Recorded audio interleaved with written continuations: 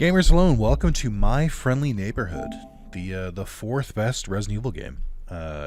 It's a joke. Don't come at me. I know it's not a Resident Evil game. I'm gonna try and go for the platinum and kind of like one big video. I think I might record this in like multiple segments, but I just platinumed to the PS4 version over the last couple days, and I think I remember where everything is well enough where we can kind of just like tear on through it. So that's the goal. It was more real than reality. But yeah, we'll play this part. This is the opening cutscene. I'll play the cutscenes and everything. I'm not trying to like go completely optimized. And the ground beneath me stretched on for an eternity. Felt like I am kind of just ignoring this stuff because it doesn't have anything to do with the fucking game. He swerved out of his lane, striking a passenger. I'll pull up the guide while I'm doing this.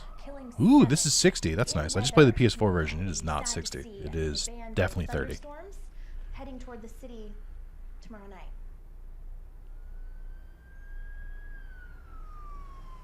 I just had this insane sense of emptiness and terror, and I just Same, honestly. Who she sees.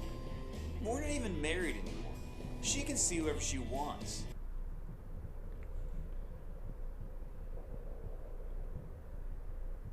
So Ashley, what did you do to end up solving the problem? I ignored it, tried to forget. I still don't know watched what this opening television. section is even like trying to say. Like, I know what it's trying to say. It's trying to say the world is really serious and cynical now, which is why we need to bring back puppets. And it's not wrong. But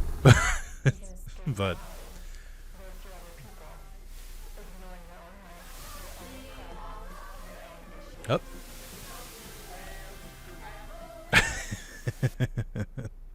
There it is. So if you didn't know, just in case, I assume if you're watching this video, you're probably not part of someone up on my like normal channel. You're probably searching this looking for a platinum guide. I will try to make a note to write down timestamps for stuff, so I can make it easier to follow or just like search for something you're searching for. But no promises, and if I don't have them, just yell at me, and maybe I'll add them. Oh, where the fuck's my pen? Here we go. I'm gonna play in normal, by the way. Okay, last job of the day. What's this? But yeah, about? it's Sesame Street / Muppets meets Resident Evil is the very easy answer. And I thought the platinum was going to be very difficult, and it's not because of the cheats you unlock after you beat the game.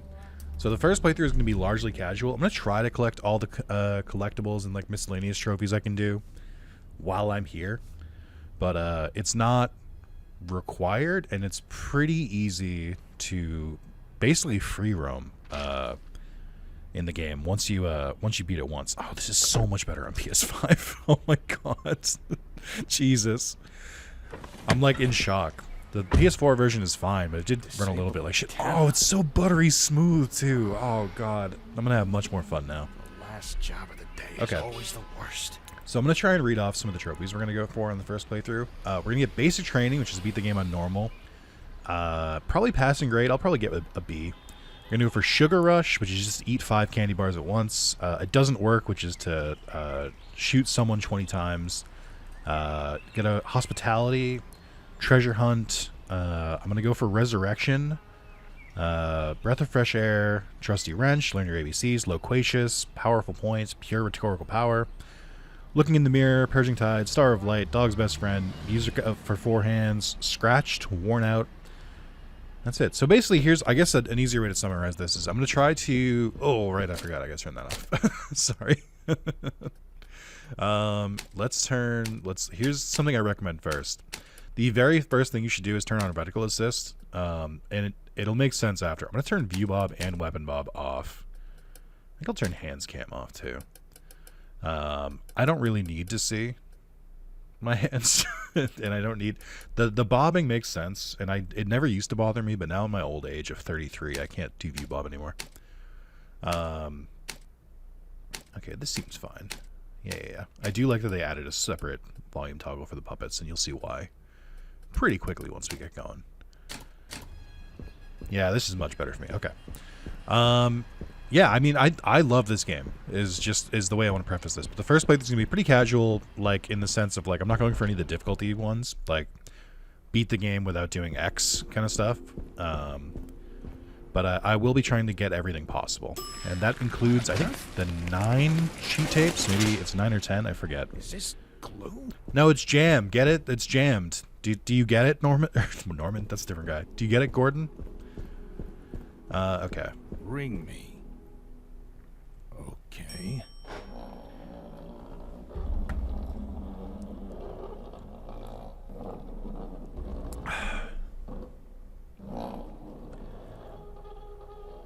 It just takes so long. Raise the curtain.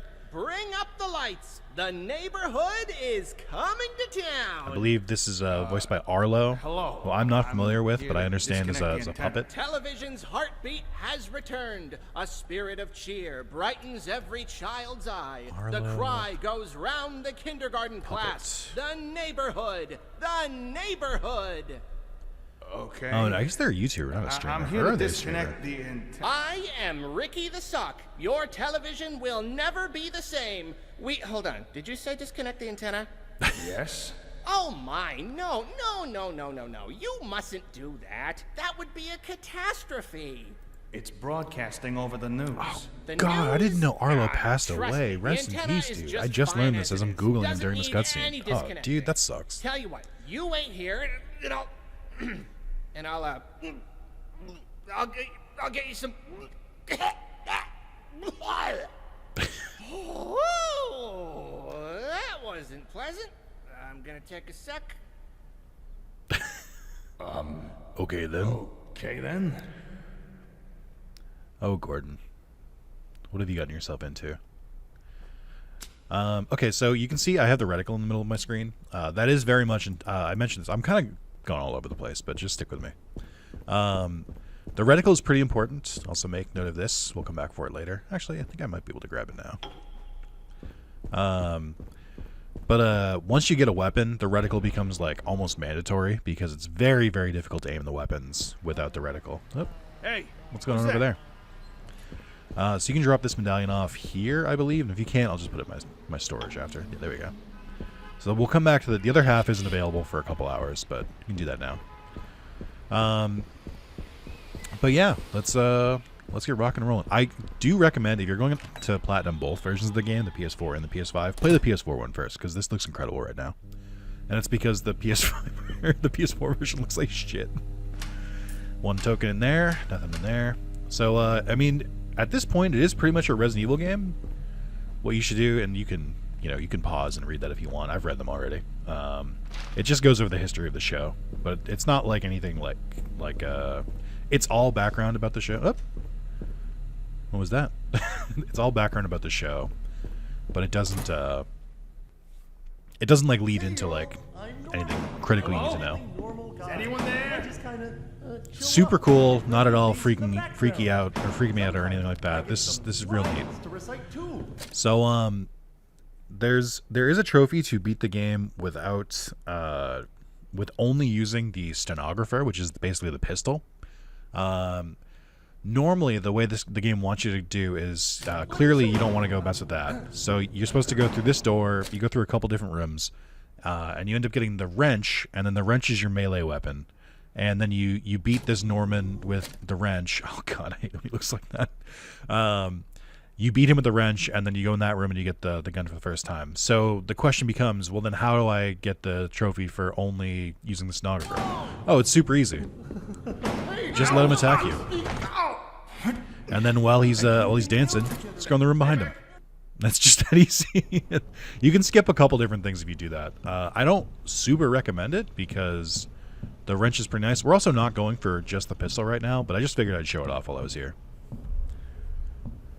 Because there are trophies to get all the weapons, and so we're going to go for that in the first playthrough.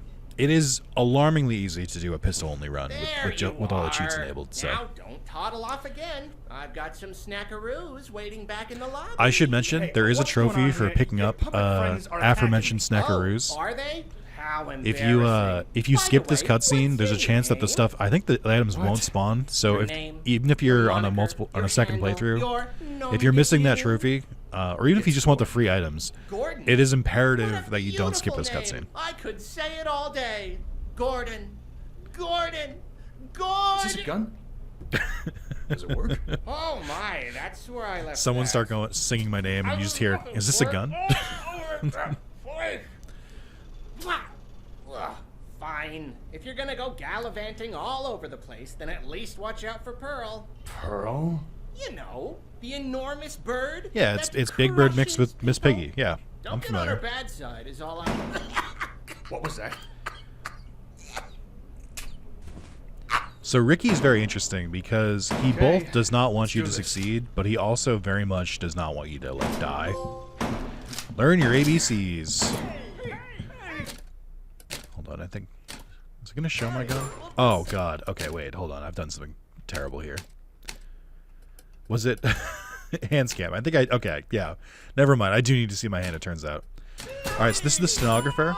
The ammo is letters. When enemies are knocked over, you can tape them. Press look at an enemy, press X. We don't have access to that yet.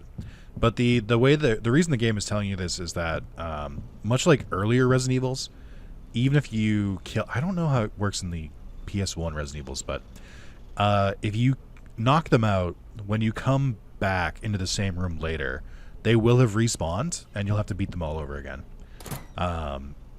So there's a few places that I think it makes a ton of sense to just tape them up, but it's not everywhere. Also, I hope I didn't fuck over the game by doing this. I think I can keep going. The main reason I did that first is that you basically have to like come back to that area to do this. Also, there's the first cheat tape right there. You have to come back to that area later, and I figured I'd just save myself a trip. Okay, token right here. You see me pick up a couple tokens here and there. Tokens are used for, this is horrifying by the way. Tokens are used for picking up items later. And, or I'm sorry, for saving and for free heals. They kind of work like the ink reels in old Resident Evils. Alright, so we don't have the key for that in classic Resident Evil fashion. And I'm going to keep calling this a Resident Evil game because it is. We don't have the key for that yet. Okay, and here, get some health and some ammo. There is a trophy to never heal. I will not be going for that. Not on the first playthrough, because it's really easy. Yeah,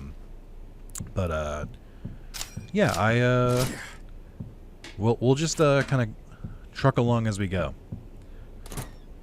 Nice, okay. Let's take a look at my inventory so far. I did pick up the candy bar from the glove box in the truck. That is a free candy bar. I'm going to save until I have 5 candy bars and then just eat them all. You don't need any of them to beat the game, but they can be helpful because they increase your running speed. There's oh, I forget what this one's name is. It's not Norman. Norman's the other guy.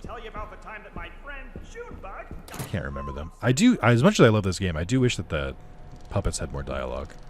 Alright, so here's where we get the wrench for the first time. So the game would have now wanted you to go backtrack your way back, beat the Norman in front of the door, and then grab the gun, but I just saved myself some time. Because you need the gun to do this. And then you unlock your first key, the blue circle key. Another thing about the inventory I'll mention, first of all, it's the Resident Evil 4 inventory and Resident Evil 8, which I love. But it will give you a check mark on the top of a key when you can discard it. I don't know if it lets you discard it ahead of time. I don't think it does. We'll have to come back here later for that key. And then we'll go. I don't think I have the map yet. But it does do the cool Resident Evil thing where if your map is... the map will show you if an item is... if a room is cleared or not. This is the other way to beat the puppets. I don't understand. So, to this day, I still don't know. It feels like the puppet's health is completely random. Like, it truly does. And I, don't know how to reconcile with that. But sometimes it takes a lot of hits, sometimes it doesn't. So there's our first, there's one of the first rooms that we can get the cheat tapes from. That leads back somewhere else, I forget, but we're going to go in this room. This is the first safe area. It's got a very calming, safe music-esque noise here. This is the box, so to speak. Get some free stuff in it. There is a trophy to never open the box, which is not too difficult to get if you're on a New Game Plus or anything like that, but just throwing it out there. I'm going to put some of these away. I'm going to put the candy bar away, too, because I don't plan to use it for a while. And then you're not going to like this, but for a lot of... No, I'll do it. For a lot of the game, I tend to just, like, let my items go wherever they want. But this game actually does require you to do some management. Because there'll be a lot of times you're carrying a lot of stuff and you just can't fit everything. So let's do this. I tend to... You know, I was basically about to say I usually just leave my inventory completely clean, but that's not true. In the beginning of the game, I do tend to keep it more organized. But then, once we get to later in the game, I stop caring. Okay, and then this is the first map. By the way, if you want to look at your documents, press up on the D-pad, and you can see all the different like things that you picked up. Read them again. I beat the game the first time on PC before it came to PlayStation without ever knowing that that menu existed. Here's the map. So all the green ones mean, all right, why does it show blue? That's odd. But all the green ones are complete, so we're missing something in the prop department section, and I know what it is. It's cool that they separate it by section too. This is a healing station, so bring you to full health. There's a reason I'm not healing, and I'll explain it when we have to. All right, I can explain it now. You might interpret the game as saying you have 3 health, but that's not true. You have full health, which is healthy. Then you have 2 bars of caution, so you can take 1 hit on caution and you'll still be at caution. Then it brings you into danger, so you technically have 4 total health. If you use a healing item, it'll bring you up 1 thing of health. Or it'll bring you up 1 color of health. So from like red to yellow, yellow to green. So to optimize the amount of health that you are restoring, you should wait until you get hit once on caution and then use the heal, because then you get 2 health back instead of 1. If that doesn't make sense, I'll show it more when it like actually happens. But all right, I'm just gonna ignore that. All right, so this is a shortcut, brings you back to the beginning. We don't really need to do that right now. I think this is gonna move where Junebug is. Oh, no, it didn't. Okay, so we're going to go in here. This is the prop department. This is not required, but I recommend doing it for whimsy reasons. Nice. I feel like it's... Do you know what? It doesn't last long enough. I've banged a real gong in real life, and that shit reverberates for a while. There is a secret in here. I forget. You need the... Something that... Or like the tape cutter or something. I don't remember how to get it to it. I think it's like a super, super late game secret. I don't remember how. I think it might be required for like the final secret room, but you can also just like clip through the door to get there, which is what I did by accident. Okay, so now we're up here. Here's the first cheat tape.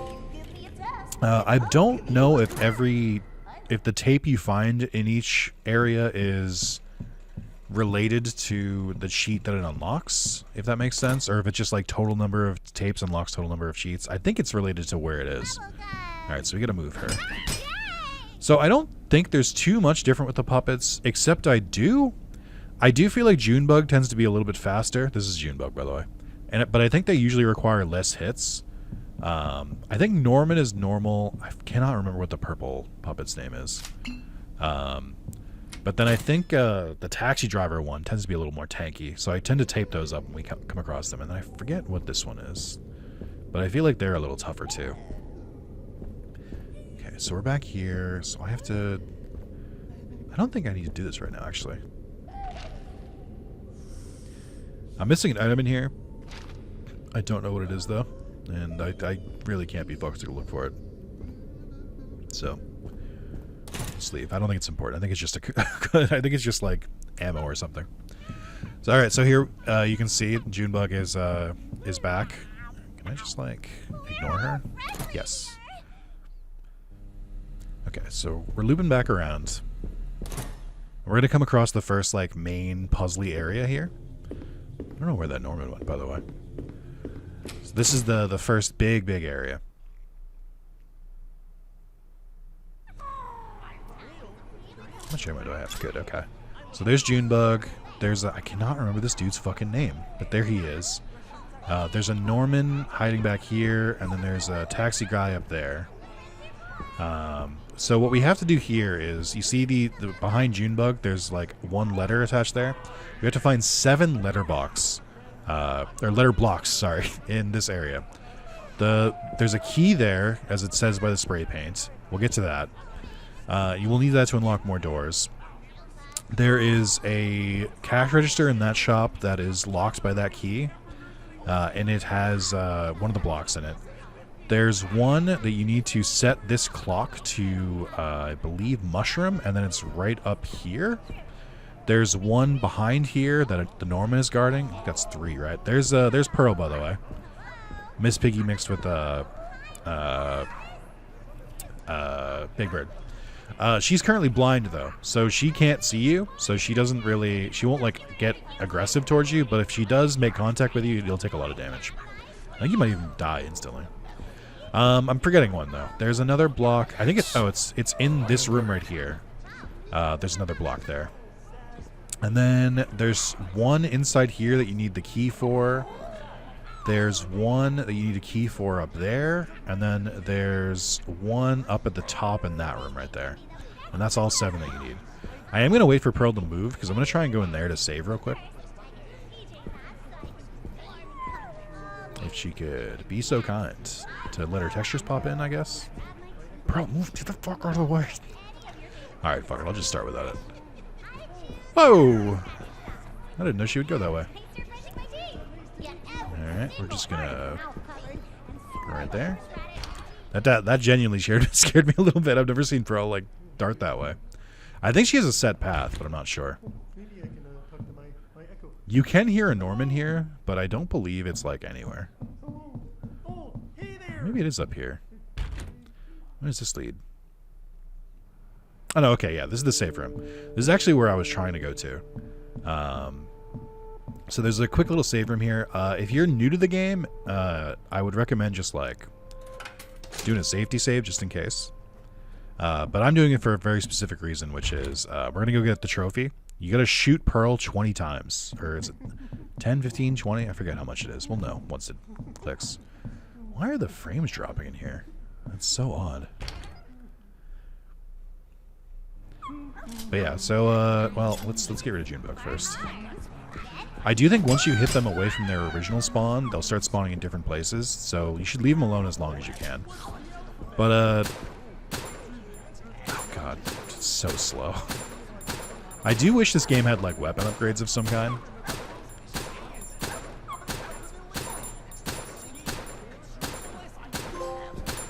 Doesn't work. That's just for... Waste 20 rounds on Pearl. Alright. Quit the menu. Yes. Now, you don't need the ammo that much, but, like, I don't need to test anything. I don't need to make this harder than it is. Okay, we're back here. Like, I kind of wish I didn't need to waste the save. And you could always do it on a subsequent playthrough. I think that's what I did my first time. But figured I would knock it out of the way while we're there. You know what? I just realized I didn't timestamp the cheat thing, so I think I'm just gonna not do it. I'm too lazy. Maybe I'll do it in post. I won't, but maybe just pay attention. I'll call out the cheat tape as I go, and maybe just scroll through the video. Okay, so we don't have to... Junebug's back to position, so we gotta get in there. We gotta get in there. I'm trying to remember what's like best to do first here. I don't really know. Alright, let's take care... This is the first block. I think it's the easiest one to get. God, why do you take so many hits? Alright, hold on. Then you can see Pearl looking real sad here. Alright, so that's the first block. We're going to leave that Norman alone. It'll start spawning elsewhere around here. Generally, it's recommended where if you like have a big open area, you probably don't really need to tape them up. It's save your tape for like real close quarters. Oh, I didn't know she could go over there. Maybe she does act based on sound. Maybe I didn't. Maybe she doesn't have a set path. Here's the thing. The reason I don't know Pearl's mechanics that well is I genuinely don't really think she's that difficult to deal with. So I just don't really bother. Alright, this guy tends to be a lot thicker than the other puppets. So I tend to just not like dealing with him. Ends up being a waste of ammo. Alright, so we'll tape him up there. Okay, that's the... I keep thinking this is like a bowling ball, but it is in fact a pepperoni. So we can go for one of the first, or one of the other blocks here, which is this one. It's on the drum set. You'll also need to come back here later once you get an item for Pearl, but we'll go over it. Okay, that's 2. 1, I need to get the... I really wish you could jump down from here. 1, we need to go into the pizza shop. turn the time. So all these little boxes I've been seeing around here, these open based on what time the clock is set to. I don't believe... I think it defaults to pizza time. And I don't believe anything... I don't believe anything opens if the pizza time box is there. But there's an item we need with the mushroom, and there's an item we need with the sardine that are like mission critical. You can get other items too, but those are like the ones you like need. I think I am gonna get rid of Junebug for now because we're gonna try and run back here a couple times. All right, so I'm just gonna get a free item. I'm just gonna set it to onion first. Oh my god, it's so much quieter now that Junebug is down. Jesus. Is it Leonard? Is that his name? Is he Leonard? I feel like it might be. Also, I've been playing on... there's a cheat you can unlock after you beat the game once. Or I think it's one of the cheat boxes. Or one of the cheat things. But you can... let's just grab the ammo here. Free 12 rounds. Let's go. But it increases your movement speed. I think that it defaults to like the same movement speed as if you've eaten one candy bar. And let me fucking tell you. It's useful. Bro, can you hear? Oh my god, maybe you can. Not like my voice or anything, but like I think maybe you might be able to like hear where the player is, because I thought you just went in like a clockwise pattern. Here, we'll grab the... No, not yet. Grab this first. Pearl, I need you to get out of the way. I need to go up those stairs. But then I've also seen you go this way. Does she go through that thing, or does she go around it? Oh yeah, look at that.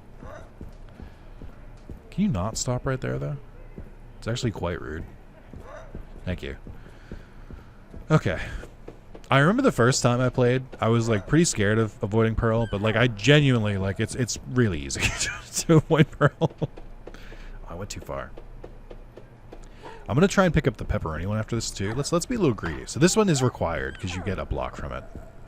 And if your inventory is starting to take up space with the blocks, or maybe you just don't feel like dealing with them, you can drop them off at any time. You don't have to hold all 7 at the same time. Also, I know I keep shit-talking Pearl, which means she's absolutely going to just hit me when my back is turned or something. Yeah, just drop them up there. You don't have to worry about the puzzle thing now. I guess it would be better to do it earlier, but you'll never guess what we're trying to spell here. You'll never guess. Okay. Okay. Right, I wanted to change it to pepperoni. I am going in the area where Pearl tends to like run a lot, so maybe I'm being more brave than I should be. Just go straight to the alley, Pearl. You know you want to. Pearl, please. Alright, whatever. Surely you don't turn around that fast. Oh, there she goes. I cannot figure Pearl out. This is the most time I've spent like actually watching Pearl, which is why I'm so confused. I can't stress enough. You can really just ignore her. But I guess just keep an eye on her, just in case she's feeling like her AI wants to be a little smarter. Alright, so we'll grab the free health there. I did not remember that was health. I definitely wouldn't have gone out of my way for that if I remembered, because I ended up finishing my normal playthrough with a lot of excess health. You know what? Let's fucking live a little, dude. Let's heal now. It's not like, you don't, like, get slower if your health is lower, which is nice, but, like, you know. I'm trying to min-max, but I truly don't need to. I think it's just a good thing to show off in general, though. Alright, so the final one we want to do is Sardine, and for 2 reasons. Where's the other block that I'm missing right now? Because there's 4 in the first area. Or there's 4 you can get without the key. Oh, I know where the other one is. That's right, okay. It's so annoying that she keeps camping over there. I also don't think Pearl can walk through any objects, so you can just kind of chill here and you'll never get hit by Pearl.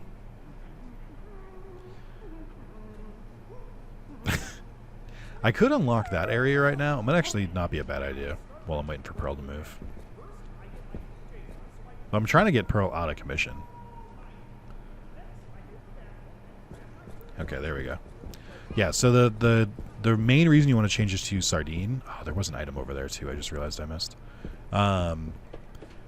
The main reason you want to get the Sardine is that this does the side quest for Pearl to get her to just stop patrolling, which is super, super nice. it is going to respawn some of the enemies, but, you know, what can you do? Believe you want to go... Oh, which of these doors is it? I think if you go through that door, you can't come back. So I think it has to be this door.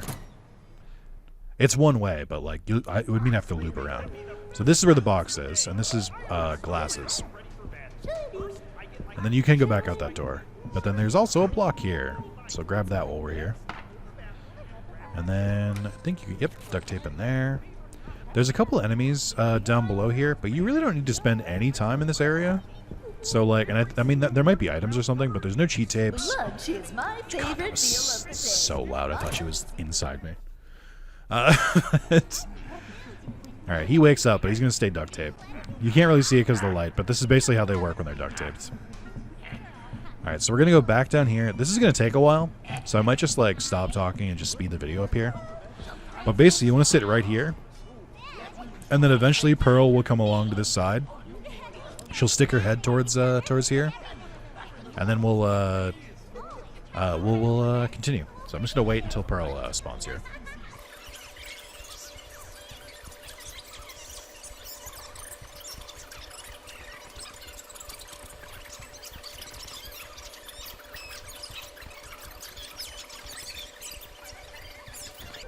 All right, here we go. So Pearl gets up here, sticks her head in, and then you press X with the glasses. And you give her her eyes and her glasses back. And she's so fucking stoked about it. She does knock over some boxes on her way back there, so this is no longer, you can no longer go all the way back around. That's now a dead end. But you know, let's go check in on her. I wondered where you were. That's what friends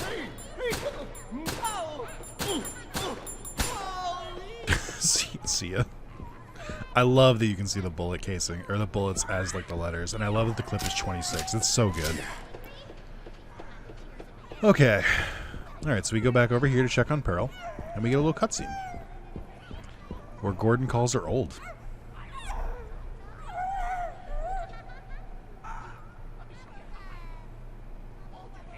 That's a good girl. God, her eyes are so bloodshot. See, nice. I've never seen him in such detail. It's been a long time since you saw yourself, huh? Happens to all of us. We all get shocked sometimes when we look in the mirror. What? Oh, sorry. Sorry. Pinata looking ass. Alright, looking in the mirror. Alright, so Pearl will no longer patrol anymore. So it's good to get that out of the way.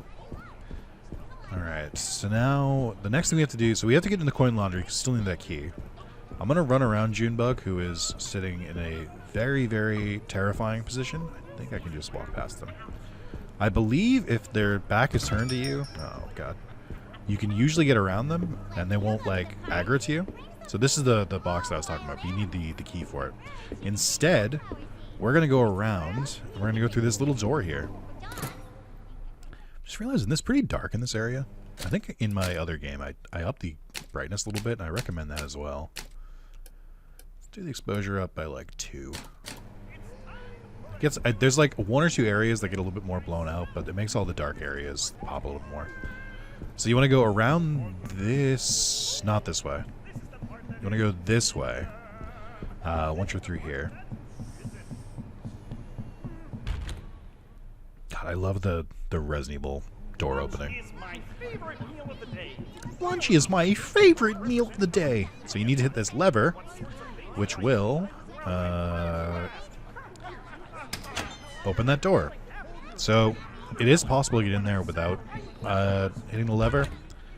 Or it's possible getting that into the laundromat without opening the lever because the door outside of it is locked. But then you'll get there and you won't be able to progress. I don't know why they felt the need to put that key behind 2 things of security, but they did. So we're going to go on this side now. We're going to ignore her. Don't even worry about her. Go through here. Walk along a little plank, and then you can jump down. Little pro tip here. You can shoot Leonard pretty easily from here. He'll aggro, but he can't fucking do anything about it. His pathfinding doesn't know what the fuck to do, so you just take him out and then just jump down. And then you get more ammo and the key. I do believe some of the ammo drops and stuff I'm finding are not present on higher difficulties, so just keep that in mind as well. Alrighty. So I think, you know, we're still going to need to get a couple more areas. I'm not going to bother, like, clearing the area or anything like that. Open this, get a letterbox, and 2 keys. Nice. Or block. Stop saying letterbox. I don't even have a letterbox account. She is going to make it that easy. I'm just going to hit her. Like, come on. In-game. In-game. Same with Norman. If he's going to make it this easy, I'm just going to hit him. Okay. So then we go back in here. And, oh god, why does it run like shit here? So this is for later. We don't have this key yet, but there's a cheat tape in there. So it's something to just remember. And then this time, we're going to go through the square door.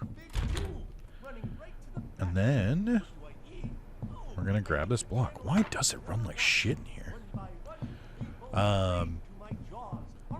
Is there just too much, like, things animated? I also don't understand why you can hear Norman so clearly here, because, like, he's not here. There's nobody in this area. Was that all of them? Am I missing one? I feel like I do this a lot. I am missing one. Where the fuck is it again? You need the key for... Oh, I know where it is. Okay. Alright, we're gonna go this way. I didn't aggro her. I'm doing this because Leonard absolutely would chase me. We're gonna go back up this way. There was another door I pointed out earlier. Okay, Norman went back to his normal spawn, which is perfect. Alright, so we're gonna go across here. And there's a square door over here. And this is the final block that we're gonna need. And I don't believe there's anything in this area besides this one block. Yep. You can see his mouth moving too. I guess he's just slowly sinking in, maybe. Up. Up. Alrighty, and I guess he just doesn't attack. And then you exit out of the area. Oh! Stupid puppet. That did get me the first time. It got me really bad the first time. But it really doesn't after that. It's just, you just, like, know something is going to happen. And it's just like they keep making him twitch to, like, make it, like, even more. And then they do the fake out of, like, oh, I guess nothing happens. Nice. Was there something on top of this box? I can't jump, so I can't see it. I think there is a way, there a game mode where you get a jump button. I think it's dusk mode is what it's called. And it changes some of the puzzles a little bit because you can just jump. Alright, and we should be ready to leave, actually. So add the remaining letters. And then we're going to spell neighbor. You'll get a letter. We just got a letter. We just got a letter. I wonder who it's from. And then you mail the letter. You get a crank and you get a note. Maybe this unlocks a different part of the studio. It doesn't bring up the note for reading, but then you leave. You're done with that area for now. See, it took a little bit of time there, but nothing too crazy. I think it's a fun little gimmick. Spell neighbor with the 7 collectibles. I think it's pretty deep. And then eagle-eyed viewers might be able to tell where we're supposed to go next. It's going to be tough, but you might be able to figure it out. I believe this is also where it's possible to get the first... I might actually do it right now. Yeah, let me see if I can do this. I think this is where it's the earliest chance it's possible to get the trophy for just leaving. I think I can get it now, and I think if I save, I can just reload it. But it's effectively like the worst ending. I am a meanie. Unrepentingly. Alright. So then we'll just save here real quick. This is another kind of a waste of a save token, but that's kind of the name of the game for the first playthrough. Thank you for moving over there, by the way. Okay. So I think we should be able to get it now. I don't know if this is what's required for this. I think as long as you do it at some point, you should be safe. I went the wrong way. There is a point of no return in this game. And I'll call it out when it comes up to it, but I'll just say it's the final area. Once you pull a lever and it lifts you up with a character. Try to keep this vague just in case. But once you do that, you won't be able to return to the game. So you want to do everything before that. But for real quick, so we're gonna enter the truck, and then you can just fucking peace out, dude. You can be like, You know, it's too hard. I could just leave now. Which I honestly think, like, from a Resident Evil like kind of game background, is really funny. Like, there should have been an alternate ending in like Outlast to let you. Outlast is a Resident Evil game, but they should have let you have an alternate ending where you just fucking leave before you go and like try to investigate. Unfinished work. The next day, I got called into the office because the network wasn't happy. Wanted to know why I hadn't finished the job. Because they were After a fucking big, long rogue fight, puppets. I got fired. I'm fine with that. I'd rather be unemployed than have to go back there. He's so based for that, actually. But for the next few months, I actually started watching. So the I nightly think from news. here on, this is the same as I don't know why. the bad I ending. just wanted to see what happened, but nothing happened. Then at some point, I got distracted and forgot about it. I forgot about it. I think I had a bit. I played this on YouTube, like a casual playthrough the first time.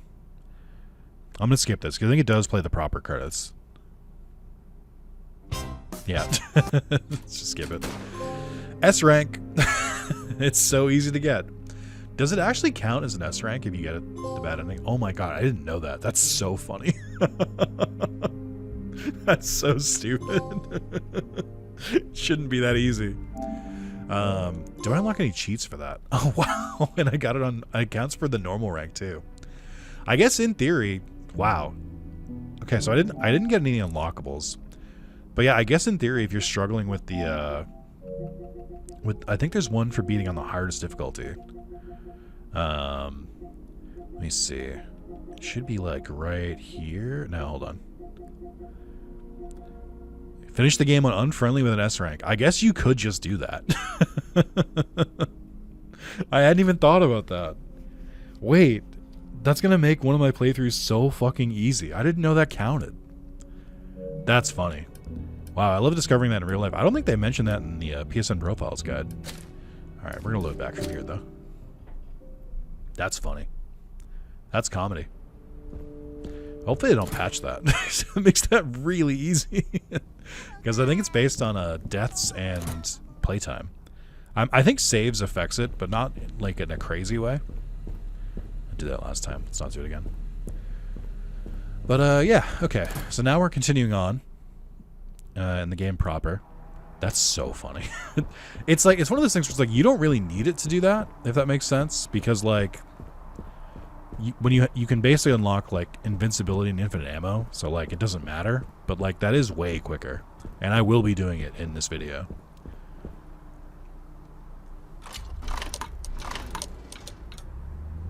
There we go. Fuck. Shoot is right. Hold on. It's not. I don't need to do this, but it would be. I would be remiss if I didn't show it. I can't believe I'm loading the same save 3 times. I hate that I remembered the second I did it. So once you enter that area, you're going to be trapped for a while, and you're not going to be able to explore the rest of the. I was going to say the compound. That's not right. You won't be able to explore the rest of the studio. For I think 2 levels, basically.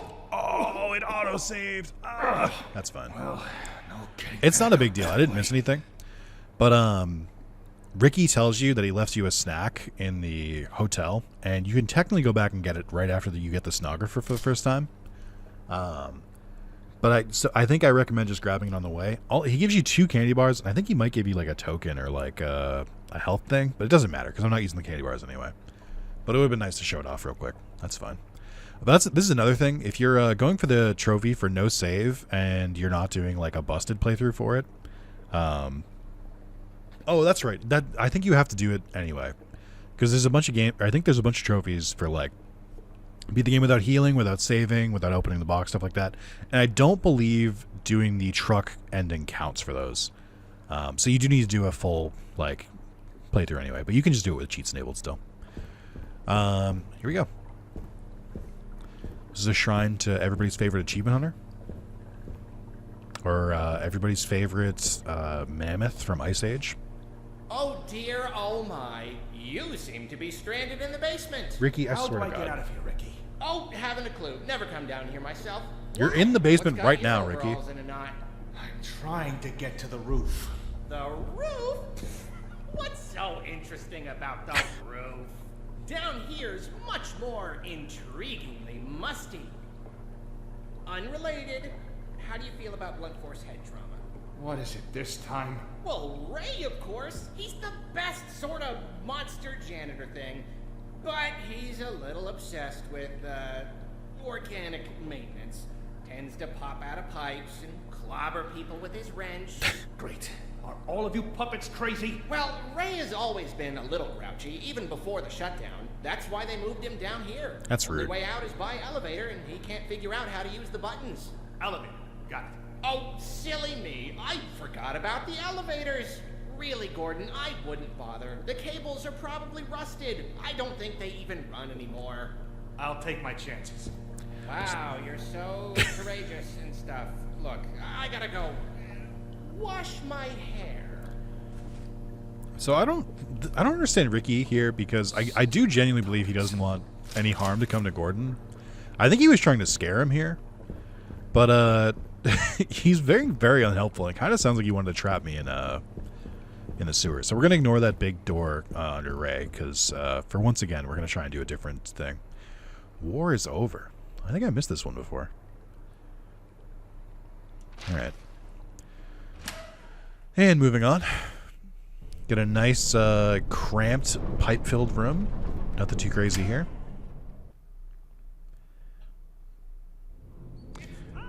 So there's a really cool thing. This Leonard here, you can leave him there the entire game. He will only aggro if you get real close to him, and you can completely avoid him for everything in the game. Now, this June bug, however, different story. Kind of annoying. You're really only you're going to be back here, I think, 3 times, maybe 4 if you count going into this room over here, which is another one with a red diamond on it. Listen. There's enough tape in the game where it's like I think it's fine. I tend to just tape this June bug up. It just feels easier. You don't have to. You can get away with not doing it. But it's just one of those, like, I don't even recommend you do it, to be honest. I'm just doing it just to do it. Oh, cool. Pirates Cove was rated well. That's good. I have a Muppet Treasure Island poster on my wall. Okay. So we want to go through here. Grab everything that's not nailed down, as is tradition. Okay. Don't worry about this one. That's fine. Just leave him. He's comfortable. And then this is where the elevator part is. Now, here's a very... Also, I don't know why there's a drawing of Ernie in there, because he's not part of this, but whatever. Grab the middle piece. Now, there is something here, and I should show it for entertainment value, but because this is a platinum guide, I'm not going to. So what you want to do is walk to the right like this, and then just keep facing the wall and keep walking right, and never turn around. And if you go right here... I feel like I can do it now. So if you do that, I guess I'll do both. If you do that, then you will stop a jump scare that turns into a real enemy later, because we're going to have to come back to this room later. But if you do this, they'll never spawn. I might have gotten away with it. So what happens is if you like walk past that, which is the natural way, you would just turn around and walk backwards, a Norman will drop out of the vent there. And as a jump scare, like it'll be dead, like, but it'll drop out. We're gonna have to come back here later to unlock this box, and the Norman will be active there. Normally I wouldn't really care, but this is a very, very tiny room, so it's just easier not to deal with them. Alrighty. I'm already glad that I taped June bug. Okay. So nothing else for us to really do here yet. But we need to do that. Here's a very, very funny jump scare. Yep. Just one of these dudes. Just chilling here, not moving, in the flickering light. Sick. Cool. Alright, I don't believe he spawned yet. I think on harder difficulties he starts spawning a little bit sooner. But we can go through the right door now. This is Minecraft episode 151. So I've been told that these guys are easy to get around, and that's kind of true. I tend to not... I usually tape these guys, but I'm going to try not taping today. Alright. Alright, it's going well so far.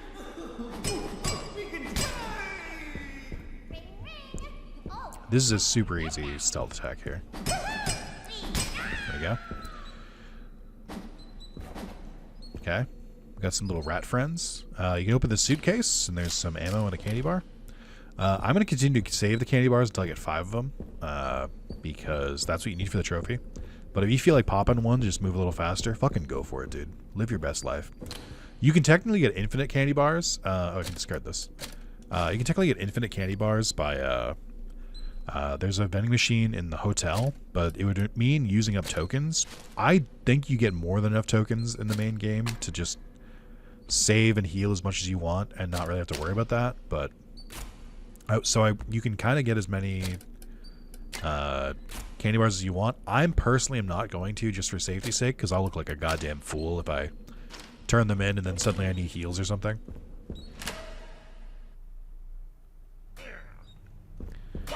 Alright. Just a dark figure hammering away. So we go over here. And, you can read this note. It's just an episode script. And then you hit this, and then I'm trying to look to the right as I do this, but I think it's going to zoom me in. And it fucking bolts. Jeez, that gave me a scare. Which is scary the first time it happens, but I don't really, you know, if I've seen it. It doesn't really bother me anymore.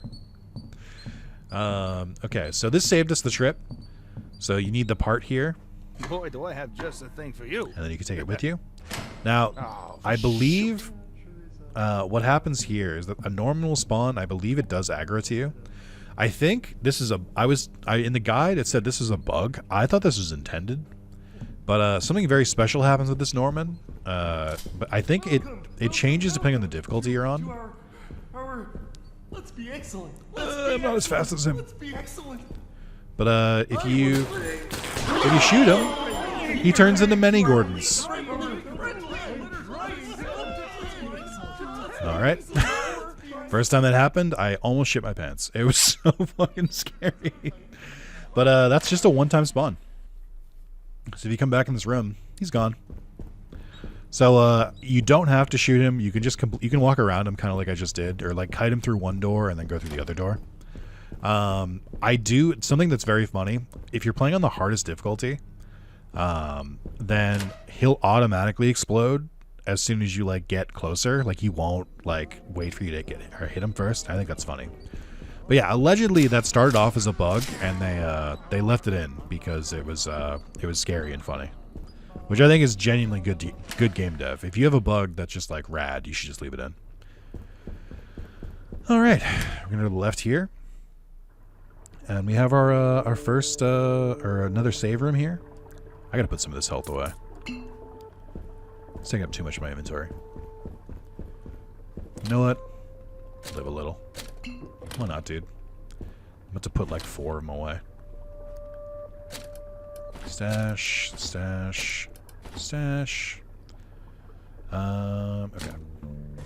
And then I should probably save, but I'm just not going to. Don't forget to pick up the map while you're here. It does affect the entire basement. It says west basement map, but it also includes the east basement. This is giving you a hint about the next puzzle. Square is +2, triangle is -1, circle is +6. And that'll make more sense in a second. I got really confused on this the first time I came through because I don't think this puzzle's like super intuitive to like set up, and I'll show you why. So you go to the puzzle, you can interact with these buttons, you can interact with the lever, with this, you can interact with the lever, you can interact with this bulletin. But like what it's very annoyingly doesn't tell you is you need to go to the top and then put that part in. Now it's activated. So the way this works is you're going to make a time card, and you're trying to make the card line up with the clock. This says 3, so you want it to get to 3 o'clock. This says X, you want it to get to 10 o'clock. This says X, but then it says 9, but then it's X'd out, and then the 7 is circled, so you want to go with 7. You don't need to know all that, though, because the first code is square, square, triangle. Then you hit the lever on the side, grab the time card, and then I believe that's in the first one.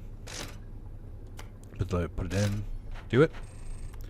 2, 2, -1, 3. Easy. And the next one is square, square, circle.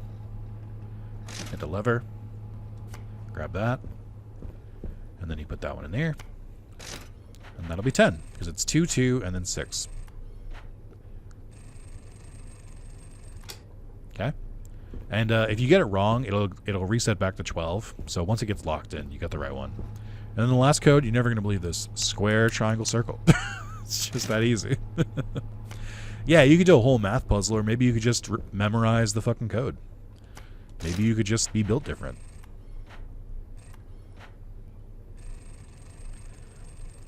There we go. That'll open that door, which we needed. So let's run through. I think before I do that, just in case, you truly don't need to save this often, but I'm just being extra cautious. It's good to try and save every once in a while. Like I said, if you're going for the no save run, it will auto save every time you go to a new area, like it showed when I went down to the basement. So you can kind of get away with it a little bit. This area is super crazy. Wonder how deep this goes. Don't know why there's a mine under the studio, but sure. I don't know if it's implied that the puppets dug this themselves, but I don't think it is. So this is technically a big area, and you could make the argument that you could get away with not taping these puppets, but I gotta be honest, you come back here so many fucking times that I just want to get rid of them. I don't want to fucking deal with them. Son of a bitch. It did briefly show up there. That actually is an area we'll go back to. It does seem like there's some character models up there. I would love to do in free cam through here, but yeah, it leads even further down. Let's see. We are about to get our second cheat tape as well. Oh, I was so flabbergasted I forgot to tape them. I think I have enough for this. Okay. And then, so this is the first time we see Ray out in the wild. Don't walk directly past him or I'll knock you down. And you'll take some health damage. It's pretty simple. There's usually multiple ways around him. If you can't get directly away from him, your options are you can either tank the hit, or you can and just like run past him when you have the iframes, or you can I think you can shoot him and he'll go away. But you can also just like move around him.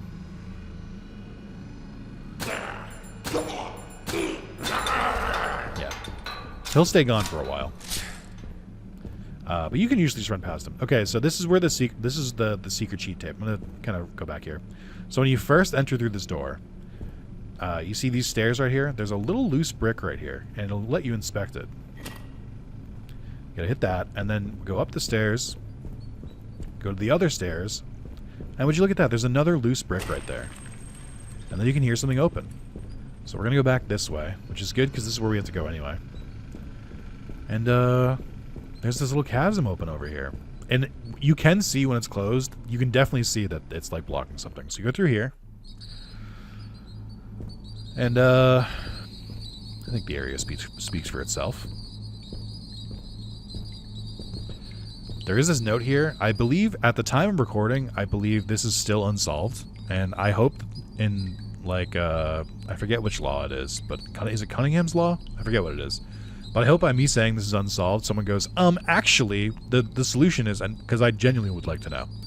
And then here's a cheat tape. That's number 2. So there's a trophy to get 5 of them, but you actually do need every single tape, because there's also a trophy to start a game with every single cheat enabled. So I stopped looking for them after I got 5, but you absolutely need all of them. So don't make my mistake. Keep going. Dig deeper. Alright, so go up the stairs and go through here. We have another kind of secretish area. This is a key we don't have yet. Go through this door. There's a Norman on the ground, or on the table there. Don't worry, he will come to life, but not until way later in the game. Just a super scary bang on the door that you can't open. So, like, you know, why would you be scared? You can't even open the door. And right on this wall is a note with a key. And this is where we get into those boxes that we've been looking into. Strange kind of breaker box. We got 4 special breaker boxes, dude. This is, I know I've said it a billion times. I'm going to say it a billion more times. This is a Resident Evil ass puzzle. So open the lockbox, grab the fuse. You don't need to take the note, but you can. So this is just saying the heart goes in the 3rd spot. Let me exit through here. And there's another save room. With some extra goodies and stuff inside. I'm also ignoring all the like really cool shit on the walls and stuff like that because I've seen it before. But you should take a look, take some time to look around. It's good. This is where this the wheels start coming off a little bit. I'll read this one because I love it so much because it's so aggravating. Letter to the editor to the City Tribune. As the mother of a 4-year-old who is devoted to my friendly neighborhood, I am frightened by the tone of the morals of that show. Just yesterday, one of the characters said, "You should always think of others before yourself, even when it's uncomfortable." But what if someone takes advantage of you for doing that? What if doing what's uncomfortable ends up exposing you to hurt and danger? Is it really a good idea to teach children to be so reckless with their own well-being? I want my daughter to live the life so full as she can, so I don't want some TV producer filling her head with dangerous, self-sabotaging ideas. I think from now on she'll watch something else.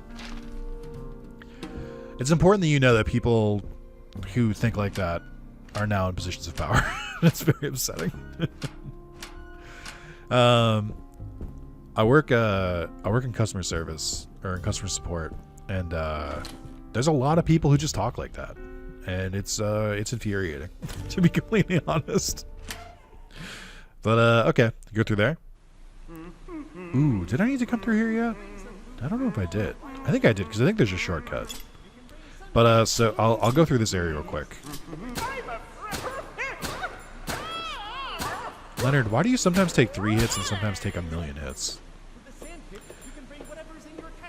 I don't have the tape for it anyway, but you definitely don't need to tape these guys up.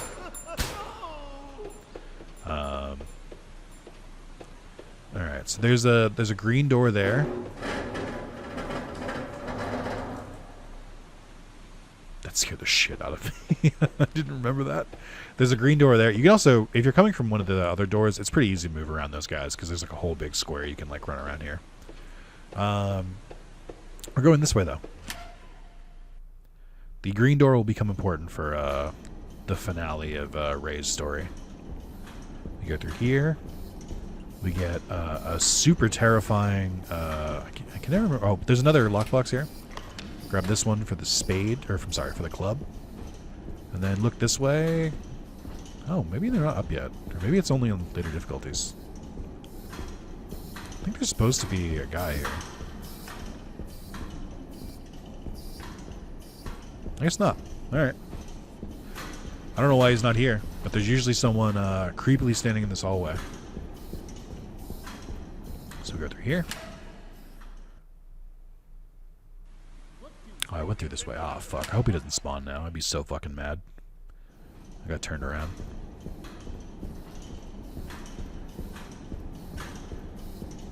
Maybe I turned the wrong way. Maybe that's why I didn't see him.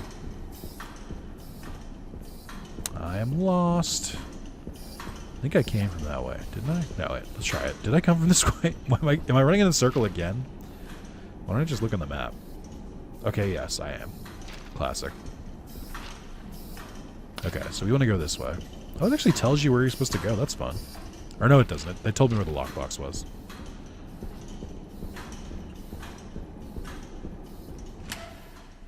God, how dare I go through the wrong exit? I did it again, dude! What is my problem? Come on, dude. I'm so mad. Once is fine. Twice is... What are we doing here? Come on, man. So that circles around. No, that's the lockbox. Why can't I read this?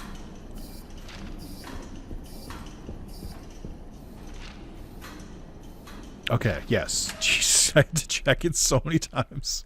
So this is a boat. Would not be a Resident Evil game without a boat. Just hop on in. I don't know if that's true. I feel like there are Resident Evil games without a boat. They do use boats pretty often, though. So that's a little shortcut that brings you around on this side of the stage. I think I did ignore this earlier, but I didn't need to. I think it was possible to get the shotgun earlier. I just forgot about it. To be completely honest, I just forgot. So this is the room that was in the same section. I'll show it real quick. So if you go through here, yeah, I absolutely could have gotten the shotgun earlier. So there's the Leonard. We've been here before. This is the Leonard going up there. So if we go in this door, you can do this earlier. So we go in over here, and this is the novelist. Got some sick tunes playing here as well. So grab that. Loquacious. Let's get writing. This one does take pretty beefy ammo. The ammo takes a lot of slots, but it is absolutely worth it because it's a one shot for most puppets, 2 shots at most. This is just the Hank just talking about making it, and then I believe this is the answer to a later puzzle in the game. So if you're playing on PlayStation, you don't feel like looking up a guide, just do this.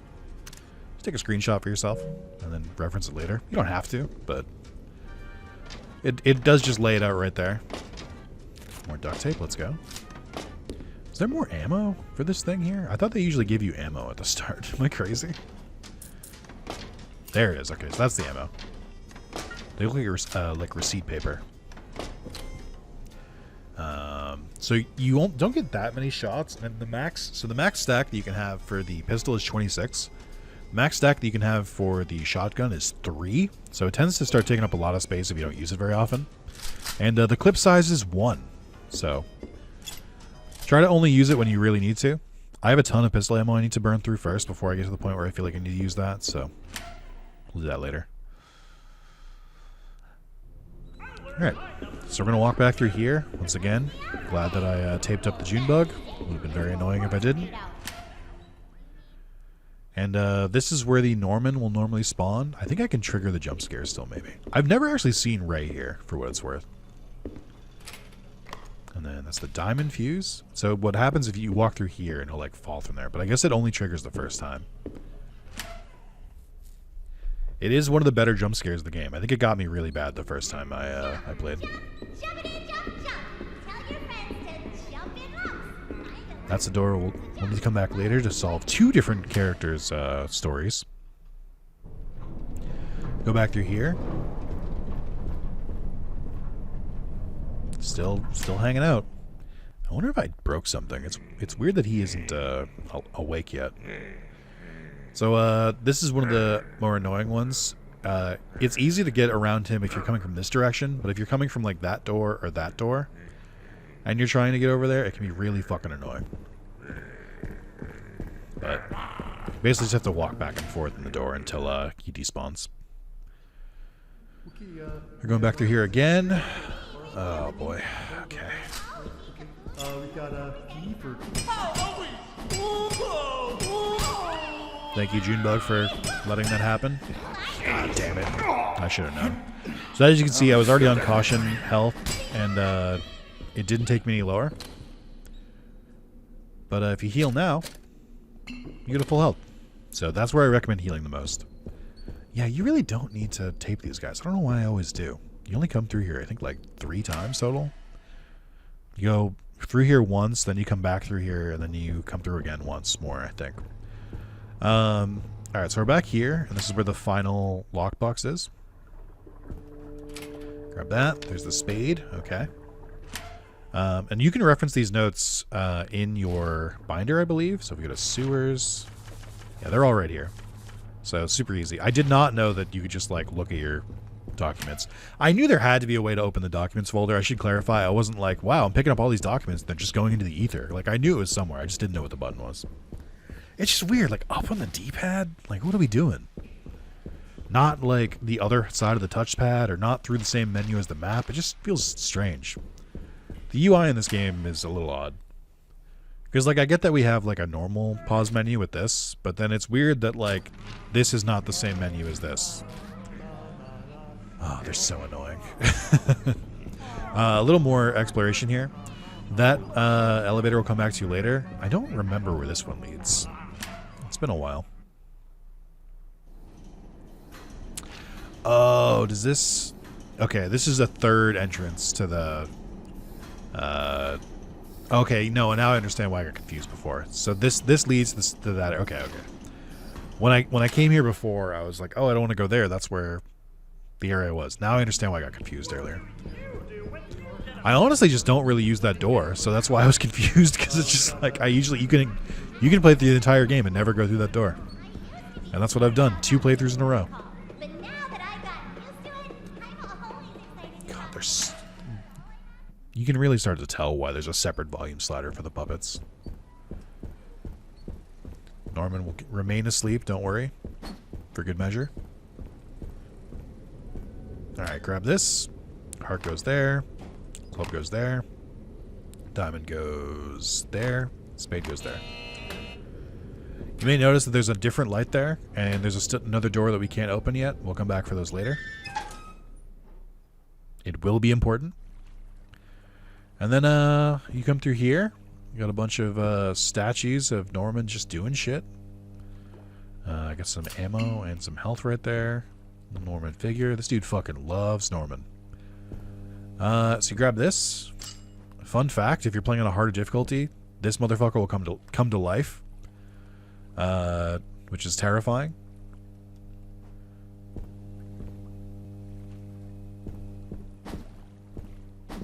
But only on harder difficulties. Maybe he comes to life later in the game, if you like decide to backtrack here, but there's just genuinely no need to. Because the funny thing, this is a second boat, by the way. The funny thing about these boats is that they become unusable after a certain point in the game. If you try to come back here and use the boats again, they'll both be, or both of the boats will be crashed. And there'll just be like a dead puppet in them, which is super fucked up. So you can really only use them like while you're in the sewers for the first time. All right, we'll continue going this way. I believe this leads to, yep. Okay, so we got the wire cutters. Yes, we needed that. Did I turn on the elevator? Oh, I can't remember. Yes, I think I did. Right? Was it on stage 2? No, I think we're fine. Okay. Right, leave me alone. Oh, I'm going the wrong way again. Well, that's good, because I need to reset his spawn. Oh, you son of a bitch. Like I said, you can just shoot him, but I think he won't respawn if you go back and forth in the Ray door. But if you go back in this door, I think he respawns. Or he'll move. Yeah. I don't know why. I don't know why he moves if you go back through that door, but it does. Just, if you want to save a couple bullets. I'm being a little bit generous with my bullets, but not that much. There he is. I knew this asshole would come to life eventually.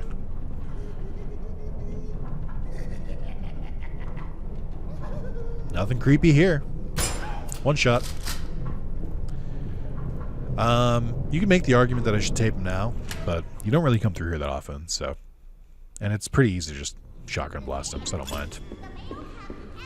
Okay, so we're gonna walk past Junebug here. There's a door over here that required the bolt cutters. This is the second of 2 doors that requires you to use the bolt cutters, so you can just go in your inventory, get rid of them. They take up a lot of space, so I recommend it. While you're at it, get rid of this. Okay.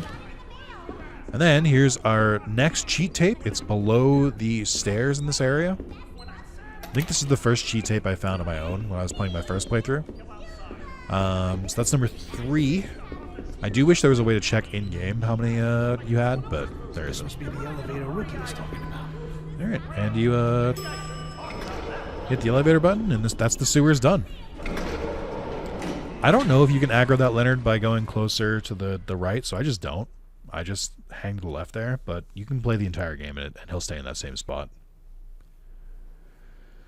Alrighty. That door's locked with a key we don't have. That door's locked with a key we don't have. Now we're in the studio proper. Great. The office. It's starting again. Alrighty. This area is super nice too. So you may try to exit the office. Looks like an exit. But it's locked from the inside. Of course it is. I was gonna say, of course it is. Get some free goodies here.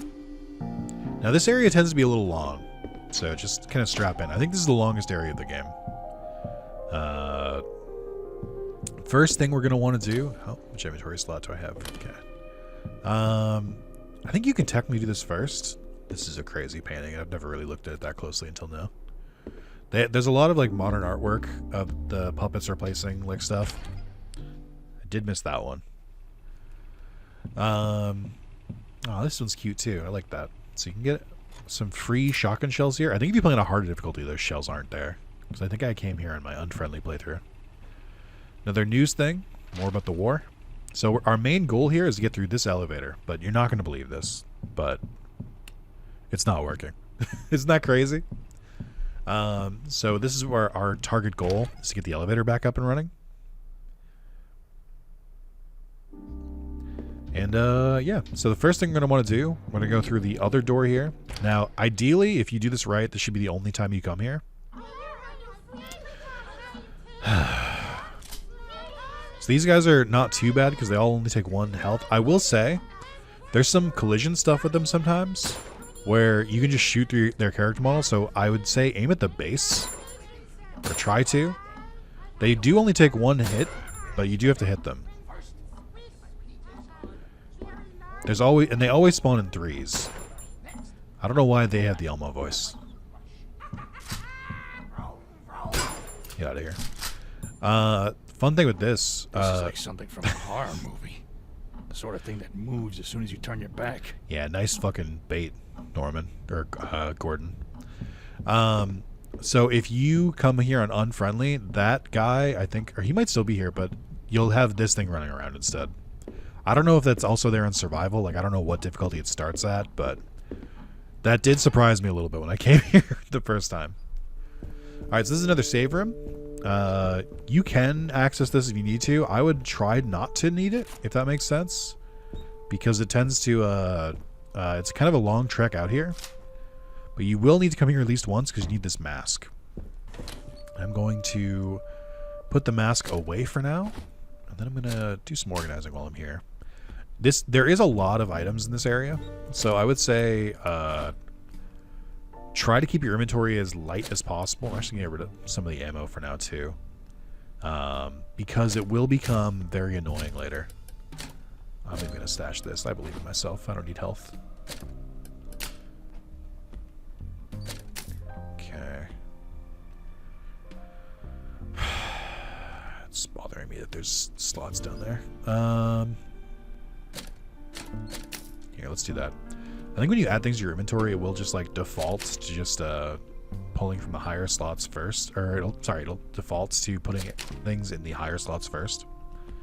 Let's make some space.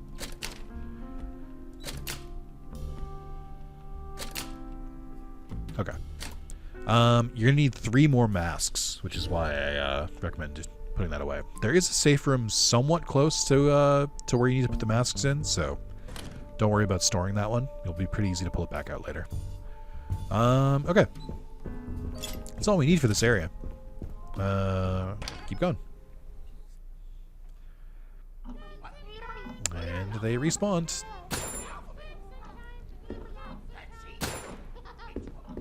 I don't feel right about shooting those guys. Fuck. It's always the ones that are on the wall like this that I struggle with. I mean, like... Come on.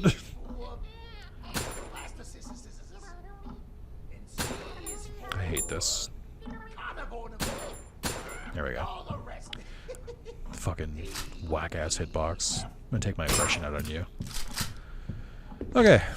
But yeah, in theory, that should be the last time you go to that one. Because you just really don't need to go back there. Alright, next up, we are going into the theater.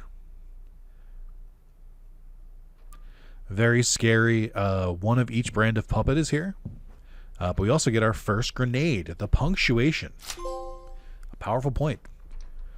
And this door is always locked. I've never figured out what's in there. And then over here is a second punctuation, which is not here in harder difficulties. All right, so we need to go into the theater. I don't think there's anything on either of the balconies, so you can just skip it. And then you can't go into the seats, so don't bother. And I'm gonna grab the next mask. And then once you do, oh my god, they all start spawning? That's crazy. Trying to... Oh boy, they're a lot faster than I thought they'd be. Trying to lure them. But I guess... Oh, I'm going so slow up the stairs. I guess we can just say fuck them and just leave. I guess that is an option. Save your grenade. I don't remember. I think that's a one-time spawn. So I think if you come back in here, they're gone. Yep. Now, I would recommend throwing the grenade. The problem is that they come on both sides. So, like, you could maybe aim here and get them as they're in that area, but I found it kind of annoying. When I did it on my playthrough a couple days ago, so not my first playthrough, but the first one on the PlayStation, I only managed to get 2 of them. So I just figured, just fuck it. Sometimes it can genuinely be worth it just to take the hit and just not worry about it. And that's one of those times. Alright, so what's going to happen next is you can go through either of these doors here. I recommend going up on the one on the right, and then we're going to loop all the way back around and come out the one on the left. Because I just feel like the progression makes a little bit more sense if you go this way. Alright, so this office will be empty. I think on harder difficulties, the mini-boss, I think is the correct term, of the area will be on the prowl here. I love how much nonsense is in all of those desks, by the way. Also, the not Christmas Carol, the not Muppet Treasure Island, it's all very good. Let's see. Road Trip. It's a reference to the Muppet movie. I think there's one there's called, like, The Great Heist, which is a reference to Muppets Take Manhattan. A lot of Muppets. And then the Shadow Sapphire, which is the Dark Crystal. I don't know what the Scribe is a reference to, and I feel like I should know it. I think Wubmump Caverns is Fraggle Rock. And then I think one we saw earlier was there's a there's a Labyrinth one, or Labyrinth parody as well. I can't see the poster for it. Sorry, I thought that might have been something. There we go. Alrighty, and we move on. So yeah, if you come here first, you can just loot that place pretty freely. But if you come here later, it can be a little annoying. Alright, I do recommend not losing to this Leonard. I do recommend taping both these guys. I'm doing it again. I just refuse to fight you normally. You take too many hits. You don't have to tape these guys up, but I've got a lot of duct tape on me. And you will come back to this room a couple of times, like both for this level and for later, so it just feels worth it. So the room we want to go to in this one is here. I don't really have a good map, but the reason is because it's right here. So we get the map here. You can start going through stuff, and then I think there's some stuff in these drawers. Another token, and then I'm not really checking the map to see if I've been clearing this, but I'm kind of just believing in myself. Yep. Okay. So there are 2 red doors here. There's one up the stairs up here that also requires the red key. Yep. So we'll the only option we have is to progress. How's my inventory looking? That's gonna be annoying. I should start using some shotgun shells just to not waste them, or not just like toss them. They just take up so much spots. You could argue that this would be a good one to tape up as well, because you'll be through here a couple more times. And you know what? Why don't I just fucking do it? I don't think she's particularly dangerous, to be honest. No, we'll leave her. She spawns in like an area that's not really that hard to avoid. So this is another red door. We'll come back there later. That's ultimately where we're aiming for once we get all of these masks. But we can't progress until we get the key. Come through here. You're never going to believe this, but he does not stay like that. At least the west office. Okay. So you go down the stairs. The music room is walled off for some reason. You go through here. And here's our 4th cheat tape.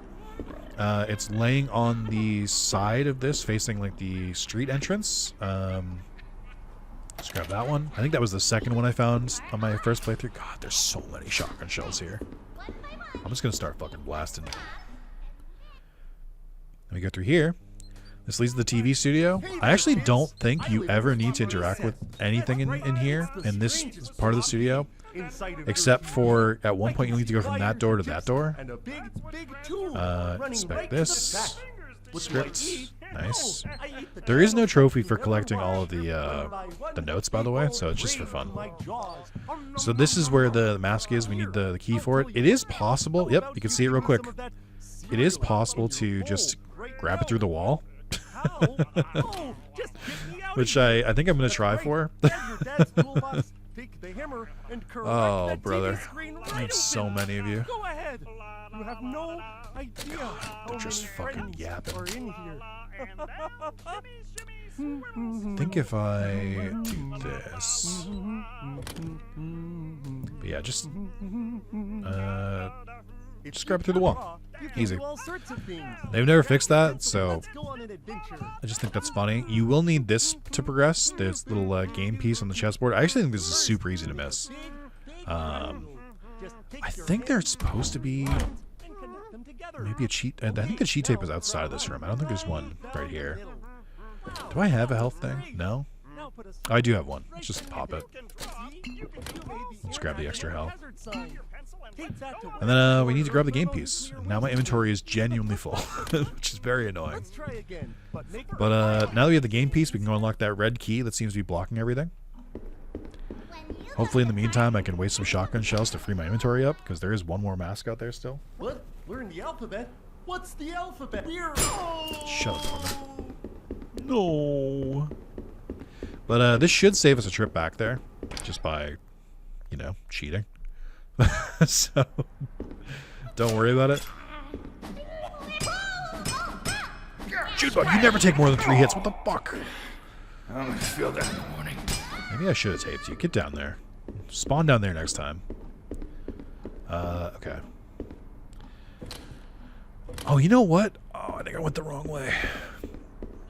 Fuck. My muscle memory failed me.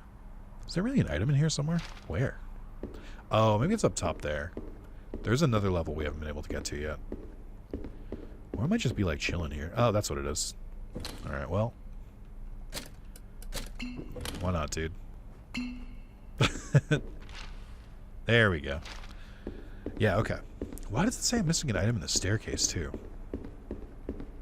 I totally need to come back here. I'm more annoyed at myself now. Well. Yeah, well. Look who's back. Oh. Please. Okay, there we go. There it is. It's ammo. I wasn't even able to take all the ammo. My fucking inventory right now. This is what I was saying about where it's like... this point in the game, above all, I think is the hardest to manage the inventory.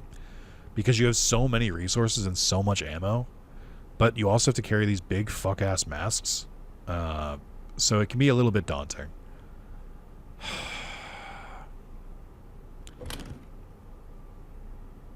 I'm just going to leave you. It would be foolish to get rid of the full clip for that.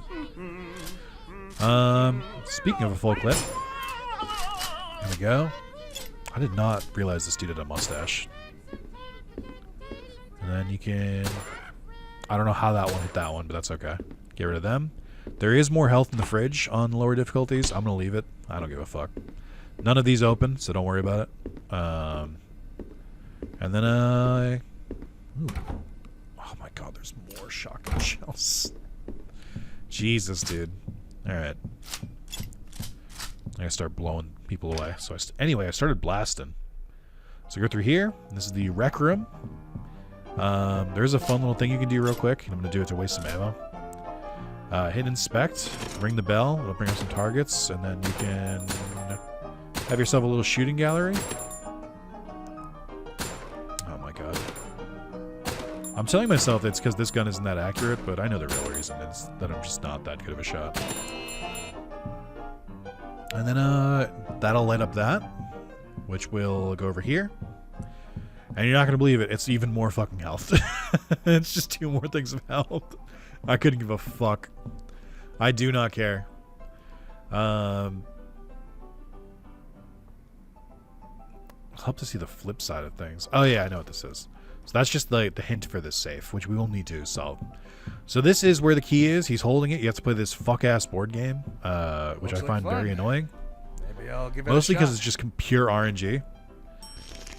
So the way it works is you can see the rules on the left, but you're just trying to get across the board as fast as possible. So I'm going to go to this. We're going to land on Norman, which lets us draw another card. So are they. And then waste my 1 here to land on Junebug. And then the rule here, and this is a trick, because if you try to play a card here, he'll hit you and whack you to the ground. This also happens if you lose. You are forced to play whatever card is in the top of the deck if you land on Junebug, which he did as well. So Leonard makes it so you can only play a 1. So I'm going to skip that because I don't want to deal with it. Yeah, let's do this. So the big thing is if you land on Goblet, it is an insta game over. And you have to start the round over again. So I'm going to try to avoid that as my main thing. Fuck. I assume that I have to draw here. Oh, I forgot you get stuck here. Oh god. Oh no. Okay. So now it's getting a little close. I don't think, okay, I think I lose because I think he wins no matter what. But I believe if you oh, this sucks. This really sucks. Yeah. So then he does this. Takes some health damage. And we go again. Wow, landing on that Leonard really fucking sucked. Maybe I should just save a 1 just in case. Alright, we're gonna play the same way. Try and get the Norman for an extra card. Then we'll grab a 2. We'll do a 3.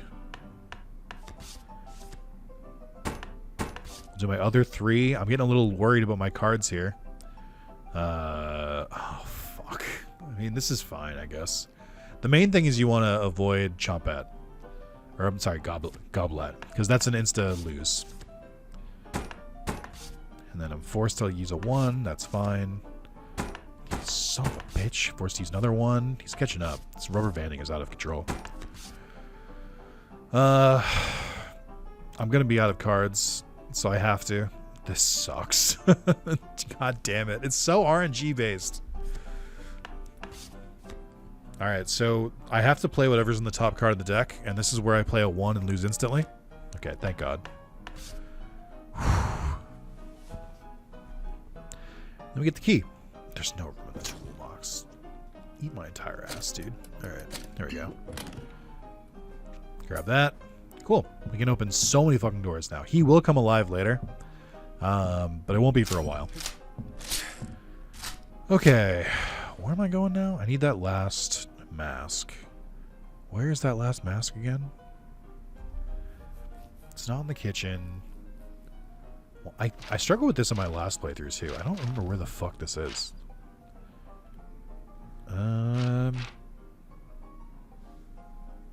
It's not the projection room. Which room am I forgetting?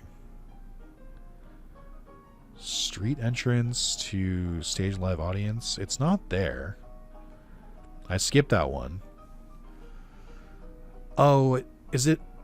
Yeah, no, it's not in the live audience room. We need to go there eventually, but it's not yet. Where the fuck is this? It's not the shooting range or the rec room or the kitchen. I don't believe it's in the theater. It's not in the projection room. Where the fuck is this mask? Why can't I remember this?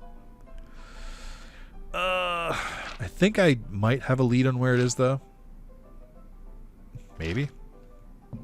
Oh, duh. No, it's not in you. It's not in there. You need that to get to the thing. So anyway, we'll go through here for now. Oh no, I know where it is. I remember where it is. Okay, it's in the same room as, or it's the same hallway where he taped those two guys, which is where this leads to. We'll come back here later. There's some tapes you can play. But the one we need to finish Goblet's story is later on.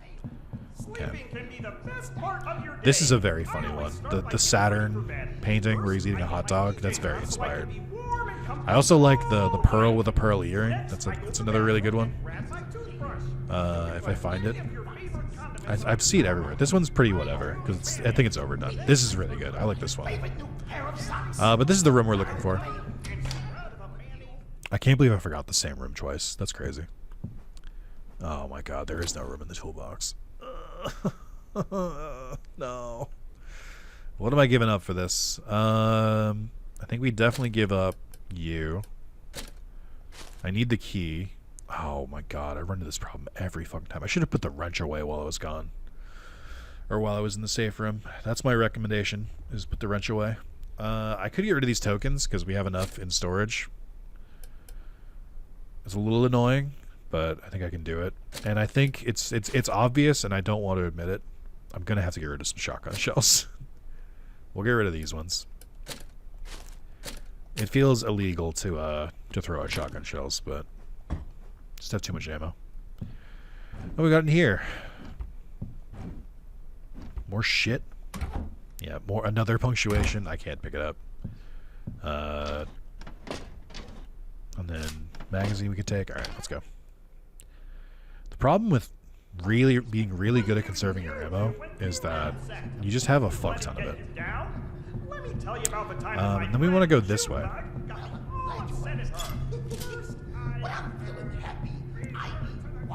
Okay.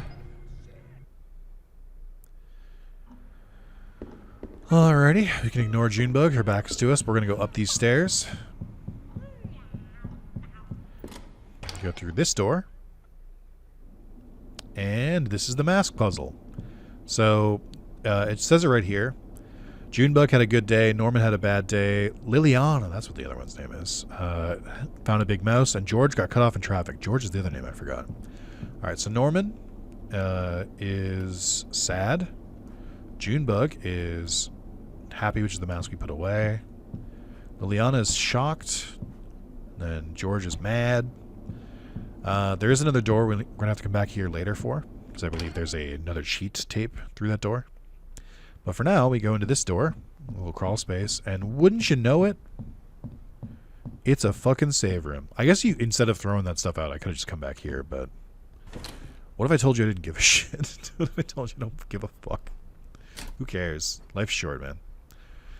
Let's toss some of these away. Let's toss a punctuator, too. You know what, dude? I'm putting the wrench away. I'm not going to need it. Not for a while, anyway. We'll grab the mask. And yeah, I think that's all we need. Arguably could probably use some health, but I think we're going to go back to the rec room, so I'll just grab the health there. Oh, I should probably grab one to save. Just for a brief moment. Mostly because if you die, which is unlikely if you're a gamer, but if you die, it will go back to your last save. There is no checkpoint system besides the auto saves that it does when you first load into a new area. So it's good just to save every so often. You don't need to save at every safe room, but you should definitely save like once per area for sure, because you'll get really fucking mad if you die to something stupid, and then you have to come all the way back. All right, go here. Let me get some cool dice. Let's go. Okay. So now we want to go back to the rec room. We're going to use our little shortcut again. I love that they just evolve into making noises at a certain point. It's so funny. I hope the voice actors had fun. I hope they had a great time. Once again, absolutely reaffirmed my decision to type these two up. Shut your fucking mouth. Burp, burp, burp. I don't know if you can knock him out again.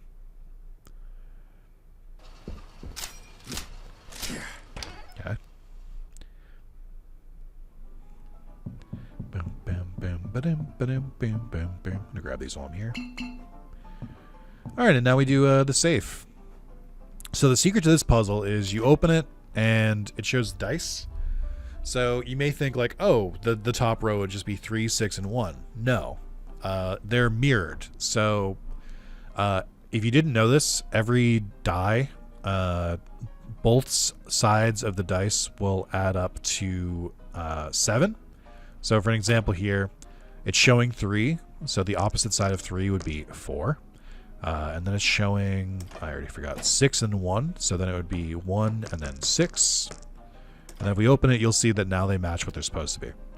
So then we need, so for the next dice, I need 2, 5, 4.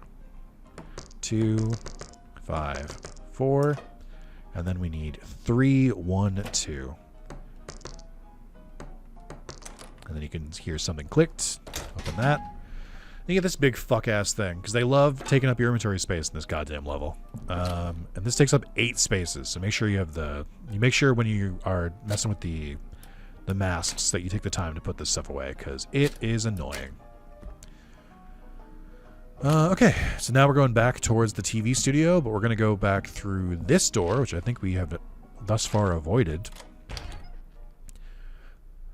I think I told you, or I think in the beginning I said which, this is our first encounter with Goblet, by the way, because I've optimized this so well. This is the mini-boss.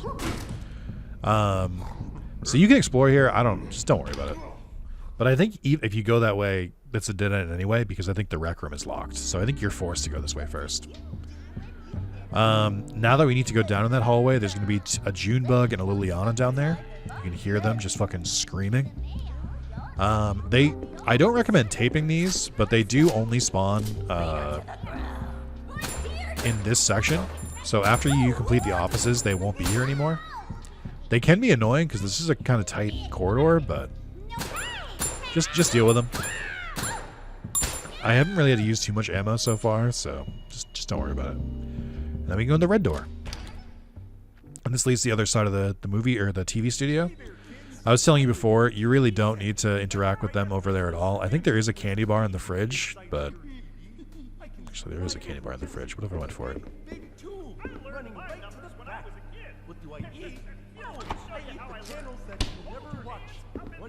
You saw nothing. Alright, well, confirming you can just grab the candy bar. Not aggro them. Alright, we come in here, and there's just some random faff about. But you go over into this corner, put down the tank. They should fix that elevator. And now the elevator is powered. So now we're heading back towards the way we came. I think there's a shortcut somewhere. I don't remember. I think it leads from the other side of the CEO office. Oh, Goblet has spawned. Oh god, that was so wet. That was for a second. I was like, what the fuck? Alright, they're over there. You can probably avoid them. I don't think Goblet ever goes down the stairs. Yep, I was gonna say I can hear her coming up behind me. We're gonna keep going. For some reason, Gordon goes really, really slowly upstairs. We're gonna go back this way. I didn't need to go this way. Why did I go that way? This is not the correct way. I don't know why I went here. My brain kind of went into autopilot for a second.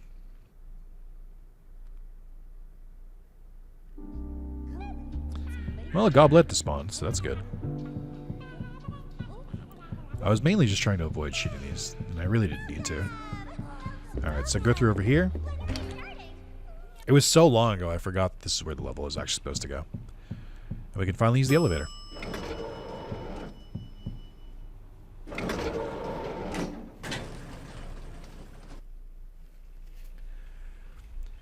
Alright.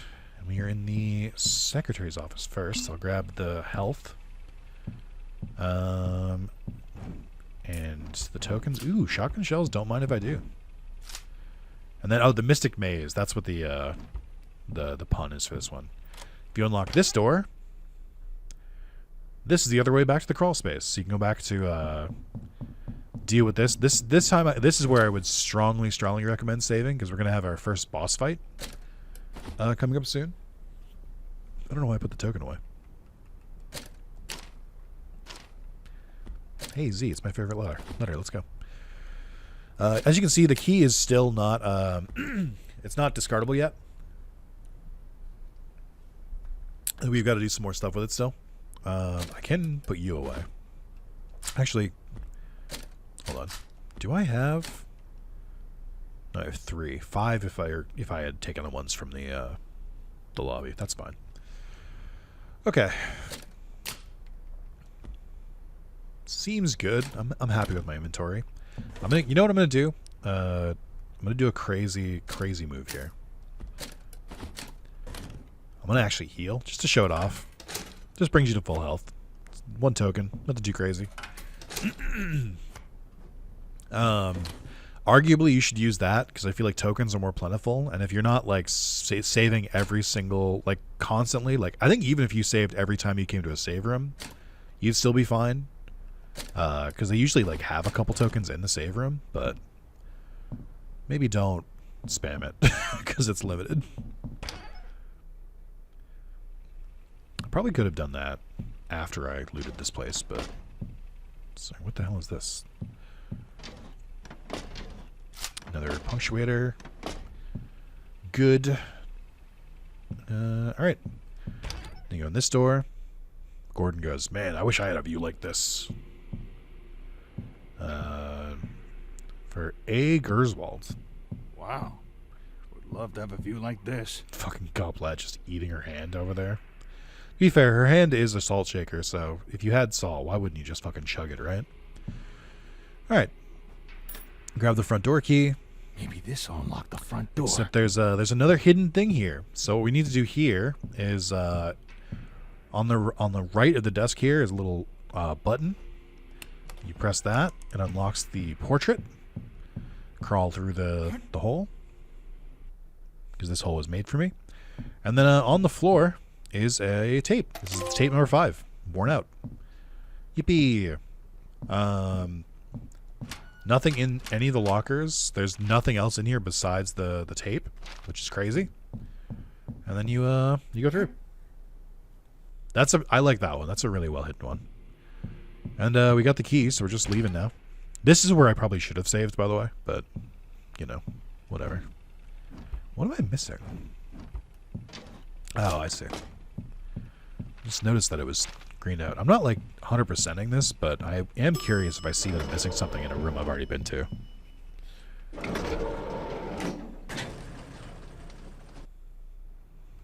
Alrighty. And we're about to have our first boss fight. So there's 2 things I recommend here. First off, before we even see the boss, I'm just going to take some... Well, you know what? We'll go through. All I would say is as soon as you get into this room, make a beeline for the balcony. Because it's a little easier to fight it up there.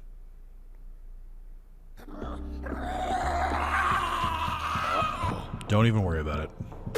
So this is Curtain Call. I don't know what the fuck they were thinking when they made this. But, I don't know the lore of Curtain Call. I don't think they're, like, members of the cast or anything like that. I think they're one of the, like, abominations that have been ruminating in this place. I don't know where the fuck they come from. I don't know where they go after this fight, but... so the trick is you have to shoot all their eyes. I believe an eye will close and they'll get stunned after you do it. And you can kind of deal with it that way. I don't know if they have like a set health bar, because I don't think you need to like actually shoot every single one of their eyes. I think on my unfriendly playthrough, I was able to get it down without shooting every single eye, but this is the basic idea. Avoid the Norman corpses that it spews at you, and then there's a couple other attacks that we'll deal with, but I recommend the shotgun for sure. Okay, I recommend not getting hit as well. I only feel that in the morning. Because the shotgun takes out the eyes in one hit. I also recommend just tossing out a grenade, because that'll take care of a bunch of the eyes in the bottom. And it'll be stunned once you hit it enough.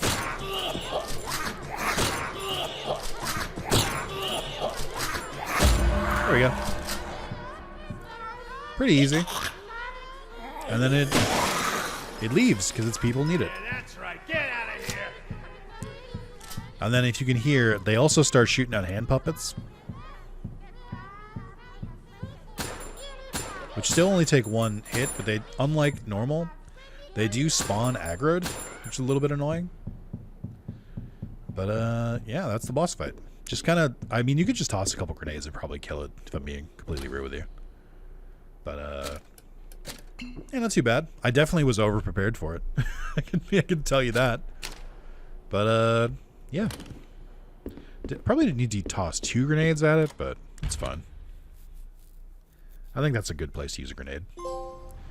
Breath of fresh air, and you can finally return outside to the main area. So this allows us to do some exploring and some.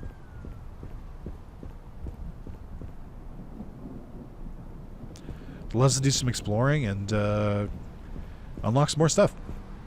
So the first thing I'm going to do is we're going to go to the hotel because I should have done this earlier. We're going to see the snacks that Ricky left for us. So that leaves some health, and he leaves 2 candy bars. Hospitality. Find Ricky's snackaroos. So now that we have 5 candy bars, once I can find a box, which I should have thought about. Now that we have Ricky's candy bars, we can follow up with and eat all 5, but I'm going to hold off a little bit. So the first thing I want to do is we're going to go back to the sewer, but I think we're going to... Oh, actually, you know what we can do? Yeah, we're going to go back to the sewer first. I'm trying to think of the best way to make it back over there. Also, real quick while I'm here. Not leaving, but just... I just think it's funny that you can do that. I just think it's funny you can put the hazard lights on. This would lead back to the bottom. I'm trying to think of the fastest way to get there. I think this would be the fastest way. I think at this point in the game, they kind of change around the basement a little bit. So you should be a little bit more careful. They block off a couple areas. I did not know that you spawned back here. Hey, hey! Oh, where'd all my shotgun ammo go? Yeah. I know. Yeah, I probably should just came down through the, Did one of the letters clank around in the thing? I probably should have just came through the elevator. This was a silly mistake. That's okay. One will only make once. Oh my god, he lived! Okay. Alrighty. So now that we're back in here again, we want to go to this red diamond door. This is required for 2 of the trophies. So you go through here, grab the pump part off the ground that kind of looks like a hand iron. And while we're in the bathroom, I can't see shit in here. You can open a couple doors. I don't know what the fuck happened here. I don't remember if there's anything worth it in these. Other than this tape, or this reel. Oh my god, there's no room. There's never any fucking room, is there, Gordon? Oh, we can discard this. Let's do that. I have been spoiled by Resident Evil 4 Remake having the... Well, and I think 8 does this to an extent too. Where it'll automatically move your items around if you have the space for it, but not currently. Alright, so we need that reel, and we need the pump part. Okay, nothing. Is there anything in the sink? Yes. Okay. And then we leave. I think that if we try to use the shortcut, it's not going to work. But let me try. I don't remember exactly when this gets fucked up. I think it's fucked up as soon as you leave the basement. But it'll be funny to show it off anyway. Yep. There's the boat. Thanks, Norman. So I think the only way... I don't think we can get it now. Because I think that side of the basement is blocked off. Unless I can get back through the main way. There's like so many entrances to the basement that I like forget which one goes where.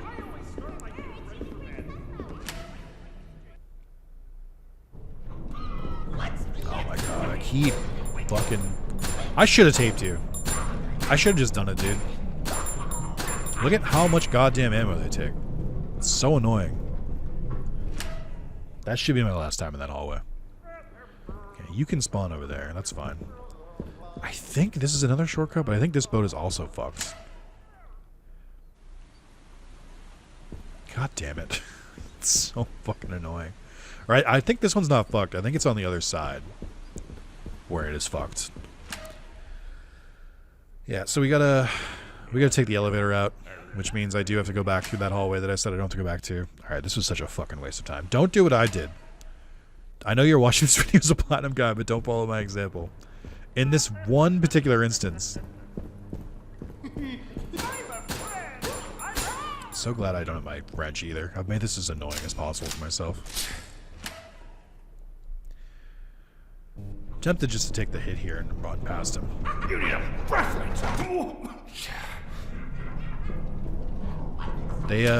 They do lose all collision as soon as they hit you once. So you can just kind of like skirt by like that a lot. I should have just done this the first time. I'm so mad. We need to go down here though. Like it was necessary to get over here, even though it's currently pissing me the fuck off. It's still fine. We need to do it. There's only 2 more areas left, and they're not as long as the other one. Well, one of the areas requires you to backtrack anyway, so I should probably do that first. Now that I'm kind of ruminating on it. Oh my god, Goblet's back. Well, we can at least take care of Goblet first, which will actually help us later. That'll help us with the Goblet. No.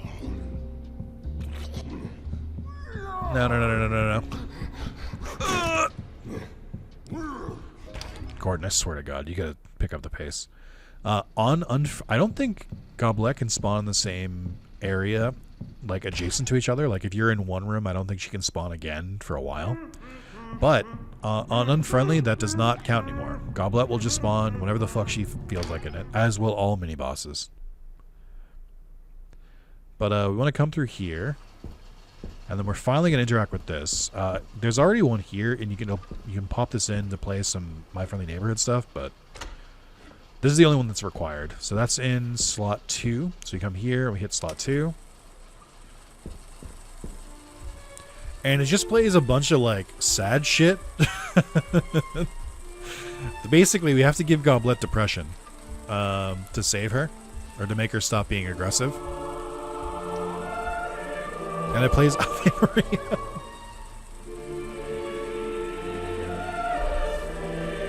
Yep. Is she depressed? You did this, Gordon. Alright. Okay, we'll leave. We'll leave Goblet to her fate. I believe that as soon as you do that, much like as soon as you put Pearl's glasses on, she'll stop patrolling. Goblet will no longer patrol, but you won't get the trophy until you finish talking to her. So we're going to do that. I think with Ray, you need to do this part, or you need to like actually finish his quest to get him to stop appearing. But for Goblet and Pearl, you can like half finish it and then just not worry about it. But I don't know why you would. Like, you obviously want to get the trophy and to like finish it off. Also, I don't think I have one on me. Supposedly that you can just do this. I've never tried this, and I feel like this is a waste of a grenade, but I kind of want to see. Just the thing you can do. I don't think it does anything. Like, I don't think that's like anything happens from doing that, but it's funny that you can do it. And I've been like wanting to try it out for a while. That was sick.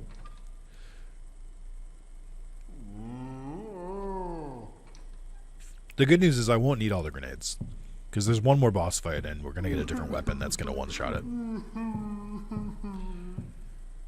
This cutscene is the first time I realized that Goblet has salt shakers on their hands. Life can get you down sometimes, huh?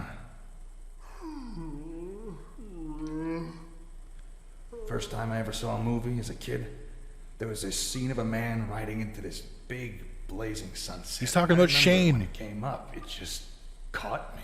I think. I don't know if it was the plot or the music or what, but my heart just suddenly leapt, like I had just heard an old friend calling my name. And I sort of forgot myself and turned around, thinking someone was behind me. But all I saw was a little star of light coming from the projection booth. No one else turned around. They all were just focused on the screen. But it felt so real. So solid. Never knew what to make of that. And eventually I forgot about it. I guess during the war I got distracted. But it just came back to me now.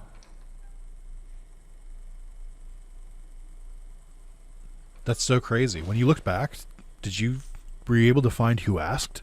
Because I don't fucking know. It wasn't me. when you turned around, were you able to see anyone who fucking asked Gordon? Jesus Christ. Alright, so Goblet is now a friend for the rest of the playthrough. Not a friend, it's not like she'll like help you, but she won't attack you anymore. Alright, so let's get that out of the way. And then the next section is I think we should progress further because we're gonna unlock the green triangle key, and then at that point you can explore the rest of the game. So I guess it didn't really make a lot of sense for me to go and do that first. But it kind of did, because we have to go back there anyway. And I'll be glad I did. Okie doke. Pop this open. And now that gate's gone.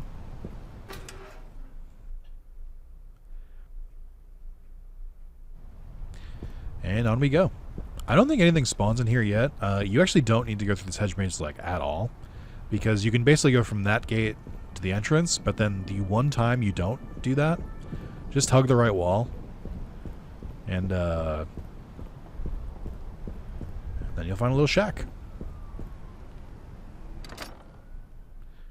And then you're not going to believe this. It's a safe room. All right. Let's while I'm here, let's finally get this stupid fucking trophy. So you need to eat 5 of these at once. This is the trophy for going 50 miles per hour. It will move even faster. I feel sick. It'll move even faster than you would expect. When the hell did that get there? I'm not going to use the health here. Do I have any tokens on me? No. Alright, let me grab a stack. It's so annoying to control. Ah! Okay. And then we'll take the heal for... this is so annoying to control. Thank you. Grab the map while we're here. And grab that. Did I grab the map of the offices? I must have. Alright, then leave.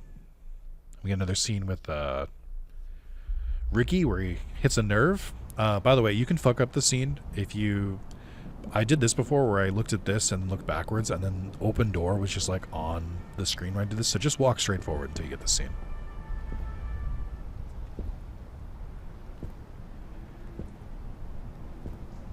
Gordon, where are you going? Gordon? Where do you think? What's the matter with you? Also, I just Don't realized you he wanna never, be our friend? there's no Ricky scene in the You have a office. funny way of making friends.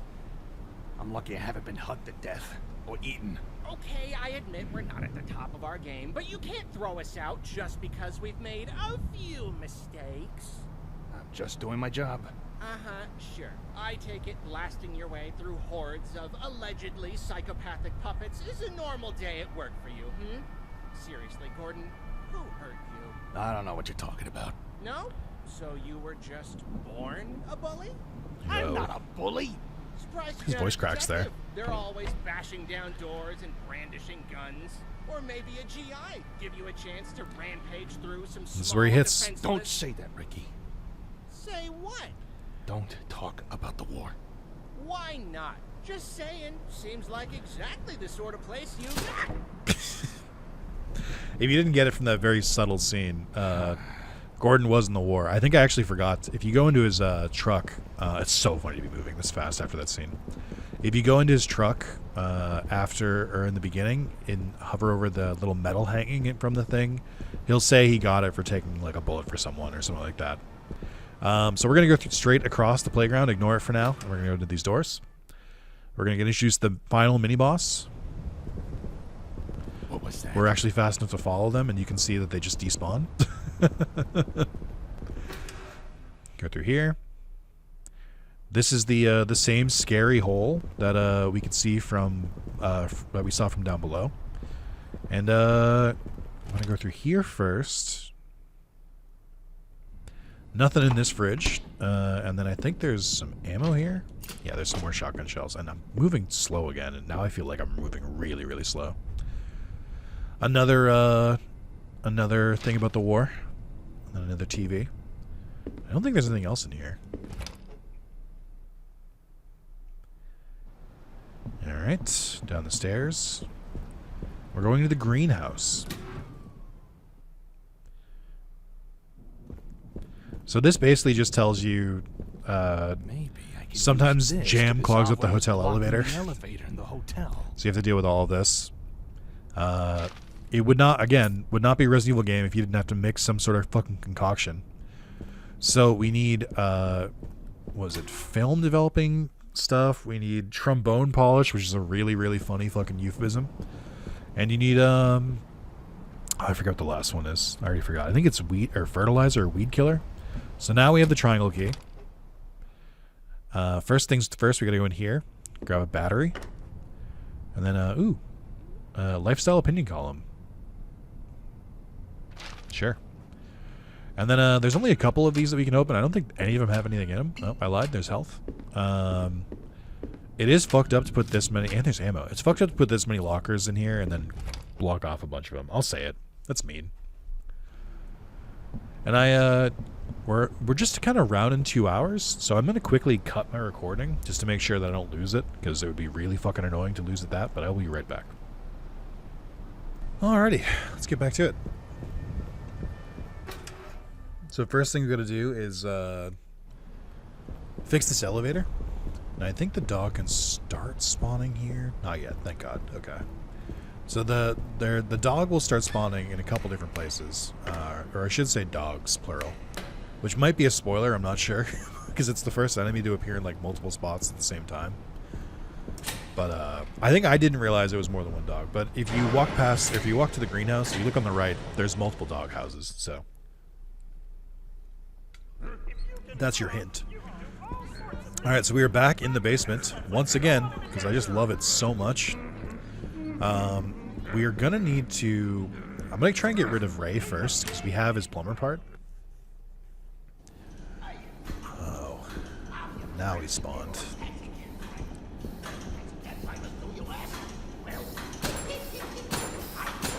No, no, no. Get stunned, get stunned. There we go. I've got Forte. You know what? Why not? I don't want to deal with you. I don't know if I'm going to go back this way. I just don't want to deal with him. Ah. Yes, this is where the other boat goes, but it's gone as well. Or no, I think that was the first boat, I think. Right? I'm glad I did it, because I went the wrong fucking way, and I would have been so mad at myself. No wonder I got confused. There's 3 exits in this goddamn nightmare trap. Okay. I don't know if Norman gets aggroed if you go over here. Yes. It's like they knew. Alright. We can probably avoid this one. Yeah. Let's go through here. Ray's lair. Stay away. Hey, that's not gonna fix it. I did say that Pearl is Miss Piggy and Big Bird coded. I would say that Ray is Animal and Oscar the Grouch coded, and then I would say I don't know what the fuck Goblet is, but there's another character coming up. So we want to go over on the left here, interact with the box, and place the part. And then we need this from the bathroom, and then you just turn the valve. You get a cutscene. We're wiping away all the filth and grime. Not wiping away, it's just water. Like, it's gonna go somewhere. What do you want? Fix. Yeah, I fixed it. Ow. Fix. I just look when you've got a problem, you can't just clam up and start hitting everything with a wrench. That won't fix anything. Good. I do think it's. Well, I'm going. I think between Pearl and Goblet and then Ray, it is fucking crazy how lazy the Ray one is. Like, he's just like, you can't just bang everything. And then he goes, all right. I just like that's the end of it. Like it's just so fucking lazy. Up, floating rubber ducky. Compared to the other ones, but I think what they're trying to show here is that Gordon has a nose for the theater, for the production. That's what they were saying with Goblet. With Pearl, it's showing that he knows, and Ray, it's kind of showing how he knows how to like calm them down. But it's also showing that like he's kind of like self-reflecting a little bit on himself through these. I mean, like, you can't just solve all your problems by hitting him. It is funny that like he's supposedly like is like the guy. Ray is the guy that like fixes things. So like you would think he would know that he needed that part, like, but whatever. Ray will now not show up anymore, so that's good. Once again, this is why I got rid of all these guys, because you come through here a couple times. I know it's technically a big area, but like it's also kind of narrow at parts, so I don't regret it. We are going to have to deal with this Norman, and I think I will tape him up, because we're going to be here a couple times too. I learned my numbers when I was a kid. Here, let me show you how I learned. We're oh, whoa, whoa, whoa, whoa, whoa. This is one that I avoided taping up in my first PlayStation playthrough, and then I was like, you know what, fuck this. He's actually really annoying. So the first thing I'm going to do, well, maybe not first. Oh my god, I have so much health. Where did I get all of this from? Ugh. We're going to go through here. And this leads to another secret room. This reel is not required, but gives you the hint that you need to solve a puzzle here. I think for the sake of the video, and you need the film developer here, so this is required. I think for the sake of the video, I'll show it off, just because it's interesting. But we are going to have to go back to the office. Okay, so grab that. But it's annoying because you get it from here. It gives you a hint to something that opens that door over there. So it's just very annoying that you like have to come like all the way back. And then you open this. It's the other half of the medallion that we needed. It's fucking 6. Ugh. Gross. Dude, I don't even care anymore. Get rid of the health. I don't need it. I think I would be more... I mean, if for one, I'm not really getting hit as much. I'm getting hit like an okay amount, but I'm not getting hit that much. But then also, like, I just don't... I just don't, like... You don't really need it because you can heal in save points, or in save rooms. So, like, there's, like, multiple ways to heal, so you just really don't need it. They take up a lot of space.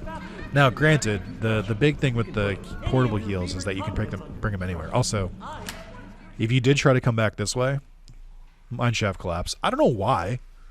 Like, I don't know why all the boats are gone and the mineshaft collapses. I guess it's just, like, to force you to come back here the long way. I don't think it really is worth it. I think it's just kind of annoying. Like, if I'm being really honest. Okay. Make sure I grab the medallion. Also, we're still holding onto the red key because there's, I think, 2 more doors I need with the red key.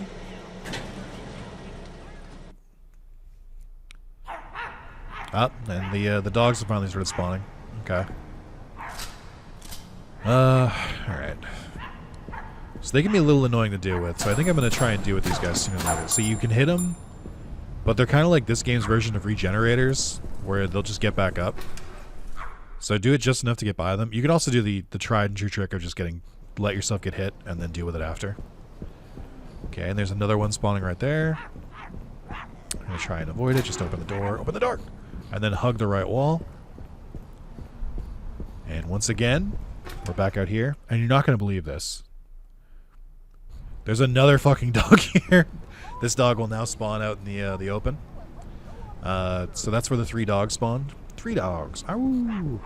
You may have noticed that the statue is no longer here, and you can faintly hear a Leonard's. Don't fucking worry about it. Put the other medallion in here. And open it.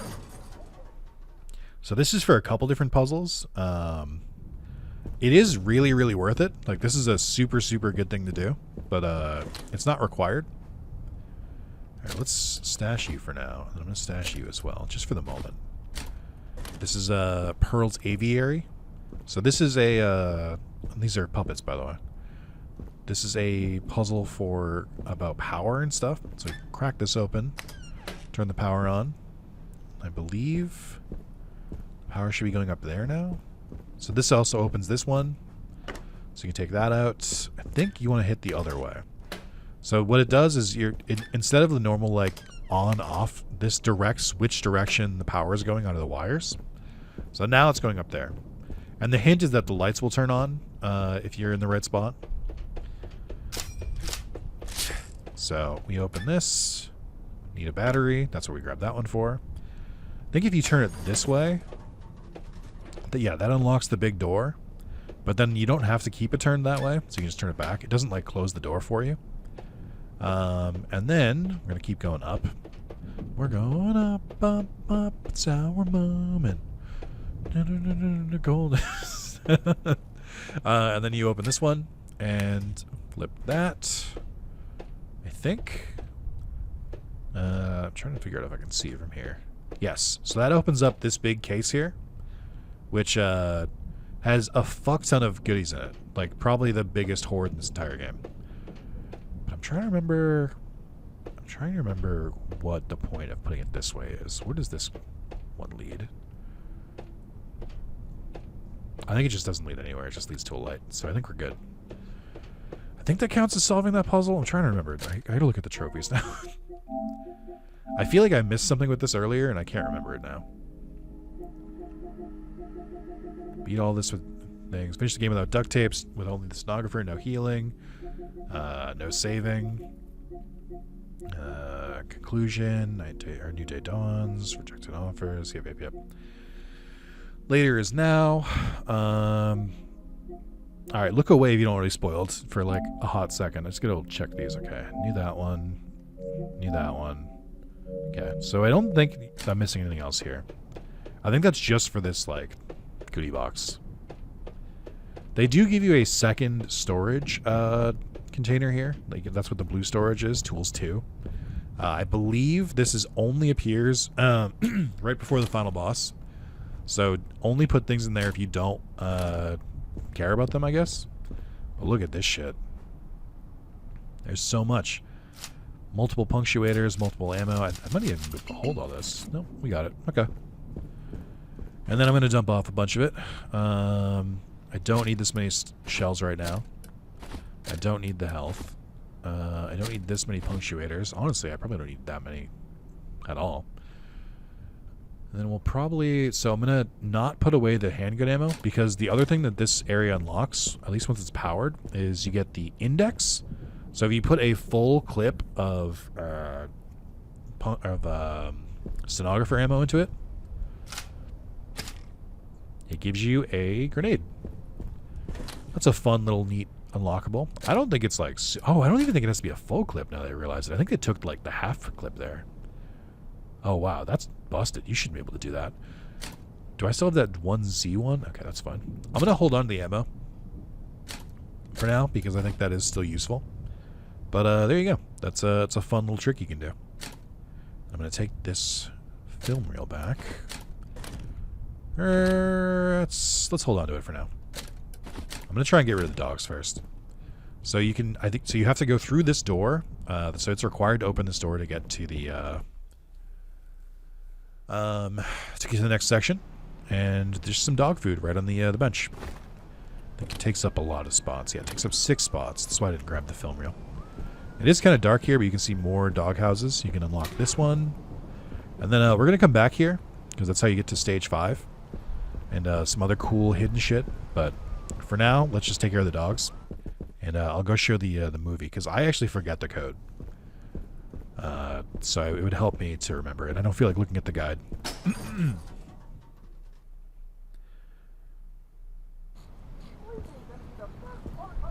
I will defeat this guy eventually, and probably tape him, because he's kind of annoying. But he's very, very tough. He has a lot more health than most enemies. We're also just going to come across a lot more enemies in general, because a lot more. We're going to go backtrack to some of the areas, and they will be kind of fucking annoying. There is a Liliana that spawns in that area, but you don't have to worry about it. She if you hug the wall and just like go straight there and back, she'll never really be a problem for you. So just don't worry about it. Alright, back through here. And the earlier we deal with the dogs, the better. Because they get kind of annoying. Let's put the food down. There we go. It's Flooper, Scraps, and Mahoney. So once you put the food in here, ring the dinner bell.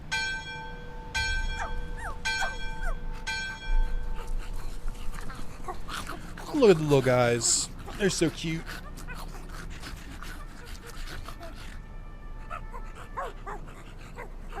See, you're not so bad after all. And this one's just going to take a little nap. Aw, doing a big stretch. And that's the final of the side quest stories there. While I'm here, you can drop off the ingredients at any time, so I recommend you do so. You can drop off the film stuff, and we'll come back with the rest. But on to more side shit. So that's the last of the side quests for the characters. There is one more character-related trophy, but it's not missable. So, yippee! We can now traverse the areas again freely, which is nice. So we will need to do a puzzle in the playground, but you won't get to it until or you won't be able to get over here until you get the playground key, which is all the way back in the first stage 4, which is awesome. Which is sick, dude. Cool. It's if you remember way back in the beginning of the game, we did pass one of the doors that had a triangle on it, and that's the door we're going for now. But first, let me go and grab the... It's also worth unlocking the aviary for this. This is another missable area. But it's worth unlocking this just to have like an easy toolbox to get to. Kind of a very centralized one. Take that. Okay. And I'm gonna go show the movie. I think I might still remember the code. I think. Oh, I don't remember the first letter. But I think it's worth showing anyway, just to show off like how the game wants you to do it. And it's not that hard to get to the movie theater from here. This is not the office. This is the hotel. I do this all the time. They don't even look remotely similar. They do it all the time anyway. I don't know if this stuff gets added or if it was here from the beginning, but you can no longer like cut through the office this way. It's to force you to like get as close to the dog as possible to aggro it. You no longer have to worry about Goblet either. I don't think Goblet is still in the movie theater though. I think they just kind of fuck off. If I have like one minor complaint with this game, it is that they do tend to just fuck off. Like once you solve their problems, like you don't really see them again because they're like in their little corners. Like Pearl goes off in the corner, Goblet goes off somewhere. One of the dogs is chilling in the doghouse, and Ray is over in the corner again as well. And I just like they don't even come back in the finale, which is kind of a bummer. Alright, so pick a free slot that you have not done so far. Oh, Goblet is still here. Okay, never mind. Pop that sucker in, and then hit the corresponding button. Goblet, check this shit out. Alright, so that's 7, 12, 4.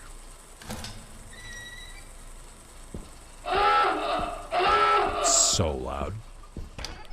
Fucking Sly Cooper ass stock alarm noise.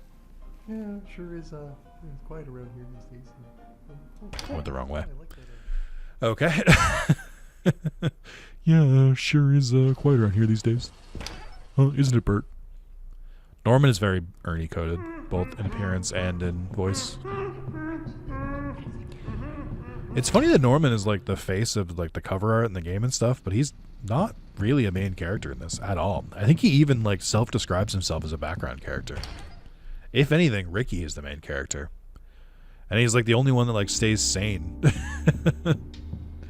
And they just kind of ignore that. Oh, I already forgot what it was. Is it 7, 12, 4? I think that's right.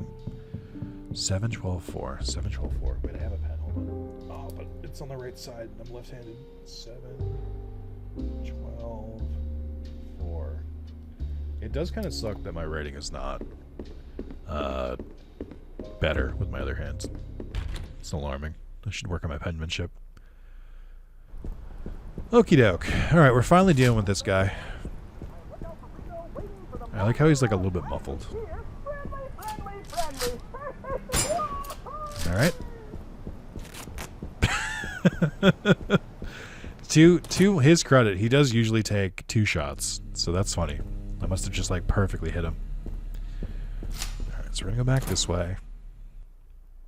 Oh, you know what? Before we do that, oh, son of a bitch. Leonard, I'm fucking sick of you. You know what? Get taped, asshole. I've got tape to spare. I don't give a fuck anymore. But yeah, we want to go back in this area. Oh my god, there's way more of them. And we're going to go back into the schoolhouse. After you remember, there was a red door here that we couldn't open. Oh, right. But oh god, these assholes. Alright. Go through here. And there's a cheat tape. This is cheat tape number 6. Alright. I'm going to try to exit without getting hit. God. They just add enemies in every single fucking area now. Don't worry, guys. Just visiting. Alright. Shut up, Leonard. God, I'm sick of you. I'm a craft monster. Okay. You give me a task, and I'll give you I think this area is still the same. I like to start with pipe cleaners to give myself something to make shapes out of. I like to start with pipe cleaners. And then here's the door. And inside is the playground key. Not even like one of the items we need. It's a key to get into an area we already had access to. But we need it. And then we would swap our arms. whoa. We're going back here, and I believe this is the final red door. This is the one from way in the beginning. And this unlocks this spooky ass fucking basement. We can finally discard this. Can you? No, you can't discard them before it's ready. Okay. So there's this door over here, but first I'm going to open up both of these. Oh, you know what? Let's come back later, because then I'll remind myself that I have to open them. Alrighty. So here is a safe. Oh man, I wonder what the combo is. What could it be? Oh, I forgot to pick this up last time. We're playing Stevie and long-running children's leaving the production after one of the pup for attempts to hit him with a clothesline. Practice from made critical comments about the show's creative direction, including creator Algers. Witnesses, it's always been like this in the set. Roman just Ray, Pro, blah, blah, they're all crazy at it. They've been a long time coming. No one takes me seriously because I'm on FN. I'm ready to have a career that's been more widely recognized. Okay, so he was not. This is not the creator. This is the dude whose picture's hanging up everywhere. But he was just like the main star, and he correctly clocked that they are in fact insane. Okay, so I'm gonna have to do this twice because I don't remember the order, or I don't remember what the direction that you start with. But let's do 7, 12, 4. Nope. Okay, ready? Check this shit out. 7, 12, 4. There we go. Alrighty. So now we have this star fuse, and we need to go all the way back to the fuse box. Son of a bitch. We need to go all the way back to the fuse box to get that. And then, if I'm feeling extra puzzly, we can do this one, which I did take the screenshot for, and it's gone because of all my fucking trophy screenshots. Oh, fuck. Where was it? No. Son of a bitch. Alright. I'll show this off just in case, because it is possible to find it.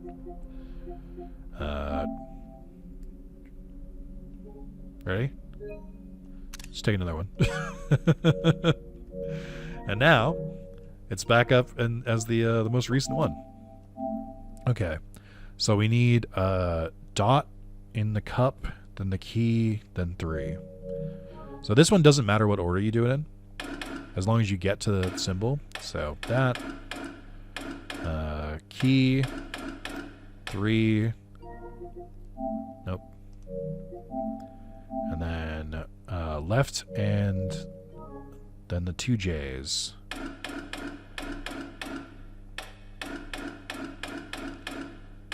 And then it opens. Wouldn't you fucking know it? It's another goddamn mask.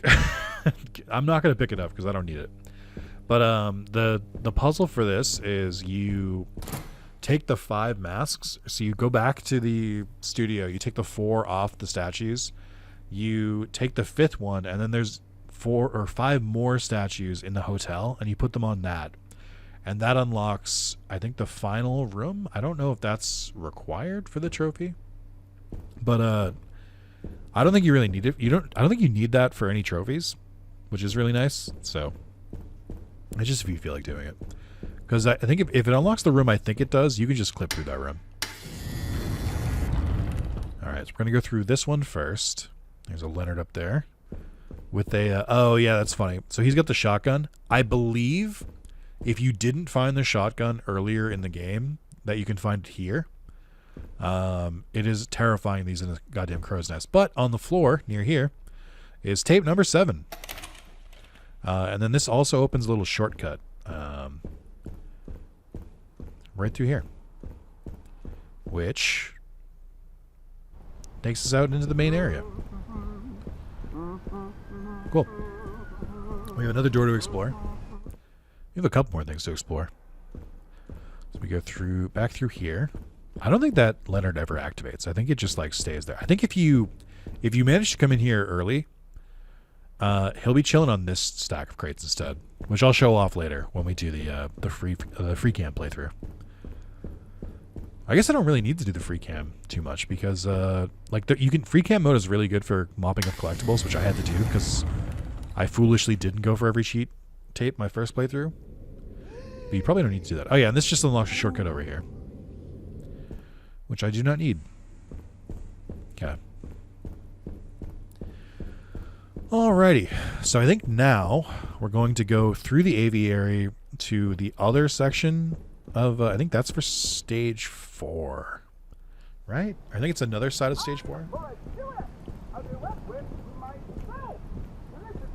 Please.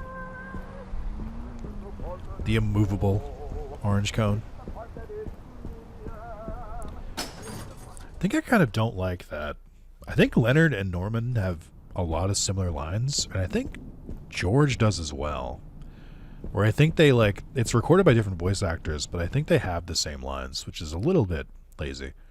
But it's fine. It's just again, it comes back to me wishing they had more lines of dialogue because I feel like I've heard them all at this point. Nothing scary here, just a puppet and dumpster. And then I think you can go to this area even if you don't unlock Pearl's door. So feel free. It is super fucking dark here.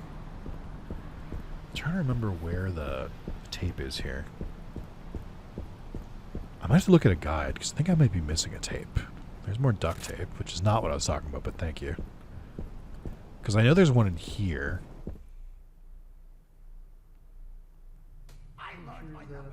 So there's more ammo here and a free punctuator over here.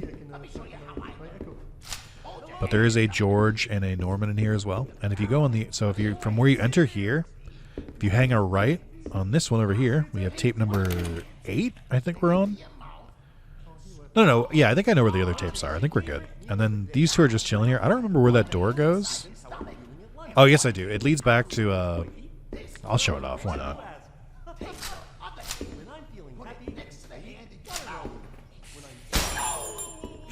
Just didn't feel like it. Sometimes, you know what? Sometimes you can just do things. Sometimes you remember you have free will. And it leads you back here. So, that's pretty cool. That's where that final door goes. Kind of completes the loop there. And then, I believe we have to go back down to the basement again, dude. We gotta go back through the elevator. I guess while I'm there, I can drop off the parts as well for the jam thing. I could just do the jam thing. so let's run through here. And we're going up here.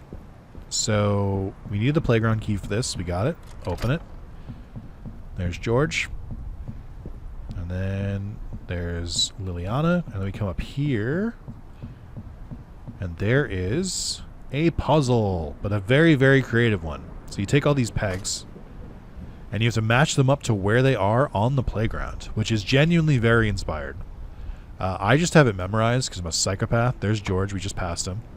The kids are right there, or the hand puppets. Ricky is right here. Goblet is right over here. Pearl is, I believe, up here. Can I get in the first try? Leonard is over here. Ray is here. Liliana's there. Dude, he's fucking cracked. This is why I wanted to record this video like right after I got the Platinum on PS4, while it was all still fresh in my head. But I will let you know that I did get this from memory. The only thing I had wrong is I had Leonard and Goblet swapped when I did it my first time. And that's the weed killer. So this is everything we need to make the concoction, so to speak. So we can make that now just to save us a trip since we're already kind of over here.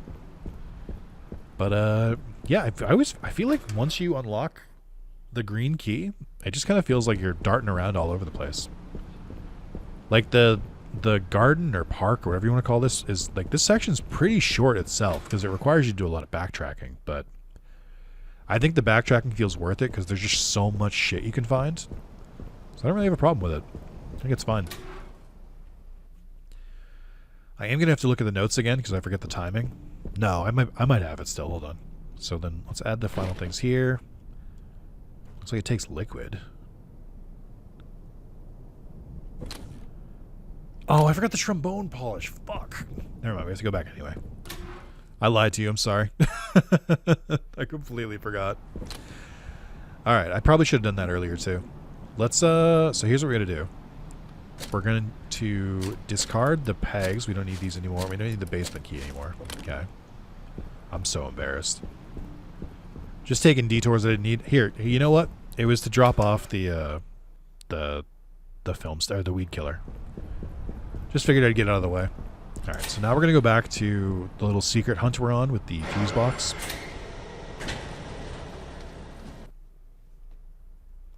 Once again, cannot state enough. You come through this area so many fucking times. It is absolutely worth taping up these 3.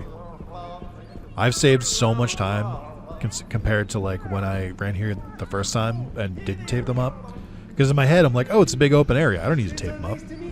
Nope, wrong. Just, I mean, just you come to this like hallway alone like 3 or 4 times, and then there's like other areas you go to too. It's just, you know, it's just not worth it. And for the same reason, I think it is worth tying up this Norman.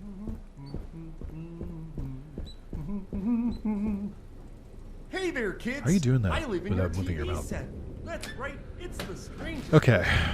Inside of your TV, I can see wires. Oh, shit.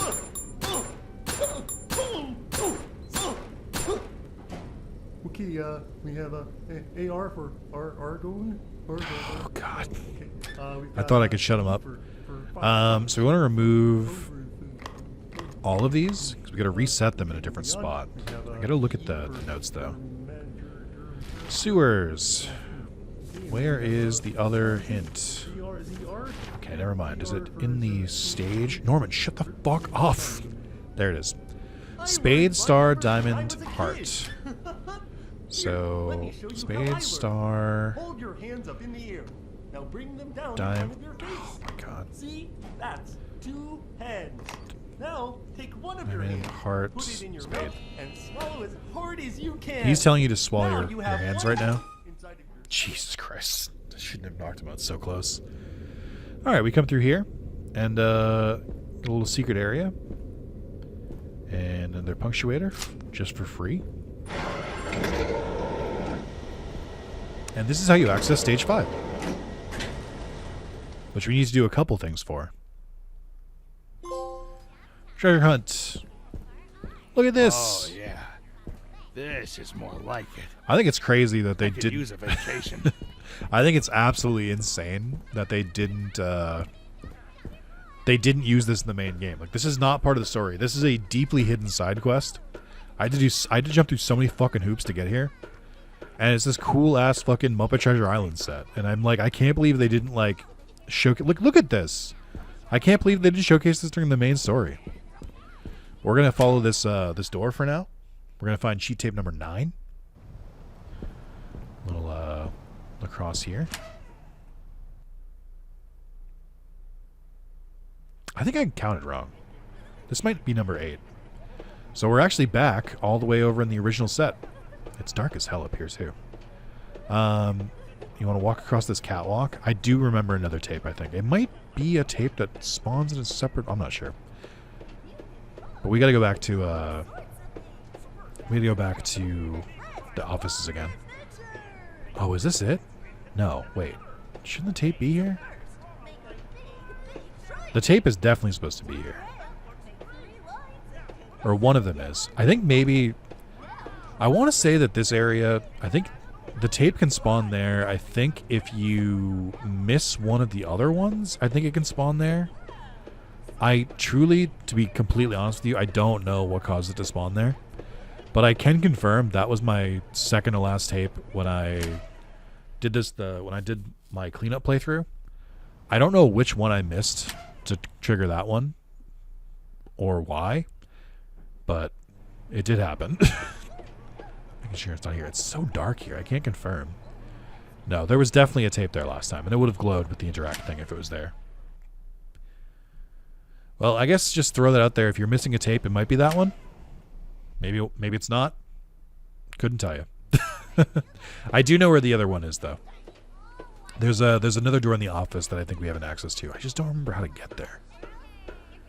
Oh, no. I'm still trying to remember where it is. Because it's another green door, but I can't remember how to get there. It ends up being in the hallway above the hallway where we found sheet number 4. But I don't know. Okay, so there are 3 enemies in this area, even though they absolutely could have fit more. It is funny that they just are all in pirate garb. Jesus Christ. No need to use tape here. We're not coming back. This is a trick we are about to see. There's 2 of them interacting in the same spot. I don't want to deal with it. Let's take them both out. Okay, so we have a chest, and it requires 3 gems. Hacker's inventory, or inventor diary. I'm calling this one the conclusion because it might be the last one I make. I think it's my magnum opus, though. Had to build the ammo right in the body, so you can't reload it without taking the whole thing apart, but it should bring most anything to a stop real quick. Alright, so you grab this gem. And we walk outside here. I feel like it's missing some, like, Hans Zimmer pirate music. That's funny that they got shot up there. Do you want to know a fun pirate Hans Zimmer fact while we're here? That Hans Zimmer did the score for Muppet Treasure Island before he did the score of Pirates of the Caribbean. So if anything, the score for Pirates of the Caribbean is largely inspired by Muppet Treasure Island, and it's literally the same artist. And I think that's crazy. I think that's so funny. Like, Muppet Treasure Island was 1996. Pirates was what, like 2003 or some shit? So, that's funny. But yeah, there's the red gem is on top of that sword up there. Green gem is over here looking hella radioactive. And that's all. Not a super complicated puzzle. Which is crazy, because again, the amount of hoops I jumped through to get over here, it's like alarmingly easy. There's only 3 enemies and like 3 collectibles to find to unlock this, and they're not particularly like that hidden. So it's kind of crazy that they just like make it so easy, and especially when you see the reward. Always knew I'd make a good pilot. It's a fucking minigun, dude. It does take up a massive amount of space. I will point that out. And like the note said, it has a set amount of ammo, and you can't reload it. Can I move you here? And you here? Yeah, we can do it now. pure rhetorical This'll power. bring him to a full stop. By the conclusion, it starts off with 999 ammo, and you go from there. I will say, if you're like, oh, let me say, I'm going to be doing this, so, you know, I'm talking to myself, basically. If you save it for the final boss, if you do hit the final boss nonstop, I think it usually takes like 500 ammo. So you don't need the whole thing to take out the boss. But I do recommend saving it for the Now I final got boss, because they're kind of sandwiches. tough. Alrighty, and we're out of here. Hey there, kids. I live in your TV set. Tempted to just like unload the entire clip into that one Norman. I do wish there was a way to like knock them out again just to shut them up. I don't think they'll ever make a sequel to this game. But if they did, that would be my suggestion would be I want to see the mini bosses reappear as good guys, and I want more horror, and I want more I want weapon upgrades, not just getting a weapon, and then I also want I want to be able to just like knock them out again once they're taped up. Please, I'm begging you. Please. Or and I want like double the voice lines from everyone. Okie doke. So now we're going back to the office. We have to get the trombone polish from there anyway. I gotta figure out where the fuck that last tape is. I can't remember how to get there. I don't know which door it is. I guess I could just look at the map. Which I probably will. I'm trying to do as much of this without the guide.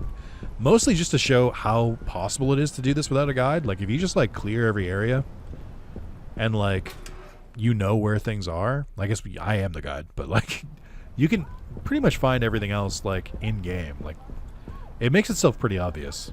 Or not obvious, but, like, there's logic to everything. Like, you find the fuse in the... Like, you find the reel about the safe. And you're like, okay. And then you find the safe. You're like, okay, well, I know what the code is because it's right there. And you could probably figure it out from there. Alright, let me figure this out first.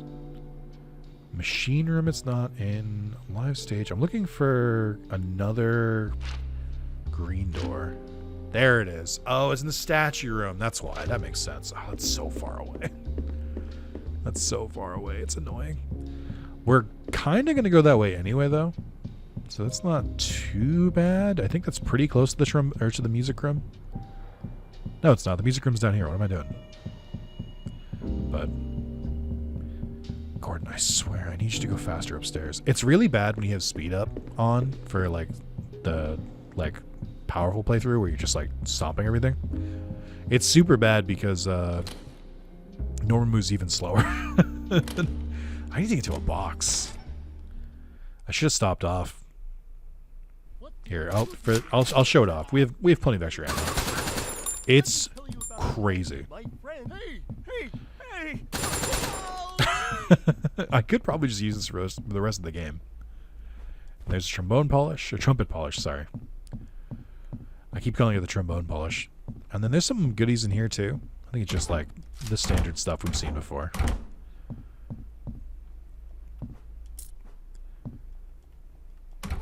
And I'm not even taking it. I don't care. I don't need more health. Leave me alone.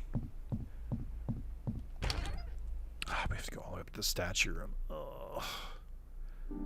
I could grab the statue. If I had grabbed the angry, or the fifth mask, I could have been convinced to grab that, to grab the masks on the way here so that we can, like, do that puzzle, but I just don't want to. It's completely unnecessary for the Platinum playthrough, so there's just no reason to. Okie doke. This isn't too far. Maybe I should have, like, grabbed another candy bar just to, like, sprint through this area. That would have been pretty helpful. I don't eat 5, but, like, this would have been helpful.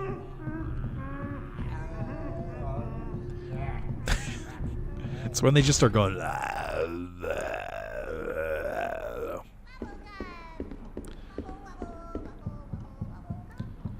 Oh, gosh. You pass them so many times. Nope. Oh, cool. It like rebounded off the wall and hit him. Alrighty. We're not done with them. We're going to have to fight them again when we come back through here, but They were added for this section. Is my favorite meal of the day. But go through the green door up here. And we get a little conference room with the secret tape number 8 or 9. I've lost count. And then I think there's a token over here or something. I feel like you can get something else here. Yeah, there's tokens here. And there we go. Secret conference room. I don't think any of these are interactable, which seems like a miss to me. But if I finish this area? Yes. I don't know if that counts documents. Yeah, I feel like this should have been a great place to read about, like, them getting canceled. It would have been fun to find the news here. Okay. So we should be done, I think, with everything now.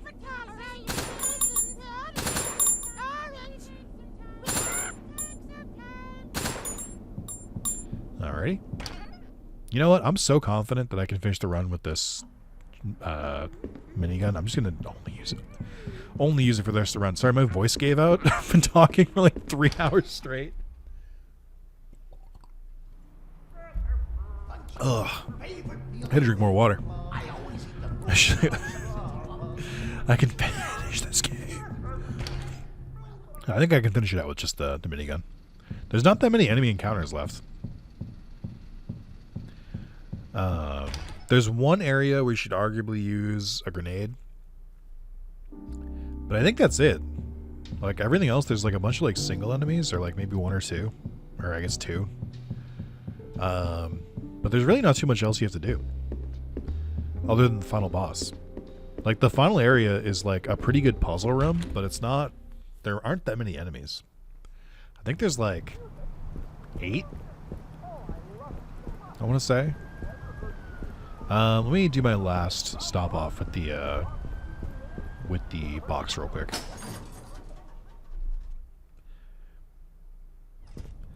Bam, bam, bam, bam, bam, bam.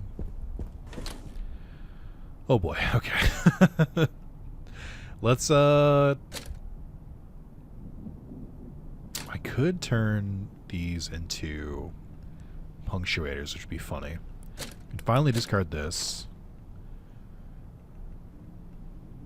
I just don't think I need any of this. like at all. Stash these. Definitely stash that.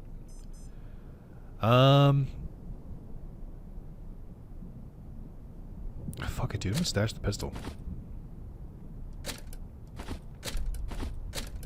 I don't think I really like need the inventory space or anything. Like, I don't think there's like too many like collectibles that I'm gonna need, but you know, might as well. Yeah, I mean we're more than good here. Like, stash that. 1 health is fine, just in case someone dings me. The duct tape is helpful. I don't think I have like extra duct tape. No, because I don't bother saving it. Yeah, I mean, fuck it, dude.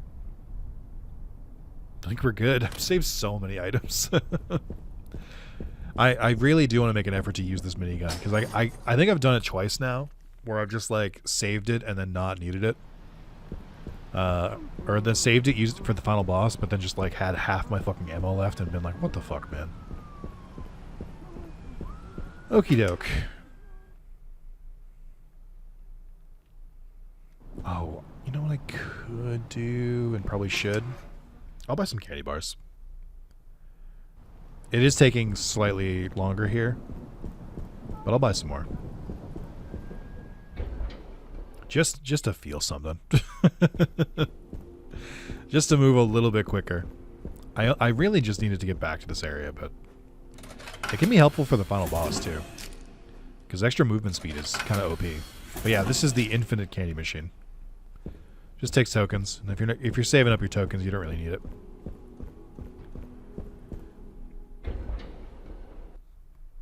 All right, let's eat one of those sumbitches right now.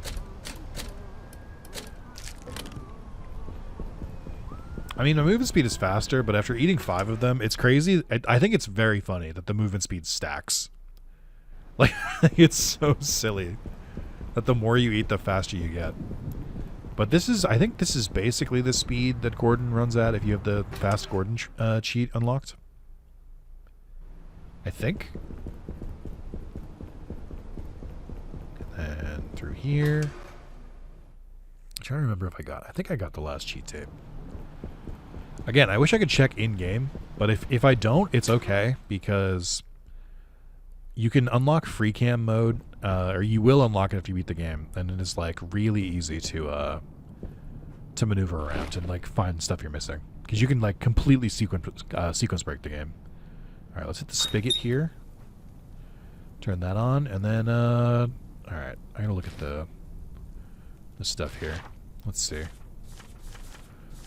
Where the hell is the science stuff? Why would you not include it here? That's so fucked up of you.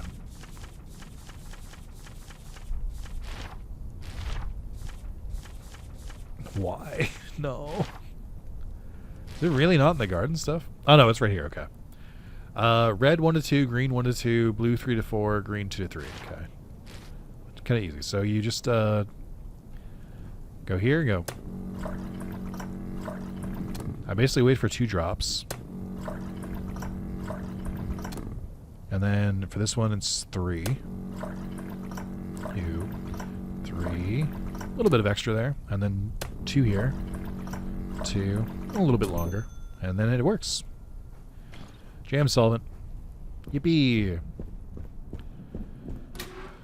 Alrighty. Now we fucking walk our ass back to the hotel.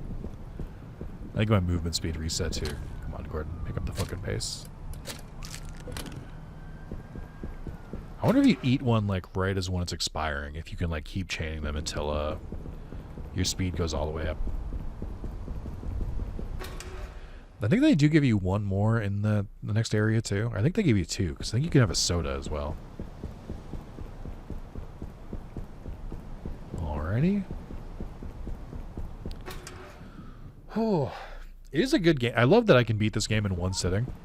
But I will admit, as we round hour 3 and as we get a little closer to the end, I'm like, I'm losing a little bit of steam. It's kind of it's not a long game, but it's just like I've just been playing it so much. All right, hit the jam.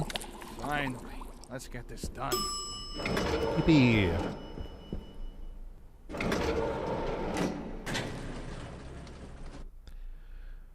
So we've had Sock Puppet Kermit. We've had Piggy and Big Bird. We've had Oscar and Animal. I don't really know how to describe Goblet except maybe Cookie Monster and then Sweetums. I don't know who else you would combine it with. Can you guess which fucking puppet we're going next on this Sesame Street parody? Can you guess which one's coming up?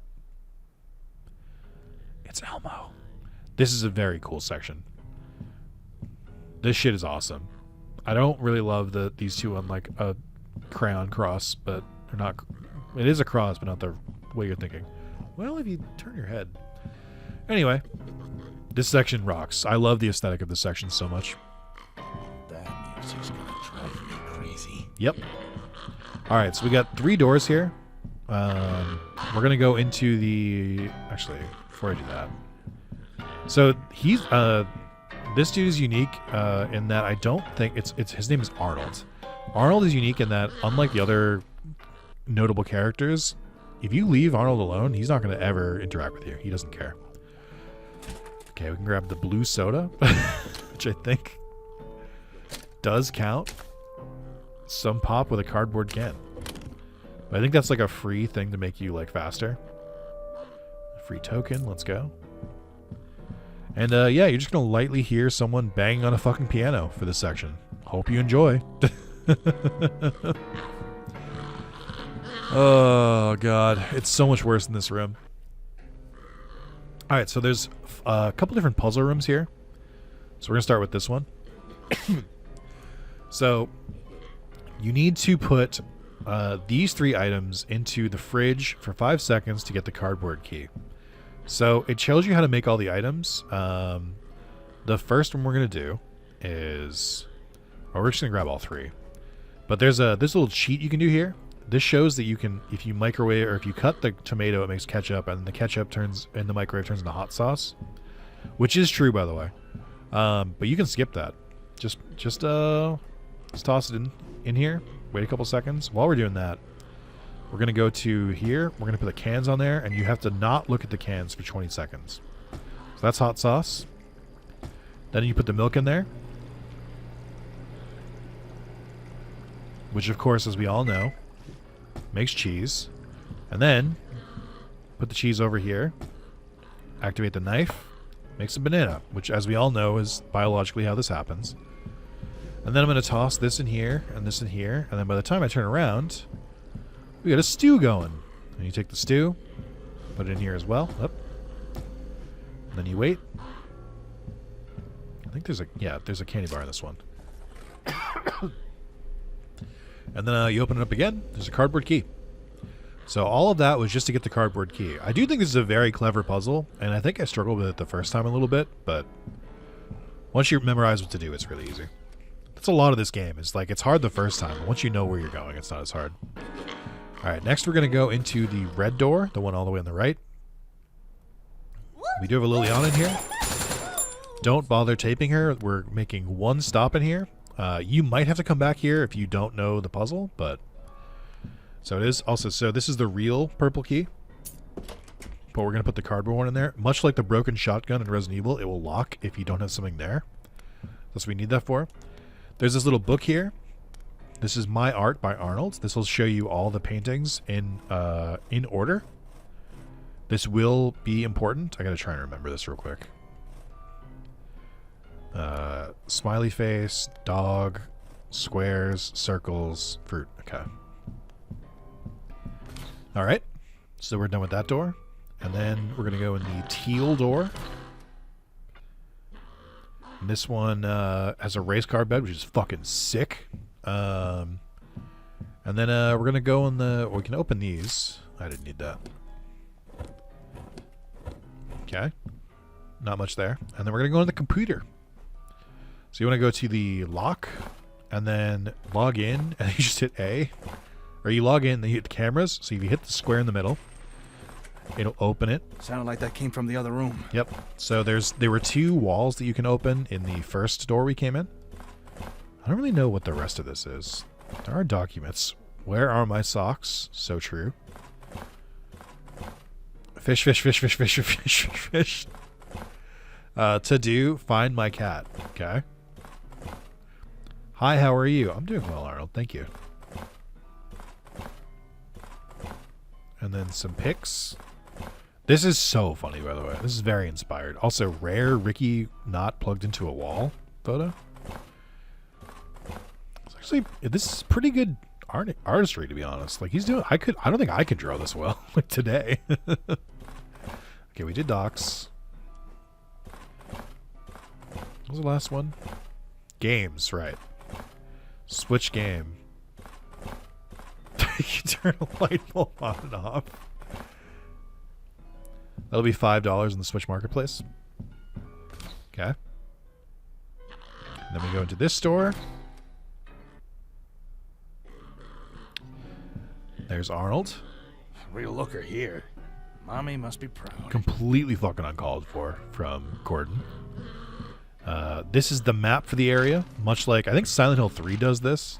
It's drawn by Arnold, which is sick as hell. I love this. This is a very funny... I love when games do this. It also will... it's got the purple swirls, because it marks where the chests are. So we'll grab the duct tape here. I don't know if I'll need it, but I'll grab it. And then we got this chest here. There was a one similar to this in the safe room, which I think I did go to. And that's the first puzzle piece. All 4 of those rooms for one puzzle piece is fucking crazy. But they do set up some other puzzles. So if you go here, there's the puzzle. I'll automatically put it in. We're kind of done with there for now. So now we're going to come back here. I actually don't think you come back to this area. So you don't really need to duct tape these 2 either. And then there's another puzzle piece in here. So this was hidden behind the wall. And then you need to move the other wall because we need to go through here. And then there's a door with a lock on it. Wouldn't you believe it? It unlocks with the fucking key. So you go through here. A little bit of crawl space, which reminds us that the world is not made of cardboard.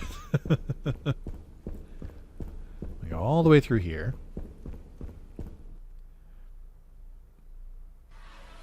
And then this is where you could arguably use a grenade. So I will. Did not hit everyone, which is classic. There's only 3 people here. It's not that crazy. If you're near the pool, the speakers will play music of kids playing, which is very annoying. So leave. There's nothing in this room. Just 3 enemies to remind you this game has combat. Okay, and then we got to press the paintings in the order they were in the book, which is smiley face, dog, horse, or cat, I guess. It's probably his cat because he talked about his cat. And then it was avant-garde. And then it was circles. And then it was fruit. God, why don't I remember that? And then here's another puzzle piece. I'm going to ignore the magazine because I'm not using the stenographer anymore. Go through here. Oh, that's bright. It caught me off guard. There's more ammo and stuff here. I believe if you're in free cam mode and you go through here, there's a secret document in here. I don't remember what it says, but that is one of the many secrets of free cam. I'll show it off when I do free cam, but the most alarming thing about free cam is that there's some crazy shit hidden behind these walls. Okay, thanks. Alright. And this brings us back to the safe area. Okay. I'm going to pop in a save. I haven't done one in a while, and I'd be very upset if my game like crashed or something. So, pop that over. Walk through here, put the rest of the puzzle away.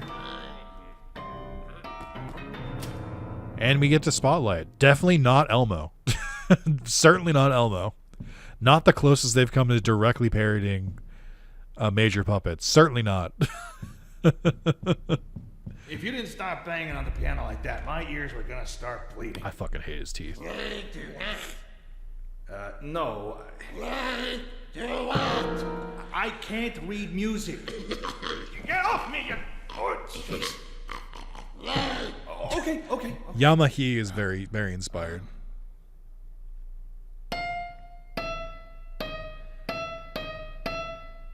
Dun, dun, dun, dun.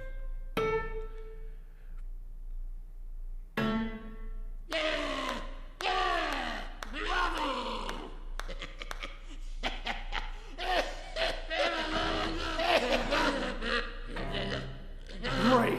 Sounds good, buddy. I'm gonna go. Okay. So I talked about how Ray's scene was... So this is music for 4 hands, which is unmissable.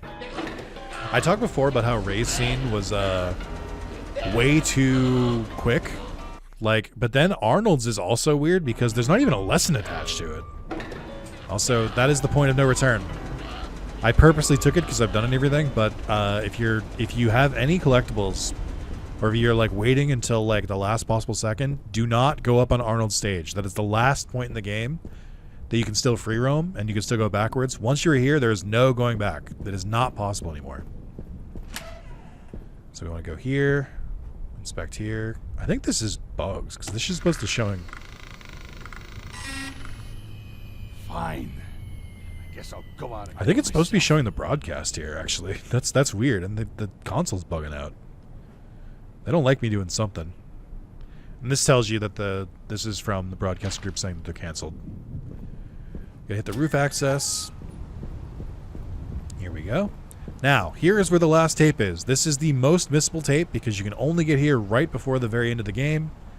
Do not miss it. It is right between these two things right here, but it's before you climb anything. Alright. And now we start our climb. What a thrill. In darkness and silence. Snake eater. I don't remember the rest of the lyrics.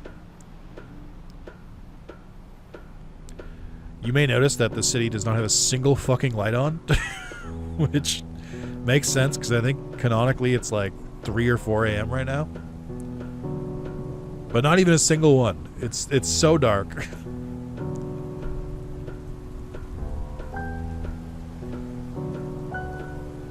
It would be. I think it'd be a nice touch if this like piano in the background. If this is what what Gordon started playing on the piano when Arnold asked him to.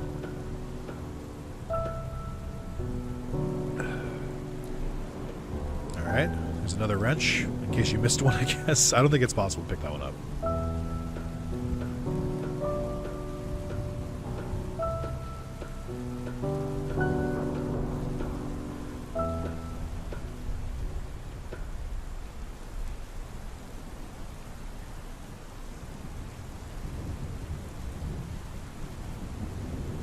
I was so convinced that Ricky was going to pop out of that specific like hole that I'm in front of and he was going to scare me.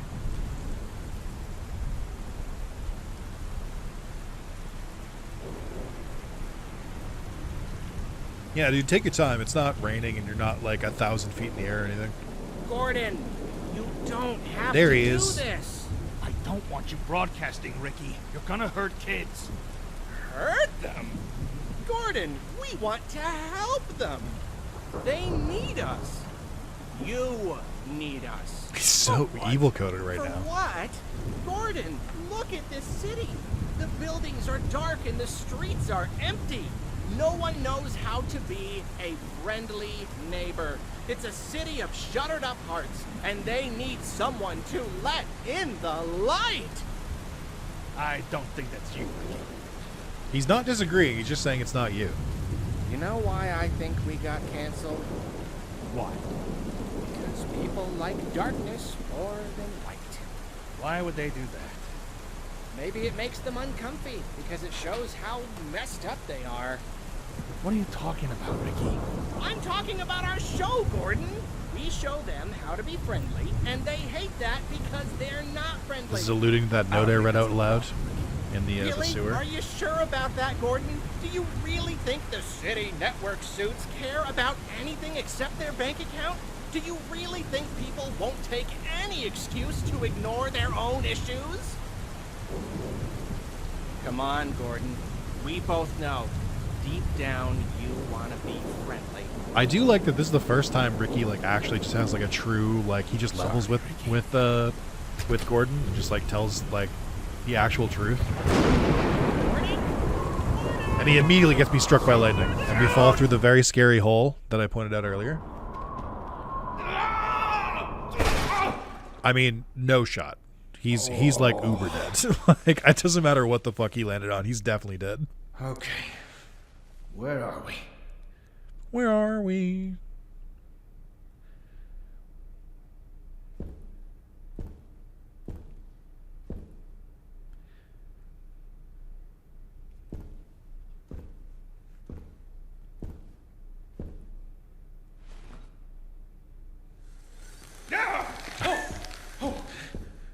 The heck? Some of the puppets have grown teeth. This is where the actual puppet horror comes in, and it comes in so fucking late in the game. Like, so late in the game. I like the rest of the game, but I think they could have pulled this lever a lot earlier, in my opinion. All right, we can get rid of this.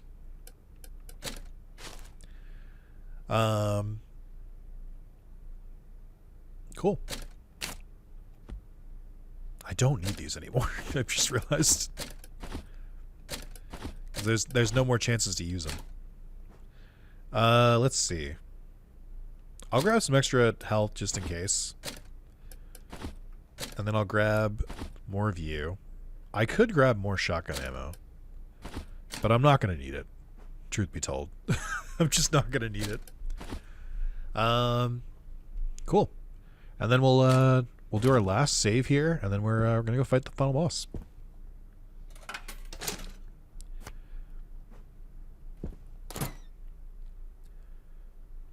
And then we got this one shred here. I think that's just like the creator talking. And then you can't go through here. Can't go in there. It's so dark I'll probably trip over a stage light. And then you're trying to do the elevator. Guys, you're not going to believe this. The elevator's not working. Isn't that so new for this game? They've never gone to that well. Hello? Hello? Gordon? Ricky, I'm here.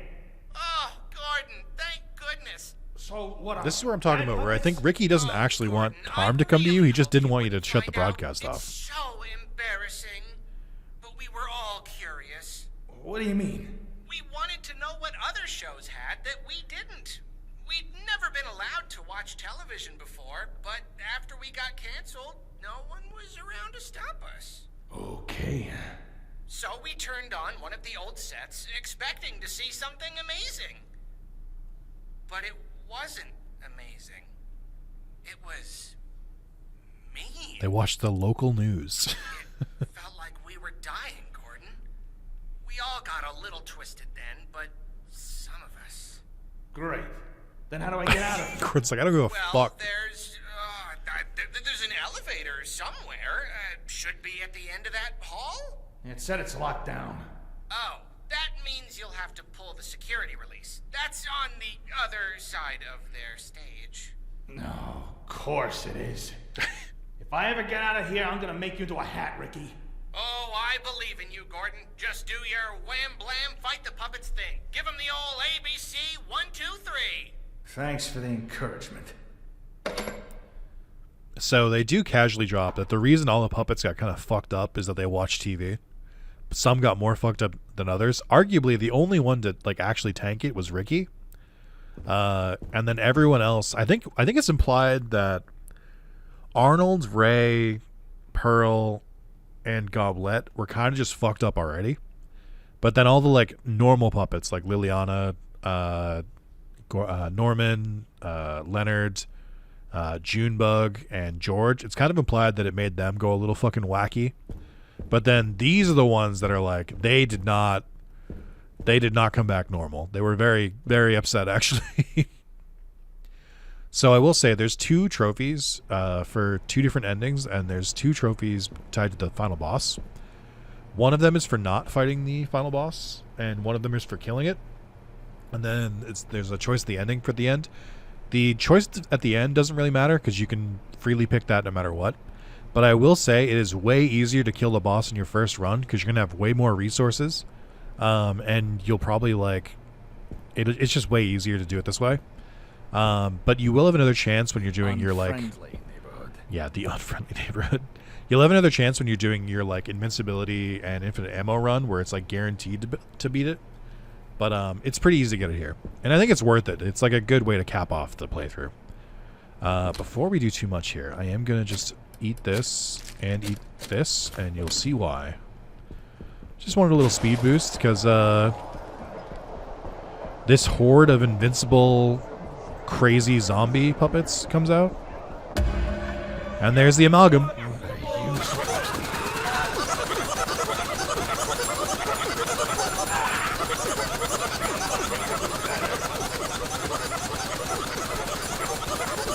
Oh fuck, wait. Ah! I forgot. You should grab the switch first, because it takes a while for that to come down.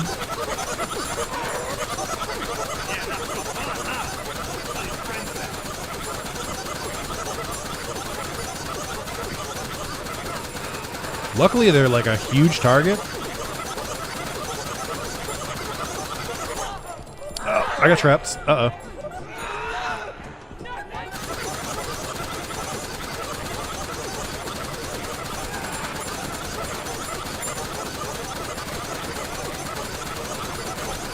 They should be dying soon.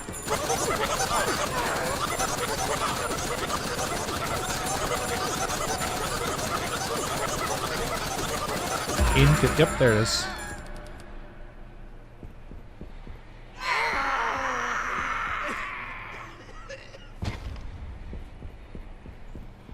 I think the strangest thing here is I can't really identify these puppets. Like, I don't know where this fucking green came from. I think this might be Ray's head. But then, like, who the fuck is this? And then who the hell is this? Like, some of them have the, like, masks, or they look like the masks. But I think the big miss is that these guys don't look like maybe you could say that's George. But I think like, as much as I like the design of the Amalgam puppet, or Amalgam, or the Amalgam Muppet, I don't know what the fuck Like, it just, like, doesn't feel like it's related to the actual, like, enemies you're fighting the rest of the game, which would make more sense. You can see some fucked up shit, like just hanging dead Muppets. Or dead puppets. Just see him peeking out there. You can't go in there. The door is firmly blocked. It's just a like reverse evil version of the normal set. But yeah. You will not use all the ammo. It absolutely. I had so much left over. I had so many like items and ammo and everything left over. Like, it's actually crazy. I mean, granted, I am playing on normal difficulty and I just beat another playthrough. So if anything, I should have been playing on something harder. But you don't need to. And this is the final note. This is the final address that they gave when the show was canceled. And it was basically just saying like, "Hey, we're gonna be off the air, but hang in there." And then there's the final cheat tape. I think I said the one on the roof was the final one, but this is the final one. That's a pretty easy one to get to if you miss, though, because you can I'll show why in a sec. And you unlock the door and you leave. This is the where you put the masks if you're doing the extra puzzle that I skipped.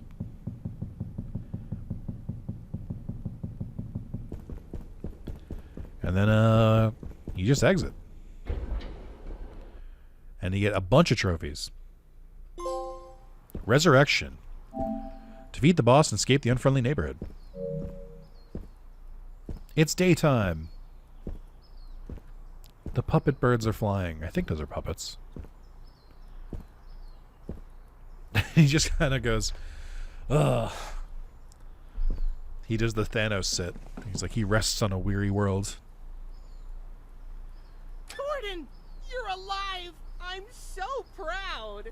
Good. I'm leaving. Yes, you should! Job well done, Gordon. Turned off our antenna and survived the unfriendly neighborhood. You're a handyman extraordinaire! Thanks. Don't mock me, Ricky. Mock you? I would never. Oh, before you go, I was just wondering one more if you'd thing. do us a favor? Oh? You've been hanging around the studio. You know a little bit about our show. Spit it out, Ricky. I was wondering if you'd help run our studio. What? See, everything's really old and falling apart. Really beyond our ability to care for. And on the personal side, I think it's obvious that we need a bit of a guiding hand. Are you kidding? Gordon, do I look like a sock that would kid? Kinda. Ricky, I'm just a maintenance man. I just realized they put the statue I back. don't know how to run a studio. Oh, I think you can handle it. It can't be that hard. Besides, look at how much you've helped us just since you got here. I talked to the other puppets. I think this one line of Reviews dialogue are is for if you dazzling. help out the other puppets, What but I if think you you can end do up this like anyway. them? I think you can hit yes no matter what. I don't think we're the ones you should be worried about, Gordon. Come on. Won't you be our neighbor? Dropping a fucking Mr. Rogers quote right at the end. So this is a choice. You can pick yes or no. It genuinely doesn't matter. Like, it depends on the ending, but like Fine. we'll pick yes. We'll give it a shot. Oh, Gordon, I'm so glad. But it's so We easy to will trigger the have ending such that it's not. fun. It doesn't matter. I'm not living here, though. Well, we'll talk about that. Oh, Gordon, thank you. Thank you for being our friend. I am bursting at the seams. I must go tell the others at once. Tomorrow night, then? No. It's decided. Tomorrow night. See you later, Gordon. Arrivederci. Toodaloo. 23 skidoo. Ciao. You can too. O'Brien, what have you done this time? The only time he says his last name, by the way. Morning. I helped the neighbors get a slot day on public dawns. access TV. One more It was season. late night on weekdays. Gordon helped the show come back. Anyone watched it? Within a couple of weeks, though, word was starting to get out. Some people loved the show, some people hated it. Classic. That caught the network's attention. And by the end of the year, we had 3 channels wanting to sign for a whole season. Of course, after my boss found out I was involved, I got fired. I mean, you should have been. Somehow, I feel a little hopeful about it. It's hard to describe. It's like you've been lost in a tunnel until suddenly a voice calls your name. And you turn around and you see the rising sun. Japan? And it's so bright, Oh. maybe it hurts a little to look at. But you don't care. because it's leading you home. We got the good ending. Yippee! I'm so hungry. Basic training. And they play this banger ass fucking song. Very big thank you to everyone involved in this. This game fucking rules, dude. Now, I do think that song is going to be like uber copyrighted, so I'm not going to let it play. But B rank. Damn. We unlock cheats. We unlock modes. We unlock speedrun mode, free cam mode, neighbor horde, tiny Gordon, veteran, long arms, speedy Gordon, triple enemies, speedy enemies, fast weapons, jointless ragdolls, big heads, chipmunk voices, different bullets, slow-mo, mega wrench. There we go. All right, so real quick, we can. I'm just showing how fucking easy this is. We're gonna go to unlocks, go to modes. We're gonna unlock free cam mode, and then we'll do cheats real quick. So I'm missing a couple cheats, but they will fill in once I beat the game. But so watch this. We have all these cool cheats. I'm not going to look too much through them just yet. I think we'll do it after. But just go to start a new game with a mode enabled. I'm going to skip right through this. This is what makes this platinum like piss easy. It's first of all, free cam mode is fucking busted. But like the fact that you can trigger what I'm about to trigger like without really anything. So we're going to go to veteran. Okay, last job of the day. What's this one about? And then we're going to exit the truck. So free cam, think of it as like peaceful mode in Minecraft, or creative mode in Minecraft, where you can just kind of float around. Last job of the day is always the worst. But you can open most doors in this, in free cam mode. Including this one right here, room 123, which unlocks Final Mystery. Later is now. And this has every single key item in the game and a bunch of supplies. So a bunch of tokens, candy, duct tape. There's like everything you can need. And then if you go in this drawer over here, it's the key items for every single section separated by section. So if you're missing anything and you need to go through the game and you like want to quickly get to an area, just grab whatever keys you need and just fucking book it, dude. I discovered this a little late because I had like actually was like trying to progress in the like correct way for a little bit. You don't need to. This is all the mask. I think it doesn't have the fifth mask, which you would need to get in here, but that's okay. It's got all the weapons, including the overcharge boy. And then it has this, but I can't fucking read this. Oh wait, hold on. Yes, I can. There's no like it doesn't. You have to read it like correctly. Hold on. I gotta get close to my microphone or to my monitor. Hey there. I made my first game when I was 14. Unlike other hobbies I dabbled in over my childhood years, game development struck a chord in my heart that seemed impossible to shake. I began to develop every afternoon, dwarfing the amount of time I spent doing anything else, simply because I enjoyed it. Within a year, I decided my goal was to make game development my lifelong career. During high school, I finished 2 projects that at the time were major milestones: an arcade game and a platformer about a duck. I also started working on my first big paid product, Sumo Revise. Beginning of college, I got an offer from a publisher to bring Sumo Revise through Greenlight and market it through their label. Feeling like this was my make it moment, I excitedly accepted. Sumo Revise released less than a year later. It was a commercial and critical failure. Oof. Failing is difficult. Failing publicly is devastating. For weeks, I would open my computer to find what felt like a deluge of new negative reviews on my Steam page. Massive amounts of refunds and very little positive to balance the negative. Simply, and I quote, the general consensus was that Sumo was boring trash. Needless to say, I was very wary of releasing anything new. I started several projects, sometimes even getting months in development, only to end up feeling stuck and scrapping everything. During this time, the duck platform I made before Sumo slowly crept its way up the charts in Steam Greenlight. After a year or so, suddenly Rubber Ducky and Rainbow Gum was accepted to release to the public. Figuring the game was finished and so there wasn't much to lose, I decided to throw it on Steam for cheap and hope it didn't have a similar release as Sumo. I learned quite a lot since finishing the original version, so I spent a month or so polishing up rough edges, rebalancing, adding some side content. Rubber Ducky released late in the game, or in the same year as Sumo Revise. I decided to release it for $1. To my very wary surprise, Rubber Ducky was well received, albeit to low sales, but to an uncertain teenager it meant a lot. Nonetheless, it still took me 4 years to regain some confidence to be willing to finish and release a new game. By this time, I had been offered a job doing coding on someone else's project. In the spaces between working on bugs and feedback, I started a project I intended to finish. It was a humorous text adventure called Kyle is Famous, with little need for input and visuals and relying almost completely on slapstick, silly humor. I felt like I couldn't read it because it looked like a little smudged. I felt like there was a chance I could bring it together to find a small audience that enjoyed it just like Rubber Ducky had found. 6 months later, donning the name of Ducky Dev, I released Kyle is Famous for free. Clicking the live button, I went to sleep. Kyle would go on to become a reasonably popular game, touching on the largest gameplay channels on YouTube, drawing in over 100,000 downloads in Steam. This was certainly a step in the right direction. I'm gonna move my microphone again.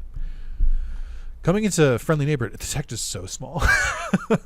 Going into My Friendly Neighborhood, this is my background as a developer. To this point, my tally contained a painful sumo failure, a dollar duck game that had sold a handful of copies, a text-based adventure that had been relatively successful but was completely free, and now a large-scale survival horror game with budget that needed to be recouped, being sold at a premium with a personal time investment of 2.5 years. From the time Sumo released to the time My Friendly Neighborhood was in its last week of development was over 8 years. Yet, feeling a public failure didn't shake off one's shoulders easily. The day before release, I felt fairly sick in the way that one feels something is about to happen that they have no control over. Soon, the first pre-release review for My Friendly Neighborhood was publicly posted online. It was lukewarm at best. Later, another review found MTM to be below average. Throughout the day, a handful of reviews were released, ranging from vague consternation to faint praise. Although this was certainly not the same level of criticism that Sumo had reviewed, I couldn't help but feel like the release the next day would feel uncomfortably familiar. I don't quite know why, but that didn't end up being the case. In fact, and I can't overstate with what relief I write this, it was quite the opposite. From this point on, I'm unsure how to write about the release of My Friendly Neighborhood.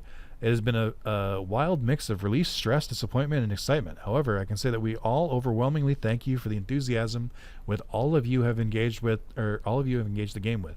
Seeing the art, the theories, the gameplay, the laughter makes all of the long weeks and doubt over work feel finally worthwhile. Critically speaking, I had personally had hopes to see at least a very positive Steam rating, and if possible, above a 78 on Metacritic. As I write this, it sits well into 96% positive on Steam, and it's settled comfortably on Metacritic at 81. Again, my relief is difficult to state. I personally feel as I've finally turned the corner from Sumo. I feel ready to go out on artistic limbs and try things that are not guaranteed to succeed. I don't know where my projects will take me next. Wherever I land next, I hope and pray that I find you there as well. From me and the rest of the team who created My Friendly Neighborhood, thank you. John, Ducky Dev, Manaki? I don't know if I pronounced it right. Dude, fuck yeah. This is my first time reading this. I unlocked this before, but I couldn't fucking read it on my TV. Dude, of course. This game fucking rules. I'm not kidding. When I think I said this earlier in the video, but this is my fourth favorite Resident Evil. I mean that. Like, this game is so good. It's tight. It's got a lot of heart. I mean, as someone who like loves the Muppets, this rocks. It's like so much fun. And I like genuinely think it's like really, really, really good. This port is really polished. It looks really good. Like, I would play a bunch more of these. But like, even if this isn't what they make next, like, I don't care. It's a good dev. It's got a lot of heart. I'll be there. I'll be there next game. But I think the Steam reviews are worth it. Metacritic kind of makes sense too. But dude, this game rocks. All right, so this is the. Sorry, I got sidetracked. I wasn't expecting to be able to read that. So this is how you can basically just like cheat the game. He says after reading about the love letter to the fans. So you, with free cam mode, you can just open the door to the final office, go into it, leave, and then come back outside. And then we get Mercy for without defeating the boss. That's why I said that you should defeat the boss the first time, but you have another chance later. All right, skip this, and this time we'll say no. Sorry, Ricky. I just don't think that's a good idea. Gordon, please. Everyone's counting on it. It's my final answer, Ricky. Well, maybe you could have gotten them out here to fucking ask too, and not just be by yourself. Be that way. Well, I guess it's time for you to go, Gordon. Adios. Hope you have a nice life as a bitter old man. I don't think he needs to do all that. I don't think Ricky needed to, like, twist that knife at the end. Oh, and I forgot. You actually get in the truck. That's devastating. They make you fucking start the truck, too. I should mention, here's this. Got that in the war. Last time I stick my neck out for someone. They reveal it, like, immediately. I just forgot to click it. And then there's also, I should have done this, too. Oh, I'm not eating that. That's been there for days. Just a random sandwich on his thing. And then you can do this.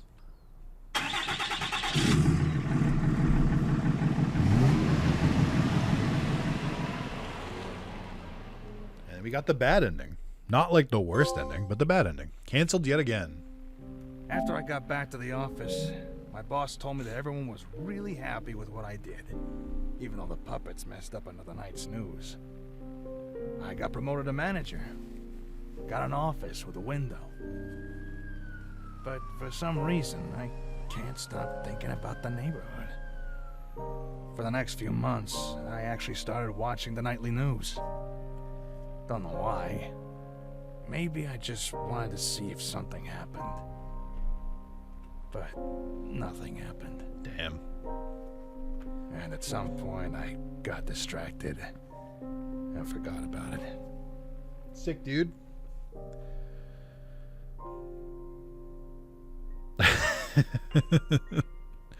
And then it cuts, hard cuts to this. Hold on.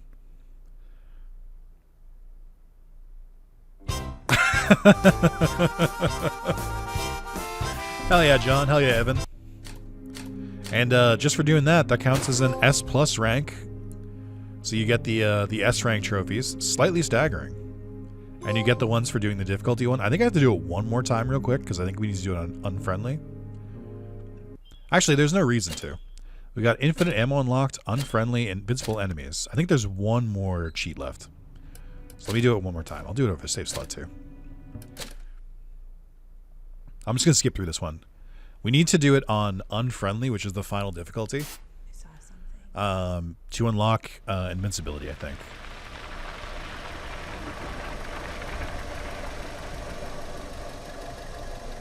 I hate that I can't skip this part. And then we go to unfriendly. Okay. It did say this might actually be impossible. What's this one about? And I can't prove that, so I don't know. And then, so I think, for whatever reason, the free cam exploit doesn't count the other trophies. Like, it doesn't count, what's the thing? Like, it doesn't let you... My brain is not working. Hold on. It'll catch up eventually. The trophies for doing, like, beat the game without saving, beat the game without healing, beat the game without this and that or this or that. None of those seem to work with the free cam mode. I think you have to, like, beat the game properly for that. But you can get you can get the S+ rank, and you get the things for beating the game on unfriendly this way. This still works. Here, we'll do yes this time. So it still counts. 51 seconds. He's a gamer. There we go. Simply stupendous. Finish the game on unfriendly with an S rank. Yep. Sure did. And then we get the last invincibility thing too. So there is a trophy. So there's 2 things left to do. Well, really, I can knock out one real quick. I'm going to turn free cam mode off. And then I'm going to go to new game again. No, hold on. We're going to go to unlocks. We're going to go to cheats. Just toggle every single one. And then go back. New game again. I believe this one doesn't matter what difficulty you do. It just needs to pop real quick. You just need to play something with all the cheats enabled. I will say, when I did this on PS4, it lagged to fucking hell. It did not fucking work. We already got the trophy, so I could just back out of here, but I'm curious if it still lags like hell.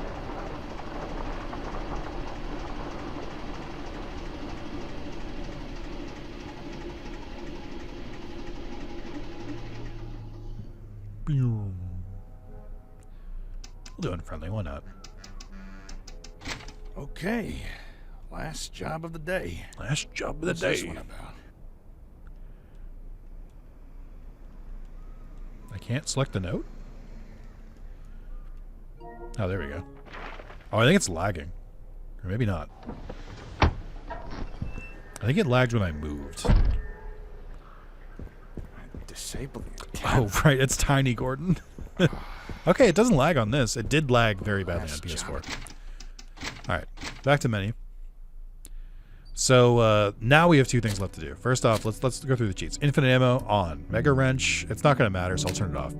Speedy Gordon, on. Triple enemies, absolutely not. Big heads, sure. Tiny Gordon, no. Fast weapons, yes. Long arms, yes. Jointless ragdolls, you don't really need it. This is the one that just sends them flying, but I think the regular ragdoll is already pretty good. Speedy enemies, absolutely not. Chipmunk voices, fuck no. Bullet model change, I'll leave it on.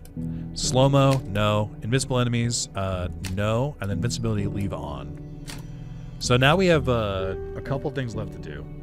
I need to do neighbor horde, which requires you to get, I don't know what the score requirements are, but I just aimed for like 50k. And you do this with 3 of the characters on 3 of the maps. You don't actually have to play the 4th map or the 4th character. And then once you do that, you'll get all the horde or the unfriendly neighborhood unfriendly neighbor horde trophies. And then we're missing the, let's see, we're missing all the challenge trophies. So finish the game on survival difficulty. Okay, so I think it's weird. The S rank one counted, but these don't. So you need to still play on unfriendly. You need to finish the game without ever opening the tool chest, without ever saving, without ever using any duct tape. And only using the stenographer, never healing, and then the neighbor horde stuff. So I think you can, I don't know if you can do these on New Game Plus, which might also be easier, but like, it's also just piss easy to do it like on, with all the cheats enabled, so who cares? I found this run went pretty quick. I think there were a couple times where I got like a little bit like confused, or I was trying to like skip around and the game didn't really like that. But it's pretty quick. This is where I first learned about the trick to just unlock the last job of the day. The what's it called? What's this one? The skip to get the gun immediately. Gordon J. O'Brien. Gordon Chemeshko. Whatever the fuck I said in my first playthrough. Disabling antenna. Yeah, there we go. That's pretty good speed. You still gotta do the Ricky stuff. Ring me. Skip. But you can, if you just press the start button, you can skip all these cutscenes. And it goes pretty fast. So, no complaints. But if you're going to go for all these trophies, you are going to try... there's big head mode. You're going to try to have to do it all at the same time. So, like, without saving. I think, like I said before, it does auto-save when you enter a new area. Yeah. I'm following you this time. I'm on your fucking back, Norm. But as you can see, you still take the animation from getting grabbed, but you don't take any health damage anymore. And then you should let this cutscene play if you want free shit. Oh, see, this is the thing that happened to me when I talked about it earlier when I left the shed, because like this was like on my screen. There you are. The cutscene will show the inspect and like the outline. Some snackaroos waiting back in the lobby. Hey, what's going on here? Your puppet friends are attacking me. Oh, are they? How embarrassing. I will skip this though, because I don't really need that stuff. So this is how long arms works or looks. I hate it. No. Honestly though, this is a stenographer only run, but you can very realistically just never fucking fire your weapon. Maybe like once. But you can just like let yourself get hit. Also, long arms is really nice because you can just open doors from like super far away. That's like the main draw of it. But yeah, you don't really need anything because you're not using, like, the less like things you have, the easier it is to not fuck up. So like I don't want to like pick up duct tape because then I can't accidentally duct tape someone instead of doing what I was, or just like trying to like go through doors. That might be the only shot I need to fire actually. Then we would swap our legs. Yep. And just run past. I didn't realize Leonard was missing an eye.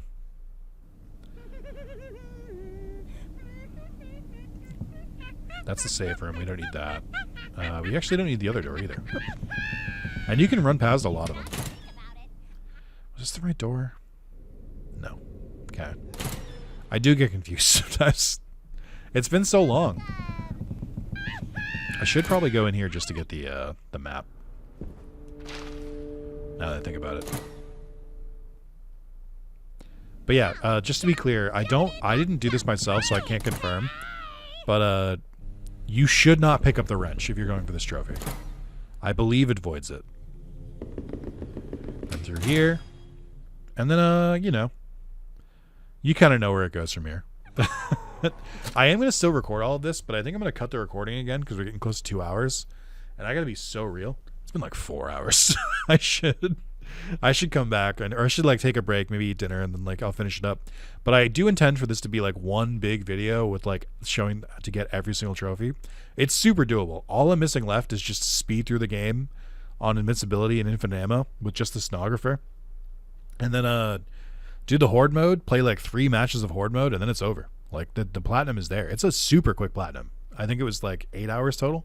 So I'll cut the recording and I'll come back and maybe I'll be fed by then. Alrighty, let's wrap this up. I'm trying to do this as quickly as possible. I do have infinite ammo now, so I can just shoot people away and not really have to worry about too much. I don't think I'll go for the side quest stuff this time, just because like it's a little bit faster not to. Also, now that I'm at like actually unleashing my weapon, I did say I wasn't gonna. I remember, but you can see what the alternate fire does. It turns them into crayons, which is pretty funny. Okay. Where the fuck are these again? I just did this, like literally hours ago. And I could not tell you where a single one of these are anymore. I'm completely on autopilot. I think it's just really funny. I can't prove it, but I really do feel like the different puppets have different stats. I just have enough circumstantial evidence, and I'm kind of running with it. Okay. So I need to get the orange key. Oh, I think I can get the orange key way, like, in a stupid way. I think. Because I have long arms, I think I can just grab it. But I can't grab it through the window. Oh, fuck. Can't open that. Where's the other key that I'm thinking of? Or where's the other block? There's 4 of these out in the open. And I grabbed 3 of them already. Where the fuck is the last one? Because there's one in here. It's one. There's one in there. Oh, it's in the room. That's right. It's up there. And then grab the key from there, and there's another one in there. Then there's one inside there, and there's one there. Yeah, okay. It's all coming back to me. I think I had the better way to do this before. I think you go through the flower shop. I still don't like. I think you can get away with not opening the lever in this one. That would terrify me, by the way. I wonder if you can put Pearl's glasses on from over there too. Let's find out. I don't think Pearl cares. Okay. Yeah, I think you can just skip it. Oh no, wait. I did go the wrong way. That's okay. I mean, I'm already here. Well, no, I didn't do the lever. Sorry, I'm a mess. Okay, so let's just. I think you can. All right. Is there? There's an invisible wall right in front of me. I see. Okay. Probably should have figured that one out. But yeah, this is what I was talking about. You can just reach over and just grab the key. As you can see, there's no ammo this time either. Where are we starting? Are we starting now? Let's see. Gotta go. Let's go through here. Let's grab this one here. This feels so chaotic, which is how this kind of run should be. Still very low FPS here. I think it's there. I think I pointed the wrong place earlier. Okay, and then let's see. I'm trying to keep it all in my head. I think this is the hardest part for me on the replay, because I'm just like trying to move fast, but I'm like so all over the place and disconnected that I like forget which ones I've already gotten. Alright, this does unfortunately still take forever. Now that I think about it, this might be the only place with like this much water. Which, because I feel like the frames are a little weird here. Oh, got me again. Not really. Okay, and then we go through here, through this door. Right? Yes. How many do I have? 6. Fuck. Oh no, the cash register. Okay. I don't think I can go down from here. I continue to wish there was just like an easier way to get down from like this side of the yep. Thank you. Oh boy. I don't know who's saying you need a breath mint. I think it might be Gordon. Just like yelling at people as they hug him, which is kind of based. All right, let's. Oh right, you're gonna chase me. Of course you are. Okay.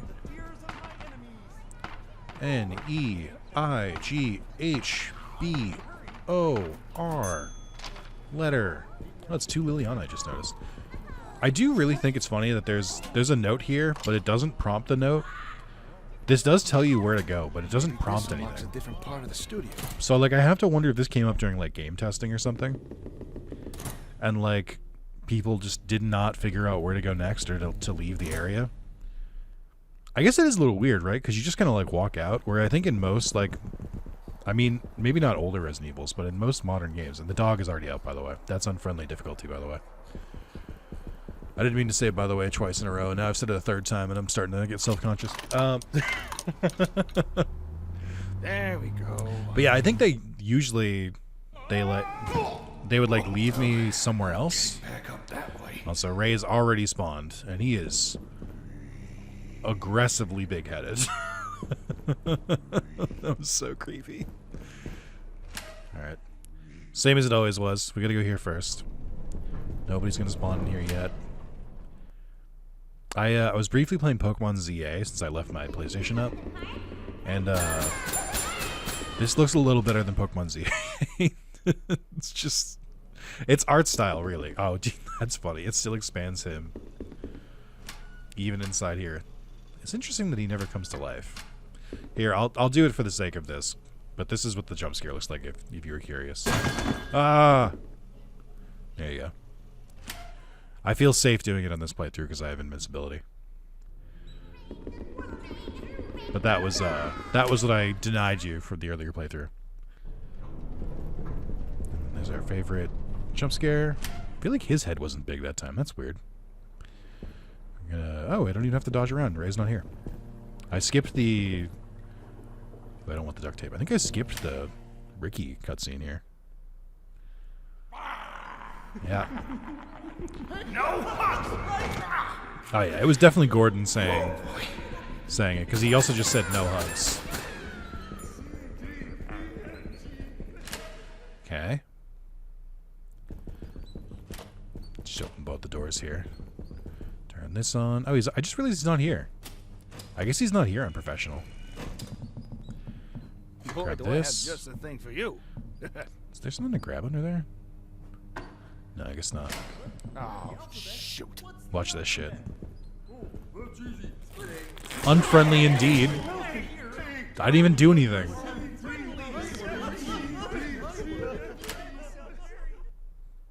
I love the idea of someone being like, okay, and I just have to not shoot him, and then he can't do anything to me, and then him splitting, and them going, oh my god. It tickles me. All right, add that in. We'll do square, try, or, oh, I already fucked up, hold on. Square, square, circle, no. I mean, it doesn't matter. Square, square, triangle. Just grab that just for the sake of less things to maneuver around. I can't get to the... I really don't like this machine. I didn't like it on PC either. It's not like a PlayStation thing. It's just like a little... It's not as responsive as I want to be. I think I said that the first time. If I repeat myself, you really can't blame me. I'm playing this game for like the 6th time in like a week. I think I'm allowed to get a little brain melty.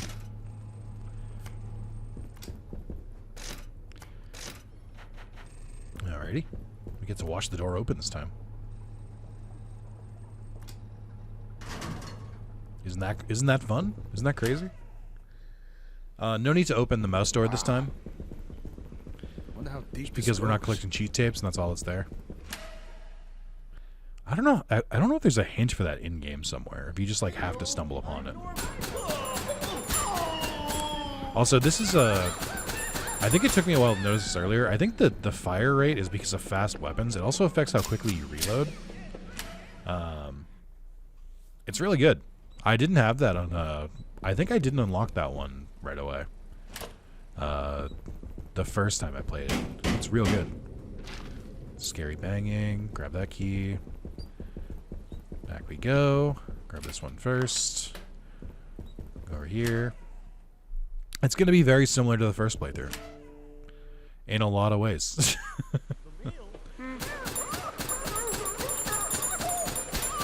Okay. I think I'm fast enough to just outrun a lot of them, which helps. And then with long arms, you can just open doors from wherever.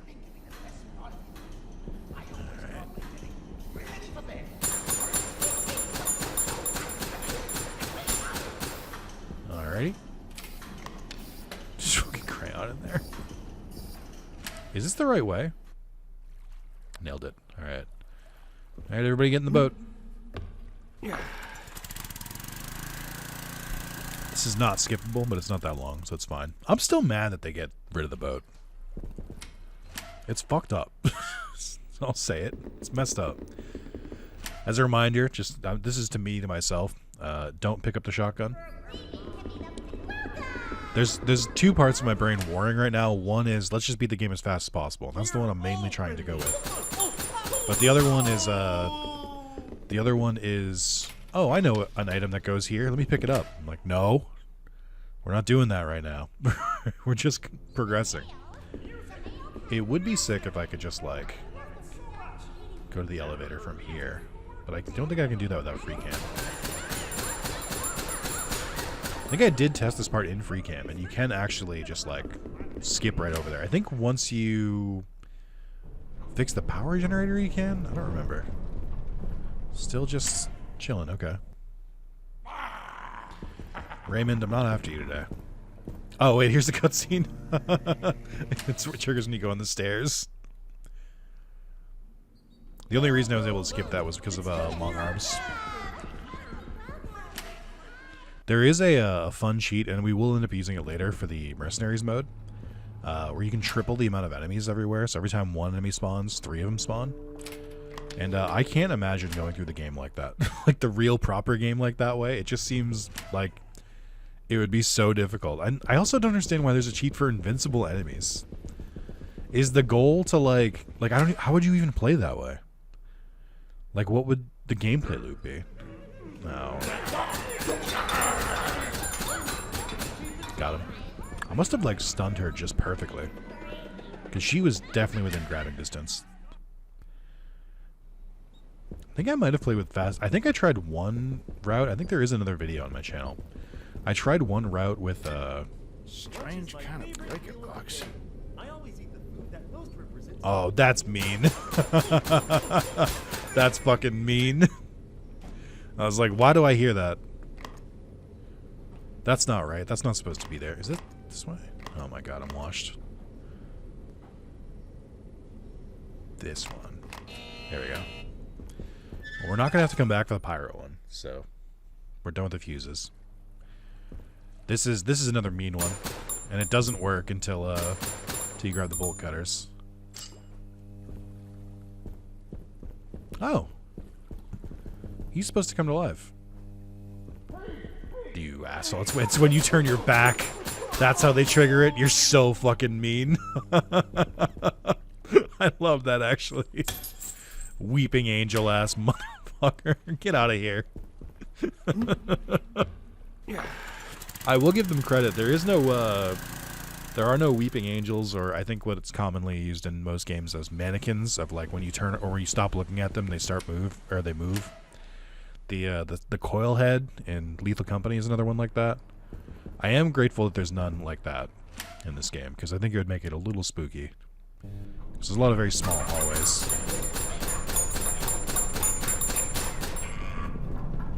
I think Resident Evil's only done it once, right? It's in the Village DLC that I haven't finished playing.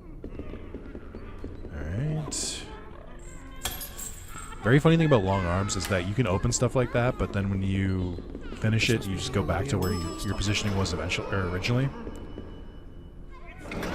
Oh, okay.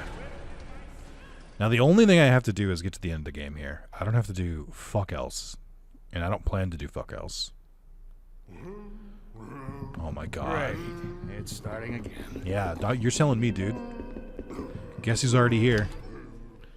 This is where the golden statue is coming to life, which I should have realized because you can hear them here. I already forgot their name. What is it? Gerbil? Not Gerbles. The Grubbles? No. Claw? Is it Goblet? Is that what it is? I think it's Goblet. There you go. Big alive golden statue. This is like something from You can still examine the other one. Oh my god, it's so much scarier. You need a...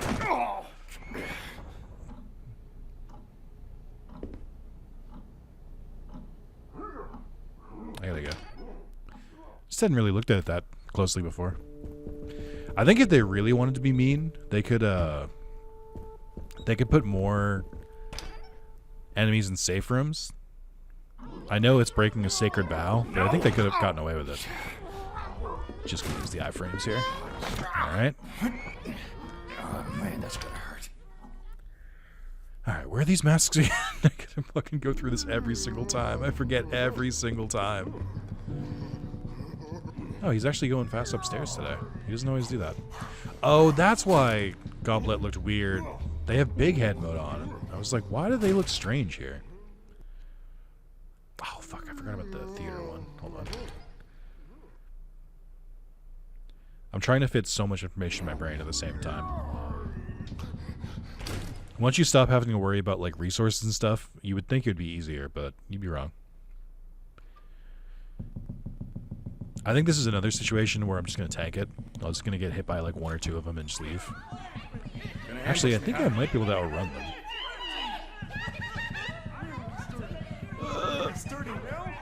There we go. Speed up is great. Big fan. Alright, 2 masks down. It's fine, just tank it. It kind of looks like we headbutt each other, which is funny. But as you can see, the game does not give a fuck anymore, and now they just spawn Goblet everywhere. Oh, this one doesn't have big head. Interesting. I think I will try to sequence break the this one again and grab the mask I'm not supposed to. I will unfortunately still need the I will still need the red key, which sucks, which means you have to play the game again, and I can't prove it, but I do feel like the game is harder on harder difficulties, even though it's like one of the most basic games of all time. I swear they'll just get nothing but 3s and 2s. And we already know they cheat because they don't they don't ever get the oh, that's right. There we go. We already know they cheat because they never land in the Goblet space. Okay, so we got that. So we got the 3rd mask. The 4th one requires the red key. Oh. Was mildly startled, I forgot. It's this one? Is this right?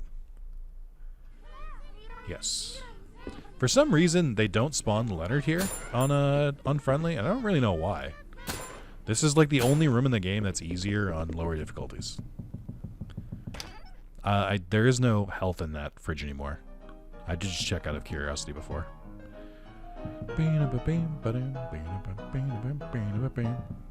Looks like fun. All right, here we go. Got a shot. Riveting gameplay returns. Let's do a 2. We want more economy. We want more resources. We'll do another. Let's do a 3 here. And I do like that you can technically break the rules here, and the game will get mad at you, and like basically be like, Okay, so I need a 2 here, and then I need a 1. Let's play. Well, I'm pretty far ahead. I don't have to play that risky, I don't think. Let's. I can't land in a Leonard space either. Oh fuck yeah! I gotta do this way. So we're going to have to land on June, and we have a 1 in 3 chance of losing the game. Oh no, I lied. Okay, this is actually like the best game of this I've ever played. I demolished him? Wow, wait a minute, never mind. Maybe it's not harder on hard difficulties. I absolutely fucking smashed it. Holy shit. I might be the best gamer alive. I was not expecting that. This is like, it's been 2 playthroughs now. I did this on my own unfriendly playthrough. And then I did it when we played earlier, but I completely fucking forgot where this last mask was. And I can't prove it, but I think I forgot before too. Like I think when I played on my own, I forgot where it was. On my second playthrough as well. I just like never remember where this fucking mask is. But now I do. I think it's because it's so unremarkable. It's like a tiny room hidden in a big hallway, when every other room is like so like distinct, and this is just like a small office tucked away. Am I going the right way? No.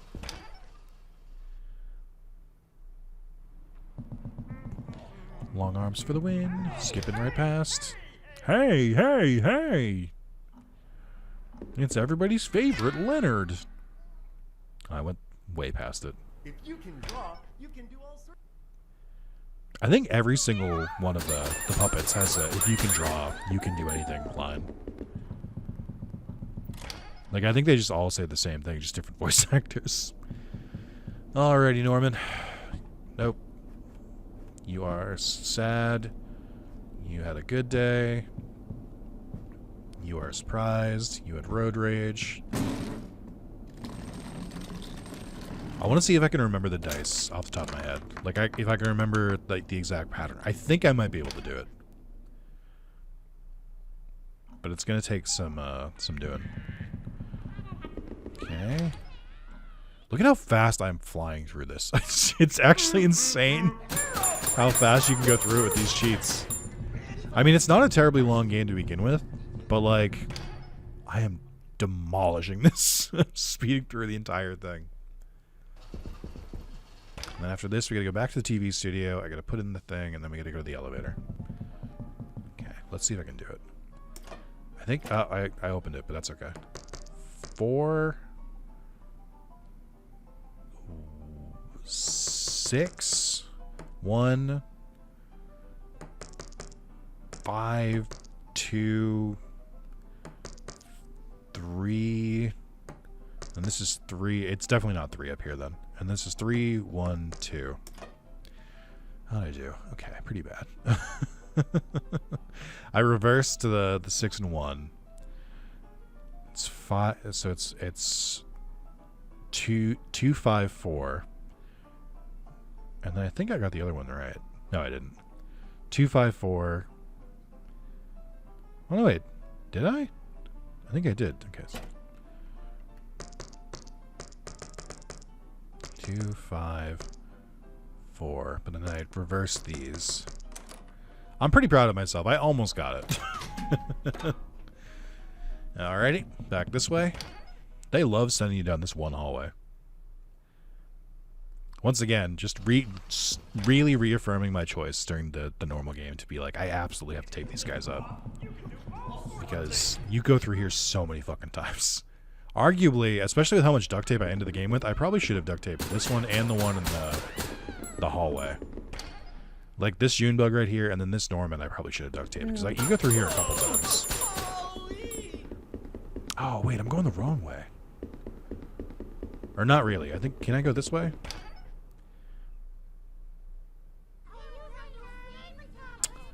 May have lost the plot a little bit. I may have gotten genuinely lost.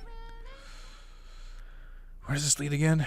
It's not a dead end. Oh, no, okay. I mean, it was wrong, but I do know where I'm going now. Ah. Okay. So we're going to the movie studio, which is down at the bottom. Yeah, okay. Yep. Feels like whenever I spawn in Goblet twice, they lose their big head. This very annoyingly hidden one. God, this feels so mean. Just the way I'm holding the gun out so far, it just feels so deliberate.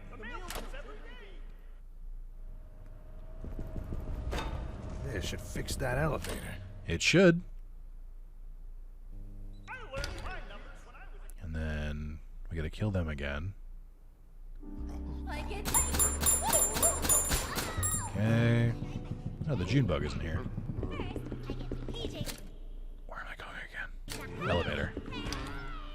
I just like I have to stop for a second. I'm like, I know I'm going the right way. I just don't remember why. So we're coming up on the curtain call boss again.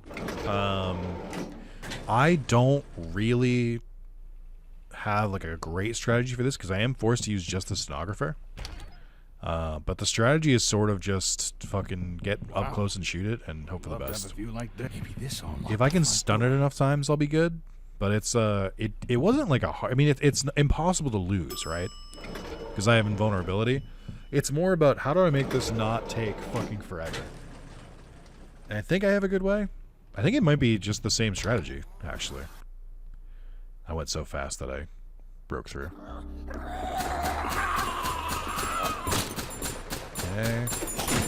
Ow. Did not like that they completely, like, moved me. Hello? Thank you. Alright. Okay. Alright.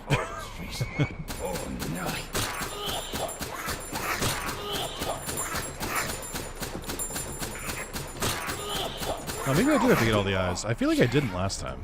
There we go. Any survivors? Just leaves. Yeah, that's right. Get out of here. You just never see it again. Still don't understand what it was, where it came from, or where it went. I would say it's like the largest unsolved mystery about this game. I wouldn't call it unsolved mystery because that would imply it's an intentional mystery. But I feel like that's the one, like, the one part of this game where I'm like, I don't know what the fuck that was. I feel like I have a basic understanding of the rest, but I'm like, I don't know what the fuck curtain call is.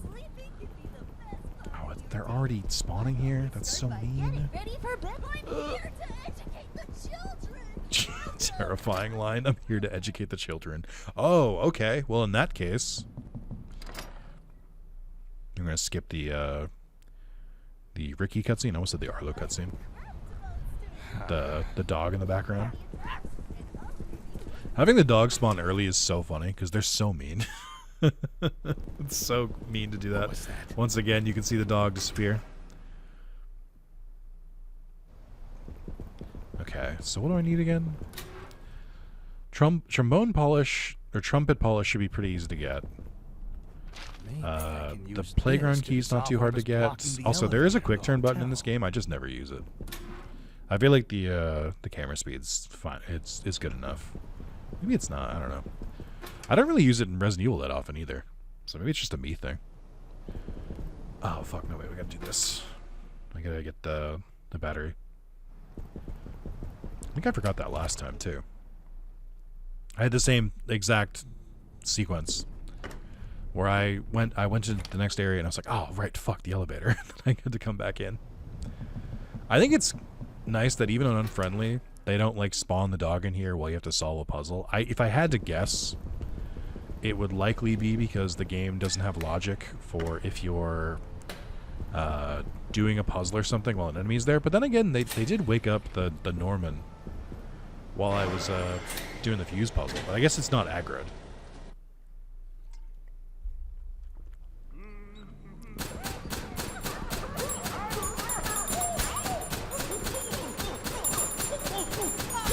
God, so much health. Okay. Here we go again. What am I grabbing from here again? There's a door, right? Yes. It's through here. There we go. That's right. That's right. I grab that. Don't need the safecracker video anymore. Oh fuck. Oh, jeez. I went to do this. I went to do that, and he got my ass for it. Oh shit, you can open that in here. Except there's just flowers, who cares? There's probably stuff in there during the normal difficulty, but I assume on unfriendly they remove a lot of that. I do think it would be fun to play unfriendly on... Or I think it would be fun to play unfriendly, or on unfriendly with like a normal run. Albeit a little bit terrifying. Like, I feel like I know... Like, if you saw my normal playthrough, after playing through the game a couple of times, you definitely start to pick up the mechanics pretty easily. And I think it would be fun to see, oh, I thought I got around him. I think it would be fun to try and play on the hardest difficulty with, like, no cheats enabled and just see if it's possible. But I also feel like the amount of ammo it takes to knock these guys down is kind of insane. So I suspect I wouldn't be able to do it. I think I might struggle.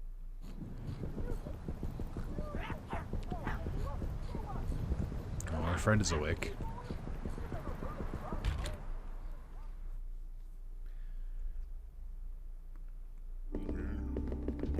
Alright. I think another thing I might wish this game did, just while I'm thinking about it, is I kind of wish that the areas, like when you revisit them, they just look a little bit worse.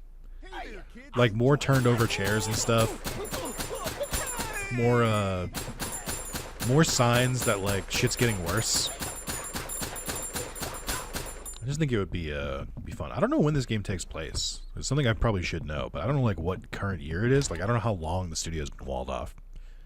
So I guess if it's been for like 10 years, then like half of a night isn't going to make much of a difference, even with all of Gordon's interventions, but it would still be fun to see. Oh man, should I get into speedrunning this game? Probably not. I don't want to do it. It seems like a lot of work. Jesus Christ, dude. There's so many bullets. Remembering that time that I one-tapped him with the shotgun. This is the meanest dog placement, by the way. This one gets me still. It's fucked up. Lunch is my favorite meal of the day. Oh, where am I going again? There we go. Green door. Nope. And then playground key. And then I guess I can just... I don't know the easiest way back. I can just go backwards. I think I can open the door from down here. Yes. Only with long arms, baby. Sometimes we would swap our arms, then we would swap our legs. One by one each. Got his ass. Might be able to get past. Oh, he's over there. He's fine. He's chilling. Maybe I didn't need to tape that one up. I think that I didn't tape him because he's hard to avoid. I taped him because he has a lot of health. I just couldn't be fucked to deal with all that. Alright, dog. How annoying are you about to be? I don't think you follow me all the way up here, right? Your pathfinding doesn't go that far? Alright, here we go. You are there, there. It's the same order that you receive them in it as well. So there's even more muscle memory you can develop. There. No. There. I can hear the dog moving. I just don't know where it is. There. There. There we go. They're calling him the greatest gamer of all time. This dog is going to be a pain in my ass again. Ah! Sorry. I didn't want to do it. He's fine. You can hear him barking still. Ooh, I actually got past him that time. They do all have different names, which I appreciate. I also feel like they easily could have been more than 3. Like, there could have been like 5 of them. Alright, here we go. And then turn the water on. I think I still remember this. Hold on. So I believe we go... Okay.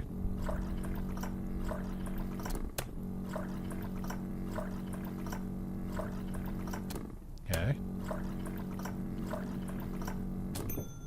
There we go. I'm actually the greatest gamer of all time. I'm so good at this.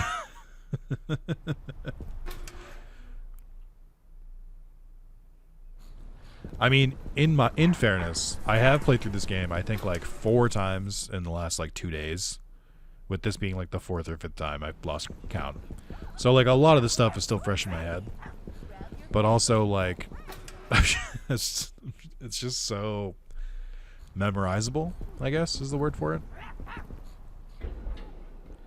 And then here we go. Fine. Let's get this done. I agree. I think that section, I think by the time I came here last time, I was like 3 hours deep into the playthrough, and I think I have to be like 40 minutes in right now. And we're not done. I mean, I think this at this point, it's roughly this as the same speed it was before. Because a lot of this is just puzzling. That music's gonna drive me crazy. Like, I don't really, like, I can't really do this too much faster. Other than just, like, I'm not explaining it this time, so it's a little easier. Yay.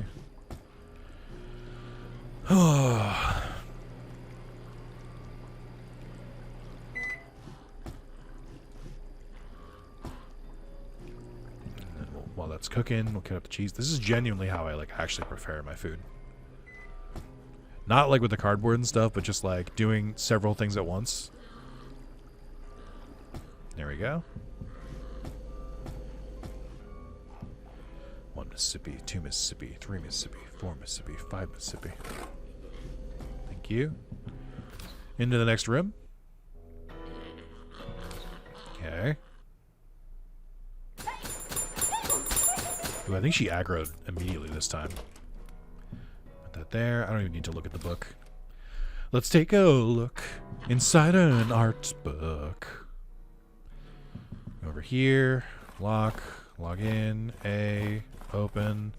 X. B. Sounded like that came from the other room. X. Okay.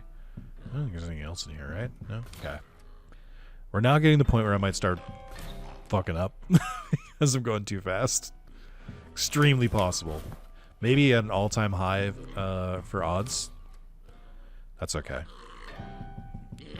Here. There are 2 puppets in here. I'm just gonna fucking immediately start opening fire.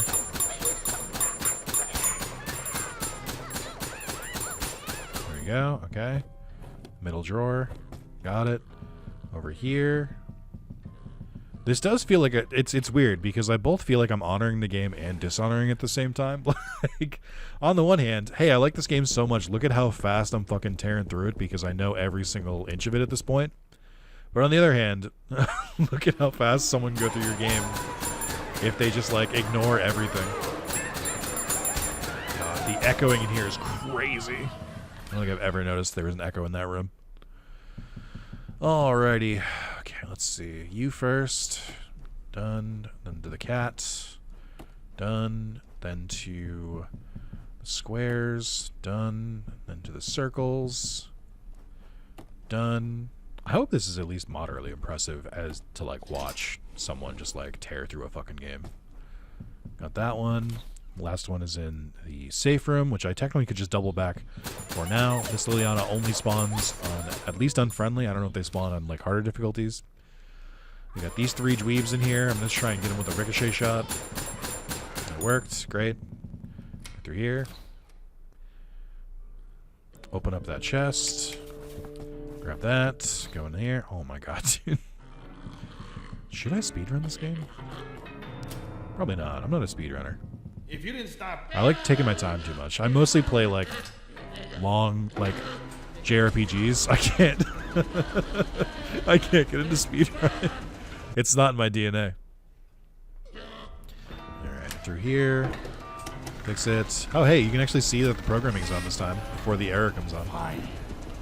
Guess I'll go out and do it myself. This is not a cutscene, so I can't skip it, which sucks. Ugh. I tried just in case. I was like, wait, what if it is? And I just never noticed. It wasn't. I don't know why My Friendly Neighborhood is based in fucking Gotham. Like, I don't understand why it's so dark over here. I do know the answer. It's because if the textures are lower, it's easier to hide them in the dark. And you don't really need them to be super detailed for the background. I think that's fair. Or I'm guessing. I don't know. I'm not a game dev. I don't know if I can handle the heartbreak of being a game dev. That shit sounded turbulent. I don't know if I could emotionally deal with having people say that your game is like a hot piece of shit. I think it'd be too brutal. I think I'd be upset if people gave my game a 75, to be honest.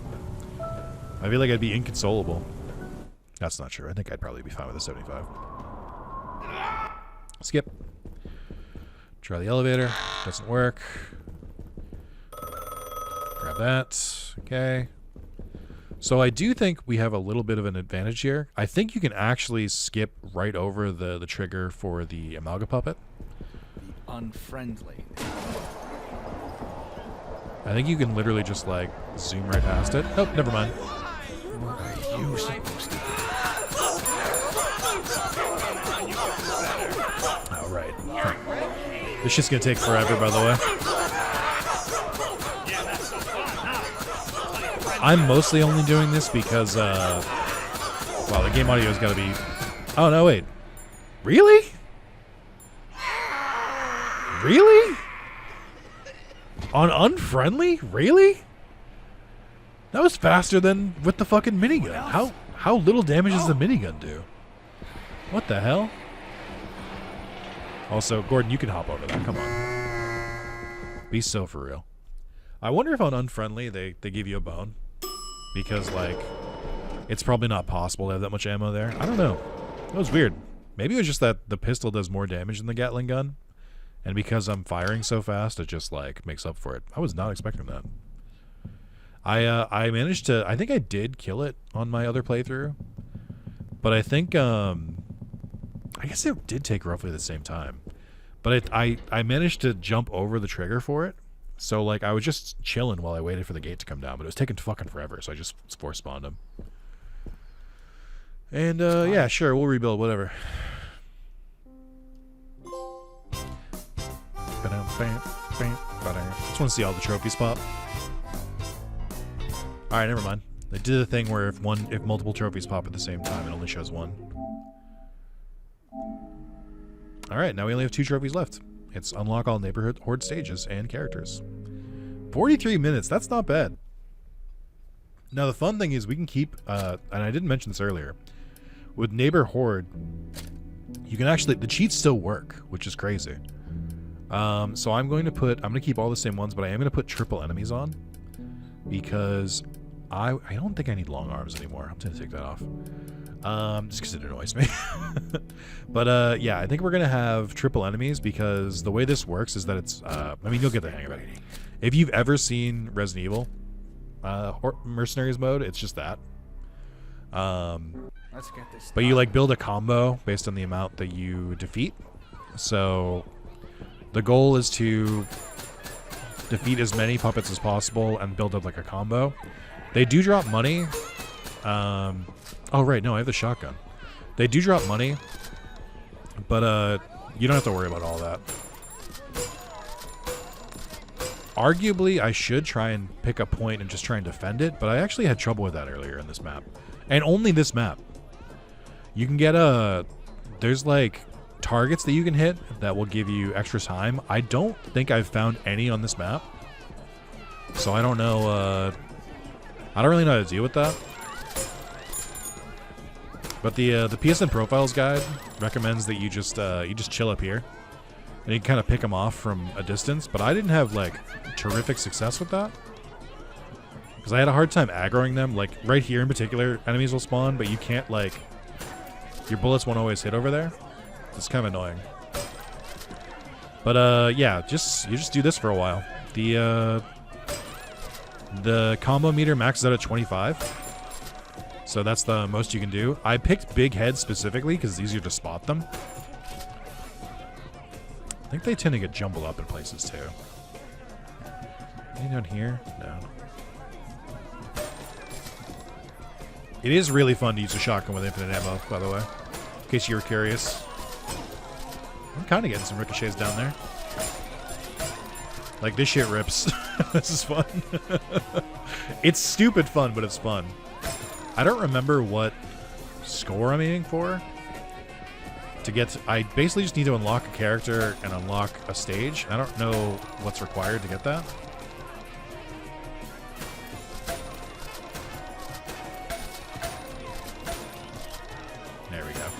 You gotta watch out for Junebug in particular. It's pretty fast. They'll start spawning in some of the unfriendly neighborhood enemies who are worth more.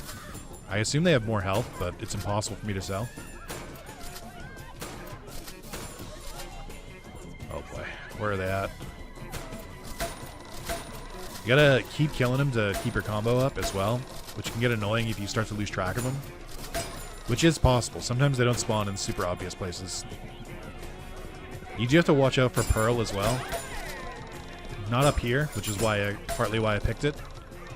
But yeah. I think the other thing is there's a spawn point here, and they won't spawn there as long as you're up here. So it's kind of easy to figure out where they're going to be. I'm actually doing a better job bouncing. I don't think I did this with the crayons before. Maybe that's making it easier. Oh yeah, this is that's an unfriendly neighborhood spawn. Yeah, look at this beefy boy. Yeah, they're worth, I think, 150 points times whatever your combo meter is. So it's very worth it to kill those. Ooh, I don't know if I got the score I needed. Oof. I think that's fine. Yeah, we unlocked Junebug in the office. That's all I needed. I tried to get a perfect score on that before. You really don't need to worry about all that. Junebug is pretty fun to use because they just have an infinite Gatling gun. So the main problem with this one, and I'll bring it up earlier, and there's a couple ones. First of all, the audio is horrific because it's just screaming and bullets. But the other part is you can find targets to extend your timer, but you almost don't want that because you can get the score points pretty easily, and you'll end up with a timer that's like 8 fucking minutes. And and nobody has time for all that. However, I do think you can just chill back here, and enough will spawn that they'll just like come through here, or at least they did before. It might be later in the round, or once it's been going long enough, maybe it starts happening. I feel like there's not that many spawning just yet. Goblet is on the patrol as well, but will only stick to the above balcony. So you're kind of safe over there. You're kind of safe under there. There's so many targets I'm like actively trying to avoid. Oh! If you do get hit, even if you have invulnerability on, it will fuck up your combo. So you don't want to be hit. It's a big thing. I'm just dropping so many crayons. I'm walking a fine line here because I do need points to progress. So, oh fuck. Yeah, so it resets your counter. But at the same time, I don't want the timer so big that it becomes untenable. And it's really easy to accidentally hit timers, especially with like the crayons bouncing everywhere.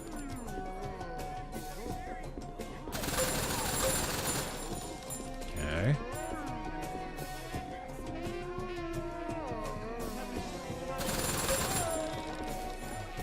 Oh my god, please.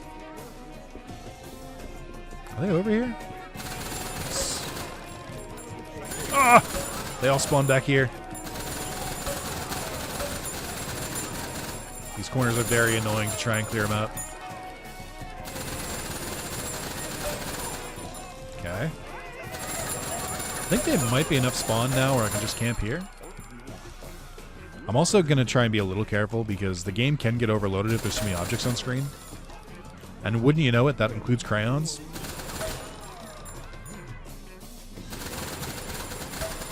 I think in particular there's another level where one of the characters just has infinite, or not infinite, but infinite, has just grenades, and it gets real easy to fuck up the game because the frame rate can start to go to shit.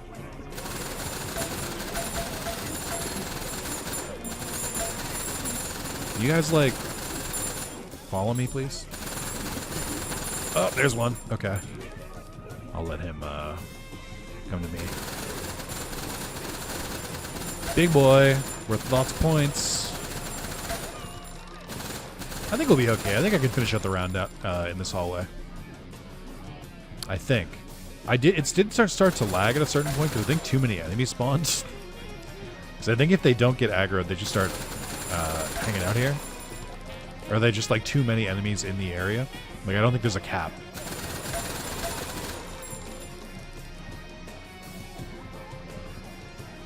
Just thinking like if I need more time I have it, but I'd rather not use it.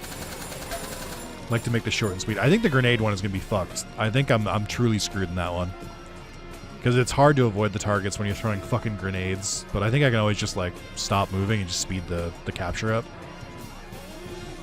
Alright, they're all grouped together.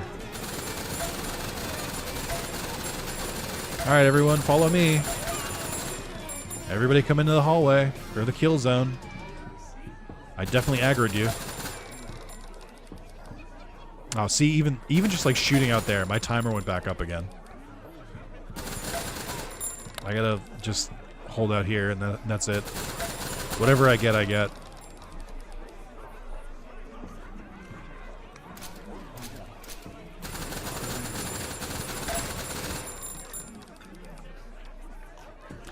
And you can pick up these tokens. There's just no, and there's health too, but like the tokens just buy shit like this.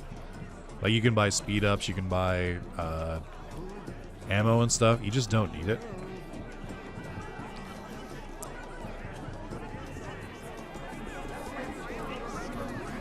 Hey guys, I'm gonna walk real close to you. I don't really care about the combo right now. Hey everyone! Oh man, where's the party? Just gonna walk back here. Up. Oh, you can hear. I guess it's Junebug being attacked. That's why I'm hearing that screams. Oh fuck! How did you all spawn so fast? What do you fucking mean? Don't break the game. Don't break the game. Don't break the game.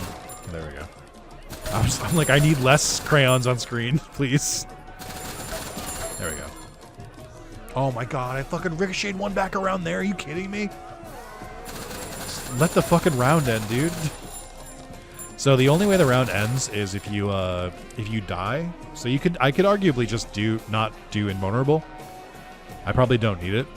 I think I do need it with the grenade one because there's a lot of self-friendly fire. But you need to let the round end. You can't just quit out.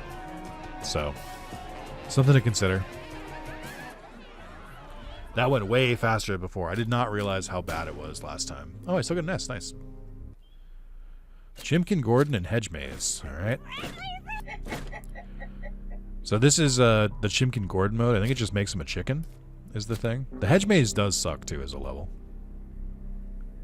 But you can kind of cheat, in a way. Not cheat, but, like, with infinite ammo, there's one weird trick that they fucking hate, which is just lob fucking grenades everywhere. And get lucky. But yeah, that's what I meant about the friendly fire stuff. I'm gonna end up hitting myself a lot. I think... Oh god, he's so fast. Great, thanks. Yeah, I think the dogs do act as like normal enemies here. Yeah, you can just start lobbing them. You'll hit them eventually. I do need to let these crayons chill the fuck out. This is the strat for this one. I don't know if you just need to like finish a round. I don't know what the requirement is for the new character. But I gotta be a little bit careful of the timer because it is impossibly easy to extend the timer here. I can hear them. I know they're around here somewhere.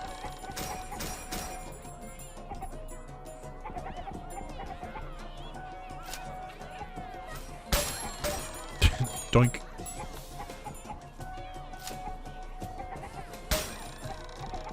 I assume there's some over there. I mean, the hedge mage is kind of small. It's just annoying that there's just so many places. And I think enemies can get caught in the walls pretty easily in this one. All I hear is Junebug, by the way. Ah! Almost get myself with that one. Okay. I think once you've done enough, they will start to just like funnel this way. I'm already mad at my timer, by the way. It's already too long.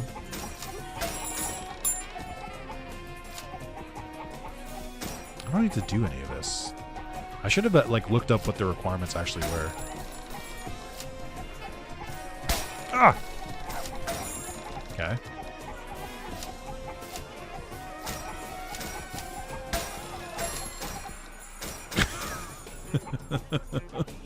I have to admit, it's so stupid, and I wish I could just spam it, but it is really funny just to lob grenades and just like see the points go up. Like, it is very silly. And I think if you hit a timer, it does still count for the combo meter. Oh fuck! There we go. Once I hit 30k, I'll probably just give up. Oh, that was such a big... I don't need a fucking minute added, dude. What the fuck?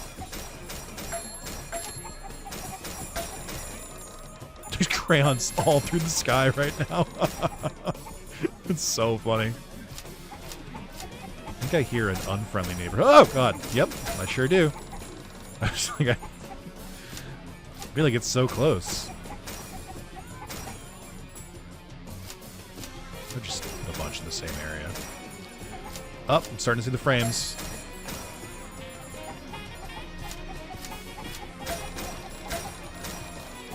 Can I aggro anyone? Any aggro? I think they've... I can definitely still hear the unfriendly ones. They have a little reverb in their noise, or in their babbling. I just don't know where they are. Oh, hey pups. Okay. Oh, definitely some over there. There we go. All right, now I'm done. With a mere 9 minutes left to fucking wait. All right, well, what a fucking end to the platinum. I'm literally just gonna sit here, and I don't care if they attack me. I'll cut to when I finish. You don't need. I'm not gonna put it on speed up because it'll be a lot of like flashing because it'll go back and forth. But just here, we'll cut to when it's done. So many enemies have spawned that they've absolutely dropped my frames. And I'm afraid to throw a grenade because I feel like it'll break the entire thing. Thank God. Oh man, and that's a wrap. Check this shit out.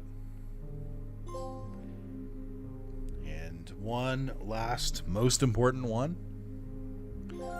There it is. Yippee! And that's out of platinum. My Friendly Neighborhood. It's a pretty short platinum. I think if it didn't have the free cam mode and the cheats enabled, I think it would have been a very lengthy platinum. I was a little afraid of it, to be honest, when I played it on PC.